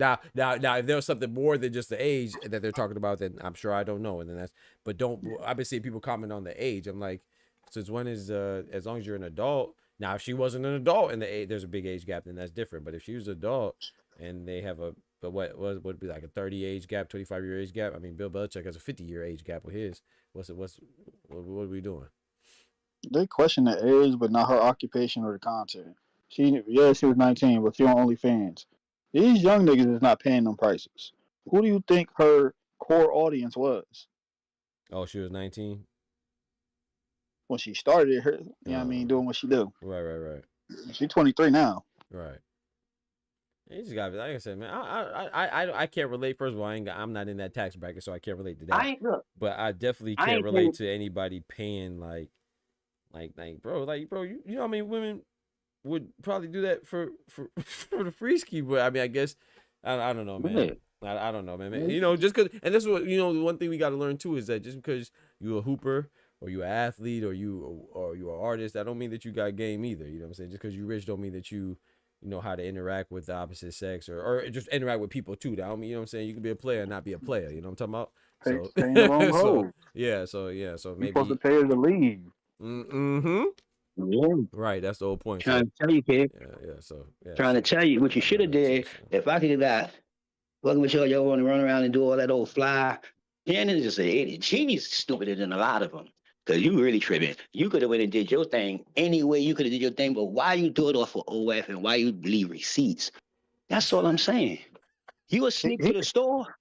Yo, you a sneak to the store, you don't want nobody to see you, but you go OF and grab a whole. He was listening to that Soldier Slim, man. Rest in peace, Soldier Slim, man. You know, I pay for it if I want it. The thing that gets me is he got Miss B Nasty money. You keep on talking about how you like her. Man, you could have paid for that. You know what I mean? And she wouldn't have said nothing like, oh, girl. But you know what? And I think Oster said it earlier, or you alluded to it, but I do this part I do agree with. Some of that stuff be a front, man. I you know, like you can act like you like somebody because you know that it'll get clicks or people will think that's cool that you like this person or you act like you like this person. But really, you don't give a good gosh dang about that person. You want a whole other flavor. That's what it is. Shannon, one of those. Shannon, look, you know what happened? The good old classic, good old black man ran into the wrong white pussy. That shit done dripped. She done said everything. She done told you could do whatever you want to do. And you forgot where you was at and who you was. I'm trying to tell you. It happened to me 100 times. I'm just not a celebrity. He could have got him at Alexis, Texas. Huh? He could have got him at Alexis, Texas. Man, shit. He could have went to the store. Crazy, man. Y'all crazy, man. Yo, he could have went to the store and got the cash in from the supermarket. You heard me? And gave her a little $75. You'd have been good money, and you'd have got all that. I'm in the hood. You'd have got all that for a little 75. These bitches hurting today. You going around, you gonna always get bitches in stacks. What's wrong with you, man? You crazy. Like Corey Holcomb said, man, pay that bitch rent. Just shut up. Yeah, you could have paid the rent and you'd have been good for a whole month. You tripping. You pay for a whole month. You bring her back a smoke after that. She good money. Hey, you know Corey Holcomb, though. Ugly boy. God. Listen, that's why I fuck with Corey Holcomb. Are you rock with him?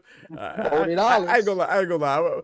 I don't know. I don't never watch his podcast like that, so I can't speak on it too much. But what I don't like, man, I'm not, and this is, I think you kind of see it in my boxing takes, man. Like, I really don't like haters, bro. To me, I can't rock with somebody that's always talking about somebody. Like that, to me, that just gets old, bro. Like, gosh, dang, man. You talk about this person too. Hey, you beef with this person too. Oh, you don't like this person too. Like, guys, that what you like, bro.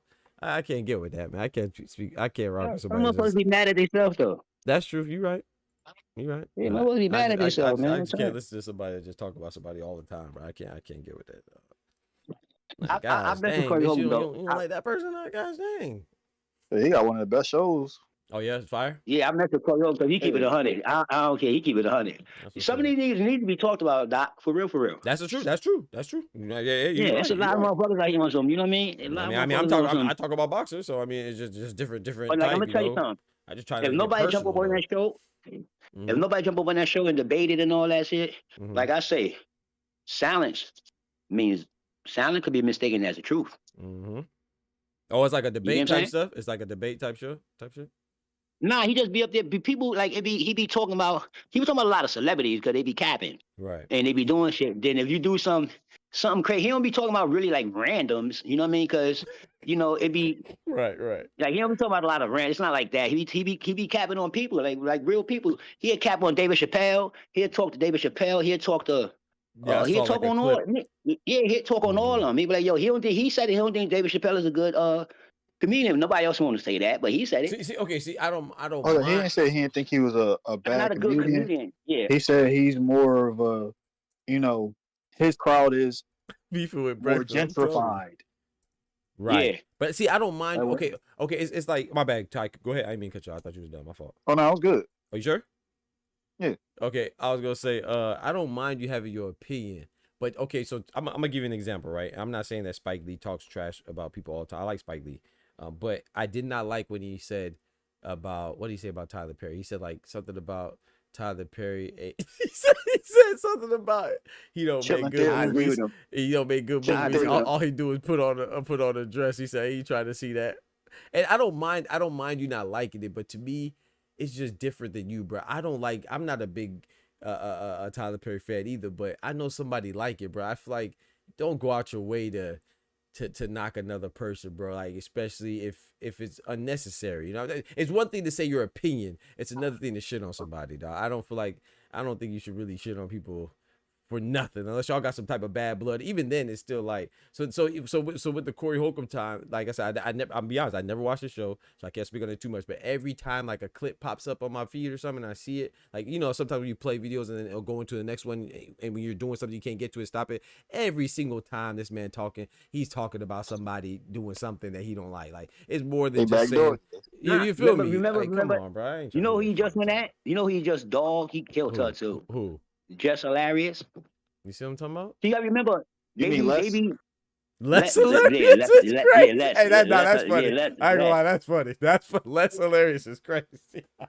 Yeah, that's funny. That nigga Corey killed her. But why? Because they be having. You gotta remember. First of all, they all comedians. So he talk about majority of comedians, unless these chicks say something. He just had another chick up there dogging her too. You see what I'm saying? Just dog. Come on, bro. But they be saying shit sometimes because when you be listening to it, sometimes I think what you think. But they be showing clips of the other people putting his name in it. Like he just was beefing with Corey Holcomb just got booed too. But he was just beefing with at a performance he just got booed too. He was just beefing with whatchamacallit. What's the little dude name? The little black dude? That's my man. The comedian. Kevin Hart. Oh, yeah. Who? Donnell Rollins. Donnell Rollins. Okay, I know Donnell Rollins. See, bro, everybody, you can't be for everybody. It's you, bro. Like, you looking for it, bro. Like, come on, dog. I can't. Like I said, that just get on my nerves, bro. I can't listen to somebody who's just always degrading somebody, bro. It's 3 specific groups. Okay. Steve Harvey's folks. Who? Steve Harvey? Steve Harvey's folks. Dave Chappelle's people. We was up there and bogged on the whole. And he don't like the Breakfast. Okay, he don't like none of the Breakfast Club. No, they don't like him. I don't blame him. You probably talking trash Jess. about him. I don't blame him, man. That's their partner. They ain't supposed to like him. Guys, dang. What just do to him, man? Successful? Like you just bad at people that are successful? To me, that's what it seems like. To me, it seems like you bad at people that are successful, bro. Yeah, I'm not, and that's probably inaccurate, but I'm saying that's what it seems like to me, and that's why I can't rock with it, bro. It's like, guys, dang, it's okay. It's like I'm in this space, right? I talk to Ty personally, right? And you know, there's some other people on the chat I talk to every now and then. So Ty knows that I don't like certain type of boxing content creators, but I'm not on here gang banging against. I'm not saying don't go watch this person or I don't like this person because of this and that, bro. I just don't watch it, bro. That's it. If you don't like it, don't watch it, bro. I'm not gonna try to deter other people from enjoying their content or whatever, but I know it's not good for me because I don't like overly biased stuff, so I just stay away from it. I'm not on here like, oh yeah, man, you know, because like I said, people have done that to me. I'm not just saying just because they've done it to me, but it's like even that I don't even engage in that. Like, bro, I'm not on here to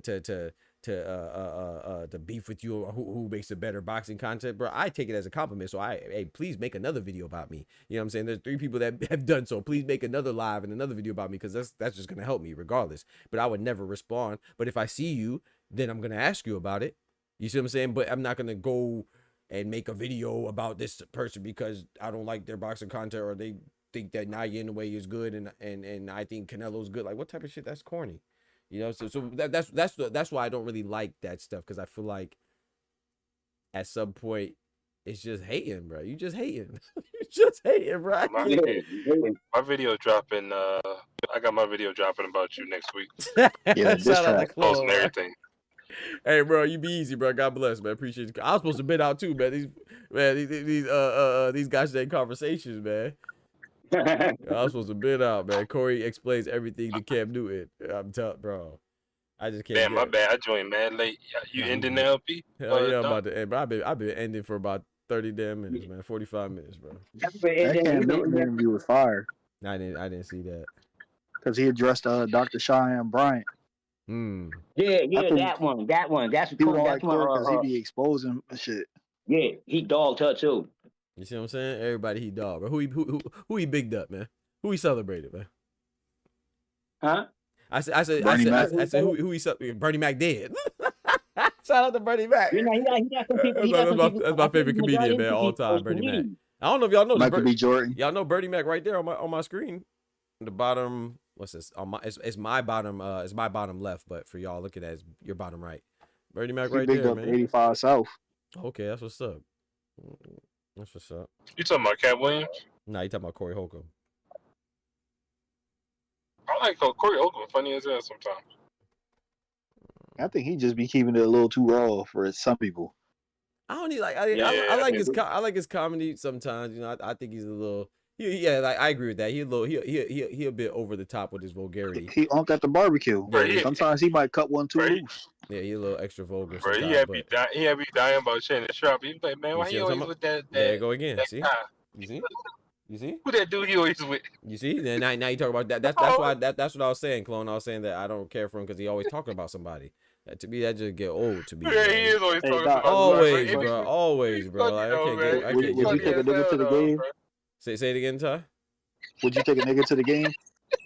Wait, what you mean by that? I don't even like the way like, that would sound, you take bro. a nigga to go to the Heat? And sit at courtside? No, or would you sit courtside with your stylist? Nah. Yeah, But see, okay, okay, Ty, but that's not fair though. That's not fair because I don't have a stylist. You know what I'm saying? Like, I of course I'm gonna say no, but I ain't got a stylist though. But the point is, if you had a stylist, would you take your stylist to the game? I think the answer would be no, especially if they are a male, because I'm a heterosexual male. However, if that is your, like, you know what I'm saying, if you are cool with that, like some people are cool with that, and if they have a relationship, I'm not gonna say, oh nah, you can't come to the game with me because this and that. Like, they probably got a good relationship. You know what I'm saying? Like, I think if I had a stylist, me being a heterosexual male, but if me being a heterosexual male, I would not have. I cannot imagine me. So I'm gonna be honest. Me, like I said, me being who I am, I could not imagine me having somebody work with me in the capacity like a stylist and them not being the opposite sex of me.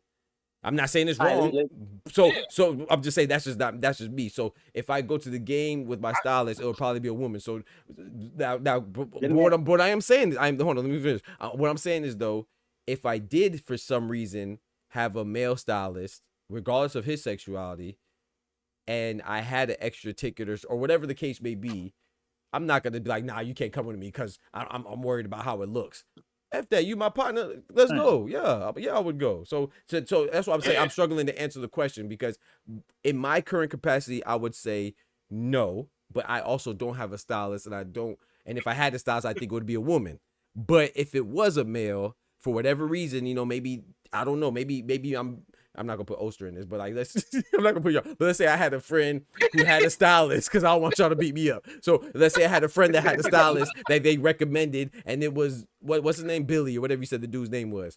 And then I was like, Frank. Okay, let's say I had a friend that recommended Frank to me, and I'm like, all right, bet, man. You know what I'm saying? Bet Frank is dope. Be good at his job. Come on, man. You know what I'm saying? Let's try it, and then we cool or something like that. Bro. Yeah, I would go, bro. I wouldn't have a problem. I wouldn't have a problem with it. All right, so what I'm gonna say is this. My only rebuttal. Okay. Yeah. Go ahead, Nah, I'm saying something real quick. Yeah. Okay, go ahead. Mine's real quick is that I know going to the game, you know, we talking about Shannon Sharp and all that. He's busy man, real busy man. You know what I mean? So too busy lately. Apparently too busy. I mean, listen, for you to get a ticket up and got time to go with him. I mean, Shannon, you just fuck with the little white girl. I didn't know you had a bitch to take because you was a freak. You're not a freak now. What happened? Why you had a little bitches with you? What's going on? So okay, go ahead. Go ahead. Okay, let me ask you something. Go first, Clone, and then I'm gonna respond to that. I think I got a good response to this. Go ahead, I got well for one. I feel like Frank is a terrible name because we see what happened with Oh Tay no, Rock I and didn't say Murder Frank. Movement. Oh, I thought you said Tank Frank. is My better fault. than I name was like Frank. Frank. Oh, I heard Frank. My bad. Okay. So I heard wrong. My fault. Yeah, Frank is not a good name because we know about the Tay Rock and Murder Mook thing. When they was battling, he said, "You know who Frank is." And I don't know. I don't know if we're gonna go down that path. But and then I also say that if you got a male stylist, bro, would you be at the game when y'all dressed alike? Y'all both got booty shorts on and y'all chest out. Thank you. Oh, that's how, see. Okay, see, you didn't tell me that part. I ain't see it now. First of all, I wouldn't dress like that at all. Anyway. Tight ass shirts. Yeah, I'm not gonna be matching. No, I'm not gonna be matching. There's only one person. There's only one person that I matched with in my life, and that was my girl. You know what I'm saying? The girls I'm talking to, we'll have on like the same J's or something. I've done that before, but no, I'm not matching with no. I'm not doing that. Nah, that's one thing I can unequivocally say. But so you telling me? Go ahead. So you telling me when Meek Mills and Pusha T had the same thing on, that ain't look funny? That was cool. Nah, hell no. I'm saying the only I'm saying is that's not cool. I'm saying it's not cool. I'm saying I know that. I know what you're saying. Okay. I just say these situations always pop up. Yeah, and, you know, the inquiring minds want to know why you're dressed like. If I walked outside and even saw you with my shit on, I'd be like, yo, I'm going to change my clothes. Right. Yeah. I'm not matching with nobody. Yeah, no, that I walking around here with you with the same clothes. Are you crazy? Yeah, I'm not matching with nobody. I'm with you on that. I'm with you on that. Okay, but the situation I was gonna give you, like you said about the coworkers, right? I mean about what you say, Oster? You said about the situation where they went to the game or whatever. I didn't know about their attire and stuff like that. But let me say this. Like, say I'm now this is a long time ago now. When I was in school, but I worked at Taco Bell, right? And I had a coworker, and he was one of those not only was he gay, but he was like one of the flamboyant type. You know what I'm saying? Like one of them types. Yeah. Okay. And then so he I don't remember what it was, but he didn't have a car or something like that, and he lived in the same direction as I have a car. So I give him a ride home. You know what I'm saying? Why not? If he needs a ride, I'm gonna give him a ride. It doesn't bother me. I'm comfortable with who I am. But I feel like some people would do that. Right, and I'm not saying that I'm not knocking them. That's how you are. That's how you are. Whatever. Everybody has their boundaries. It's the appearance of it. Right, it's appearance, right? But see, for me, I would feel more weak if I let that stop me from doing something as little as that. Like, why would I? The only thing that would stop me from doing that to somebody else would be, like you just said, the optics of it from somebody else I probably don't even know. You see what I'm saying? So that's my take on it. So that would make me do it even more now, because I would feel weak if I let that, if I let my actions be dictated by something as frivolous as that. So my point is, though, should I not be friendly with my coworker or something like that because of what people may or may not say? I feel like the answer is no. I feel like I should always do what I'm gonna do regardless. You know what I'm saying? Now, if he gave me a reason, like if he tried to flirt with me, you know what I'm saying? Like, that's different. You know what I'm saying? Then I'm gonna have to check him. But if he's just being who he is and I'm being who I am, and we're coworkers, we're in the same place, we occupy the same place, we're gonna have to interact. As long as he's respectful, I'm respectful. I don't see the problem. So what if, now it didn't happen, but what if me and him became somehow, first of all, this is real a tricky situation, because I don't know, and I'm not saying I can't have friends of any shape, size, or gender orientation, but I do think that the standard of friendship, like me and y'all, how did me and y'all meet? We met because we had some type of commonality, right? And this is boxing. So I do think when you build a friendship, you have some type of commonality. And I'm gonna be honest, like me and this person in particular, I'm not talking about everybody, but me and this person in particular, we didn't really have much in common, besides the fact that we work at Taco Bell. So it's not really gonna be an opportunity for us to build a relationship. You know what I'm saying? I'm over here. I hoop. I study. You know what I'm saying? Engineer. I go to work. That's it. So and I like women. So that's what I'm gonna talk about. He don't play sports. He don't like women. So there's not much of a commonality there for there to be a foundation of a friendship. So I get what y'all saying in that regard. But what if there was? Would I not befriend him because we're different? I feel like the answer is no. I feel like I would befriend them if there was something. But I am with y'all because the likelihood of there being something is less because we're just completely different. Not in a good way or a bad way. Give you a good scenario. Using one of my actual friends. Right. Went to a Cowboys game. He's openly gay. He flamboyant. Right, but why had to be a Cowboys though? Because we're all Cowboys fans. No, I got you. I mess with you, bro. I'm just saying that was funny. That's what makes it even more, gippier. Right. But the problem I had with Shannon with that is, all right, yeah, people talk, but you validate that when we don't see that man ever again around you. Okay. See, I don't know the situation. If that was just your friend, right? Shit, that's your friend, right? Yeah, that's how I feel. I feel like I don't have a friend that way that I be like, oh yeah, that's my partner. We gonna go hoop or something. Because again, like I said, commonalities, right? So I don't really have that, but that would never stop me. Like I've been, you know what I'm saying? Like I've had coworkers or people at class or whatever that I would consider my friend in that space. And that don't stop me from being friendly. You see what I'm saying? But that's just me though. I understand people have their boundaries or whatever. But for me, that would never stop me. So yeah, I can't speak on the Shannon Sharp situation because I never saw them. Now y'all talking about they matching and all this other stuff. Now I ain't matching with nobody. He fired that dude. Yeah. See, I don't know. You know what I'm saying? Right after the allegations, people start asking questions like, why is he taking this man everywhere with him? Right. See, that's different. See, I can't speak on that. Yeah. See, I don't know. And then on top of that, after he fired him, they played 2 clips. One clip was from like a couple of months ago or whatever, when he was bigging the person up, saying this was the best stylist in the world, such and such and such. I remember that. Yeah. Talking about the Hollywood Muggler. No, he said it was the best thing. But you remember when he said that he had his other stylist for 25 years, so he came back and rebutted all that shit that he said about the stylist. And he said all the clothes, the way it was set up, his old stylist actually did it, and he just rearranged it and all. Word him, I was like, yo, Shannon, you need to shut the fuck up. Hit him with that OT Genesis. Cut it. He tried to rebuttal all that. Shannon Sharp, yeah. See, I didn't know that stuff. Above and beyond to say he wasn't, they wasn't dating. Because it's like, I mean, I get it. If somebody keeps saying that something that you're not, that could be annoying. But it's like, he was getting real mad when Mike Epps was saying how he looked like Black Medea. And I agree with that. I'm with you on that one. You know, but it's that's like, something gotta be. Is something true, or if it's not true, then. But see, I agree with you on that, Cologne. That much? But you see, I think that God is funny, right? Because I mean, God has a sense of humor.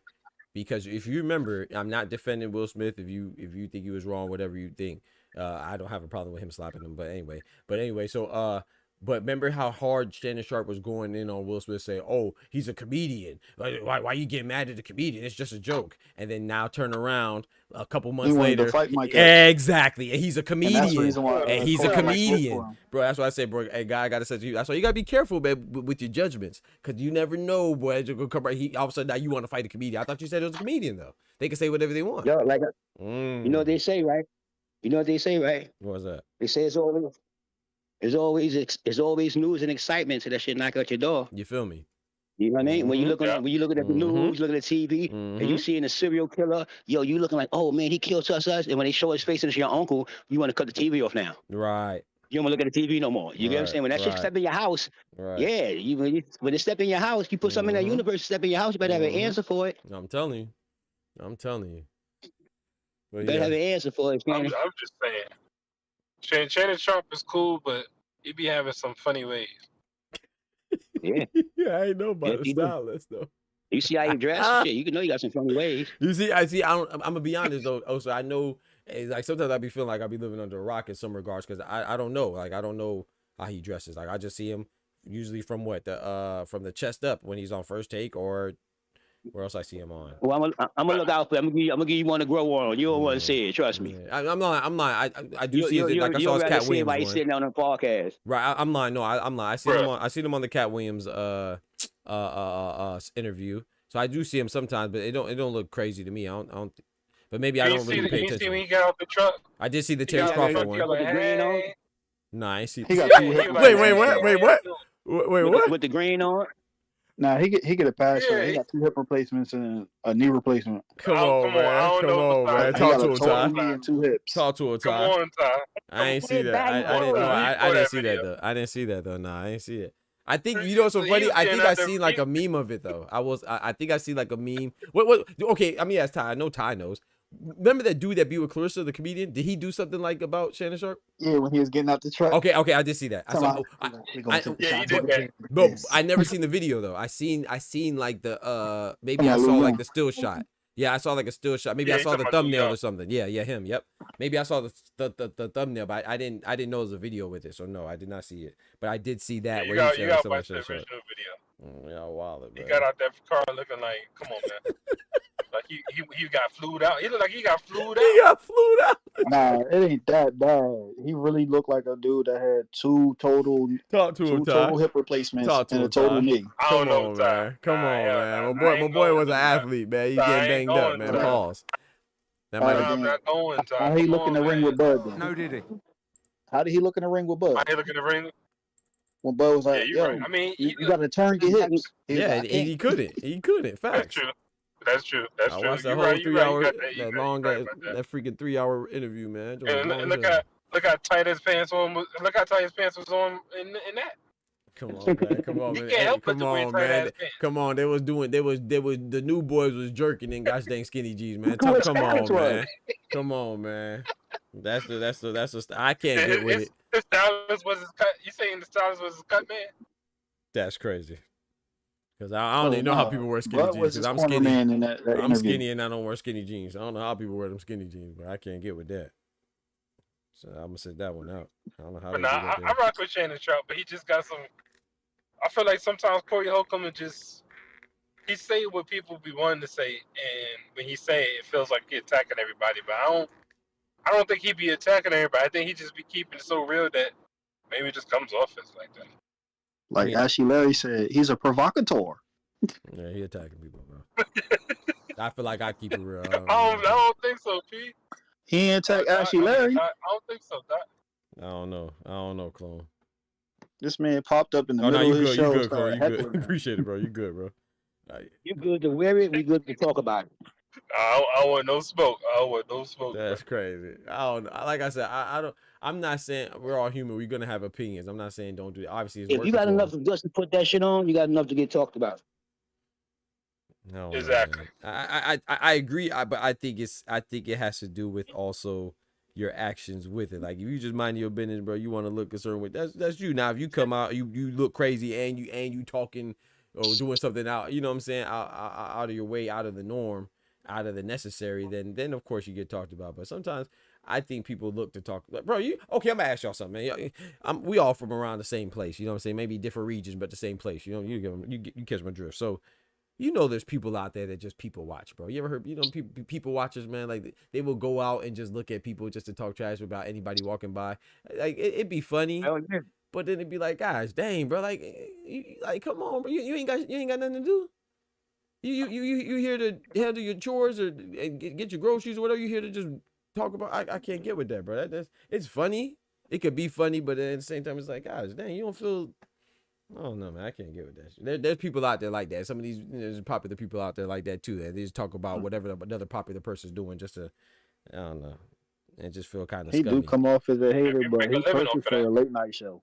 Yeah. Facts, Ty. And That's what facts late too, night bro. shows do. Yeah.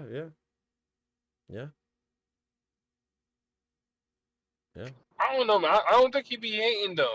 Some of the shit he be saying, I be understanding the reason why he be saying it. I don't think he's a hater, but that's how it come off. Of course, it come off like Like, Yeah, it if just you come play a off clip like of his he out of context, it just sound like hate. Come on, man. I'm not saying it's not true. I'm not saying it's not true. Probably what he's saying is probably 1,000% true. You know, but I don't know. I be talking trash. So too, you pretty much saying it's like why do you have to say it all the time, basically? not even just that, but it's like, dang, that's your value. That's your value. Your value is devaluing others. Fuck out of here, man. I'm not with that shit, bro. Right. So my question is this, clone. My question is this, clone. Huh? Yeah. No, what'd you say? I said the way you feel about him is how I feel about Stephen A. Smith, to be honest. Yeah, I'm not a big Stephen A. Smith fan, but I think he's good at what I think he's a good analyst. He's knowledgeable, but I don't like him. I don't really care for him either. You know what I'm saying? But I don't dislike him. I just don't really. I'm not big on him, but I feel like he does a good job at talking sports. So I do. I think he. Sassy ain't been big in 10 years. Yeah.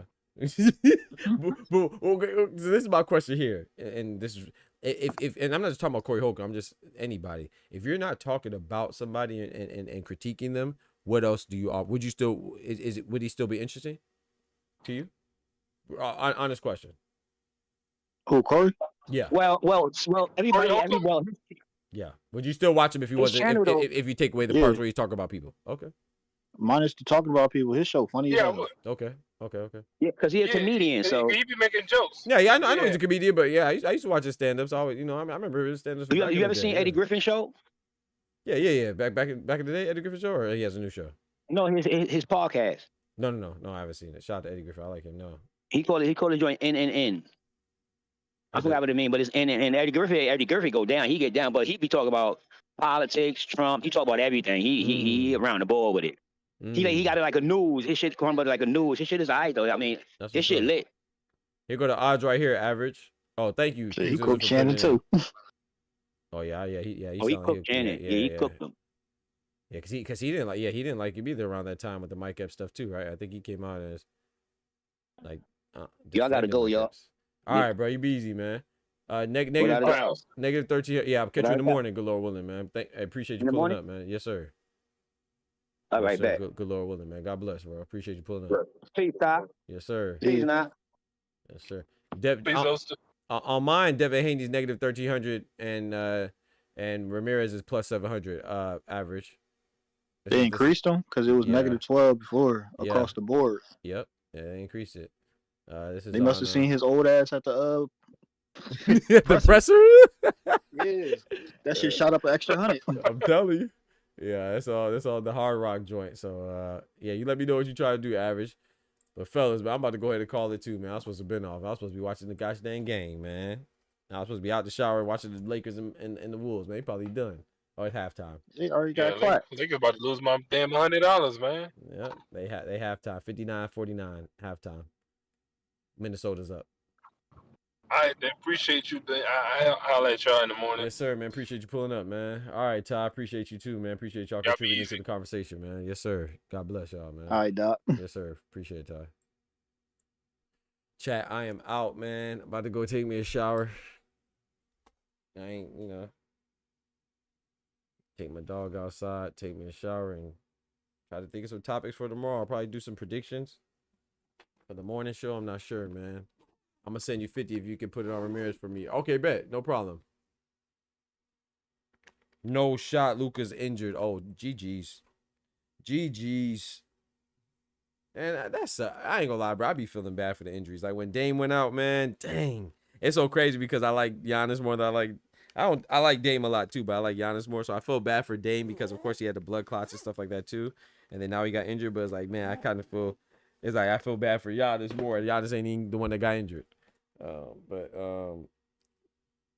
that's tough, man. Gotta call one of them things over. Hey, I need to shoot. I need to get me some. I need to re-up on the squad, man. My squad looking slim for a long time, but I just been focused with this stuff. But yeah, I gotta lock in, man. We ain't gonna be young forever, and I ain't even that young. So, but I appreciate y'all rocking as always, man. Thank y'all for showing love, man. Shout out to Big Dog Willie with the super chat. Shout out to Candy Slim with the super chat for the $2 each. Shout out to Tufo for the renewal of the membership. I'm about to go ahead and slide, man. Shout out to the panel. Clone, Ty, and Oster, man. I'm gonna be back on for the morning show. Good Lord willing, man. So y'all be easy. Take care of yourselves. And remember, with God, we can do anything. Without God, we're nothing. The doctor's out. Peace. Smack that like button. You heard me. Ain't no problem. Average. As soon as you send it to me, I'll put it on Ramirez. Appreciate it, bro.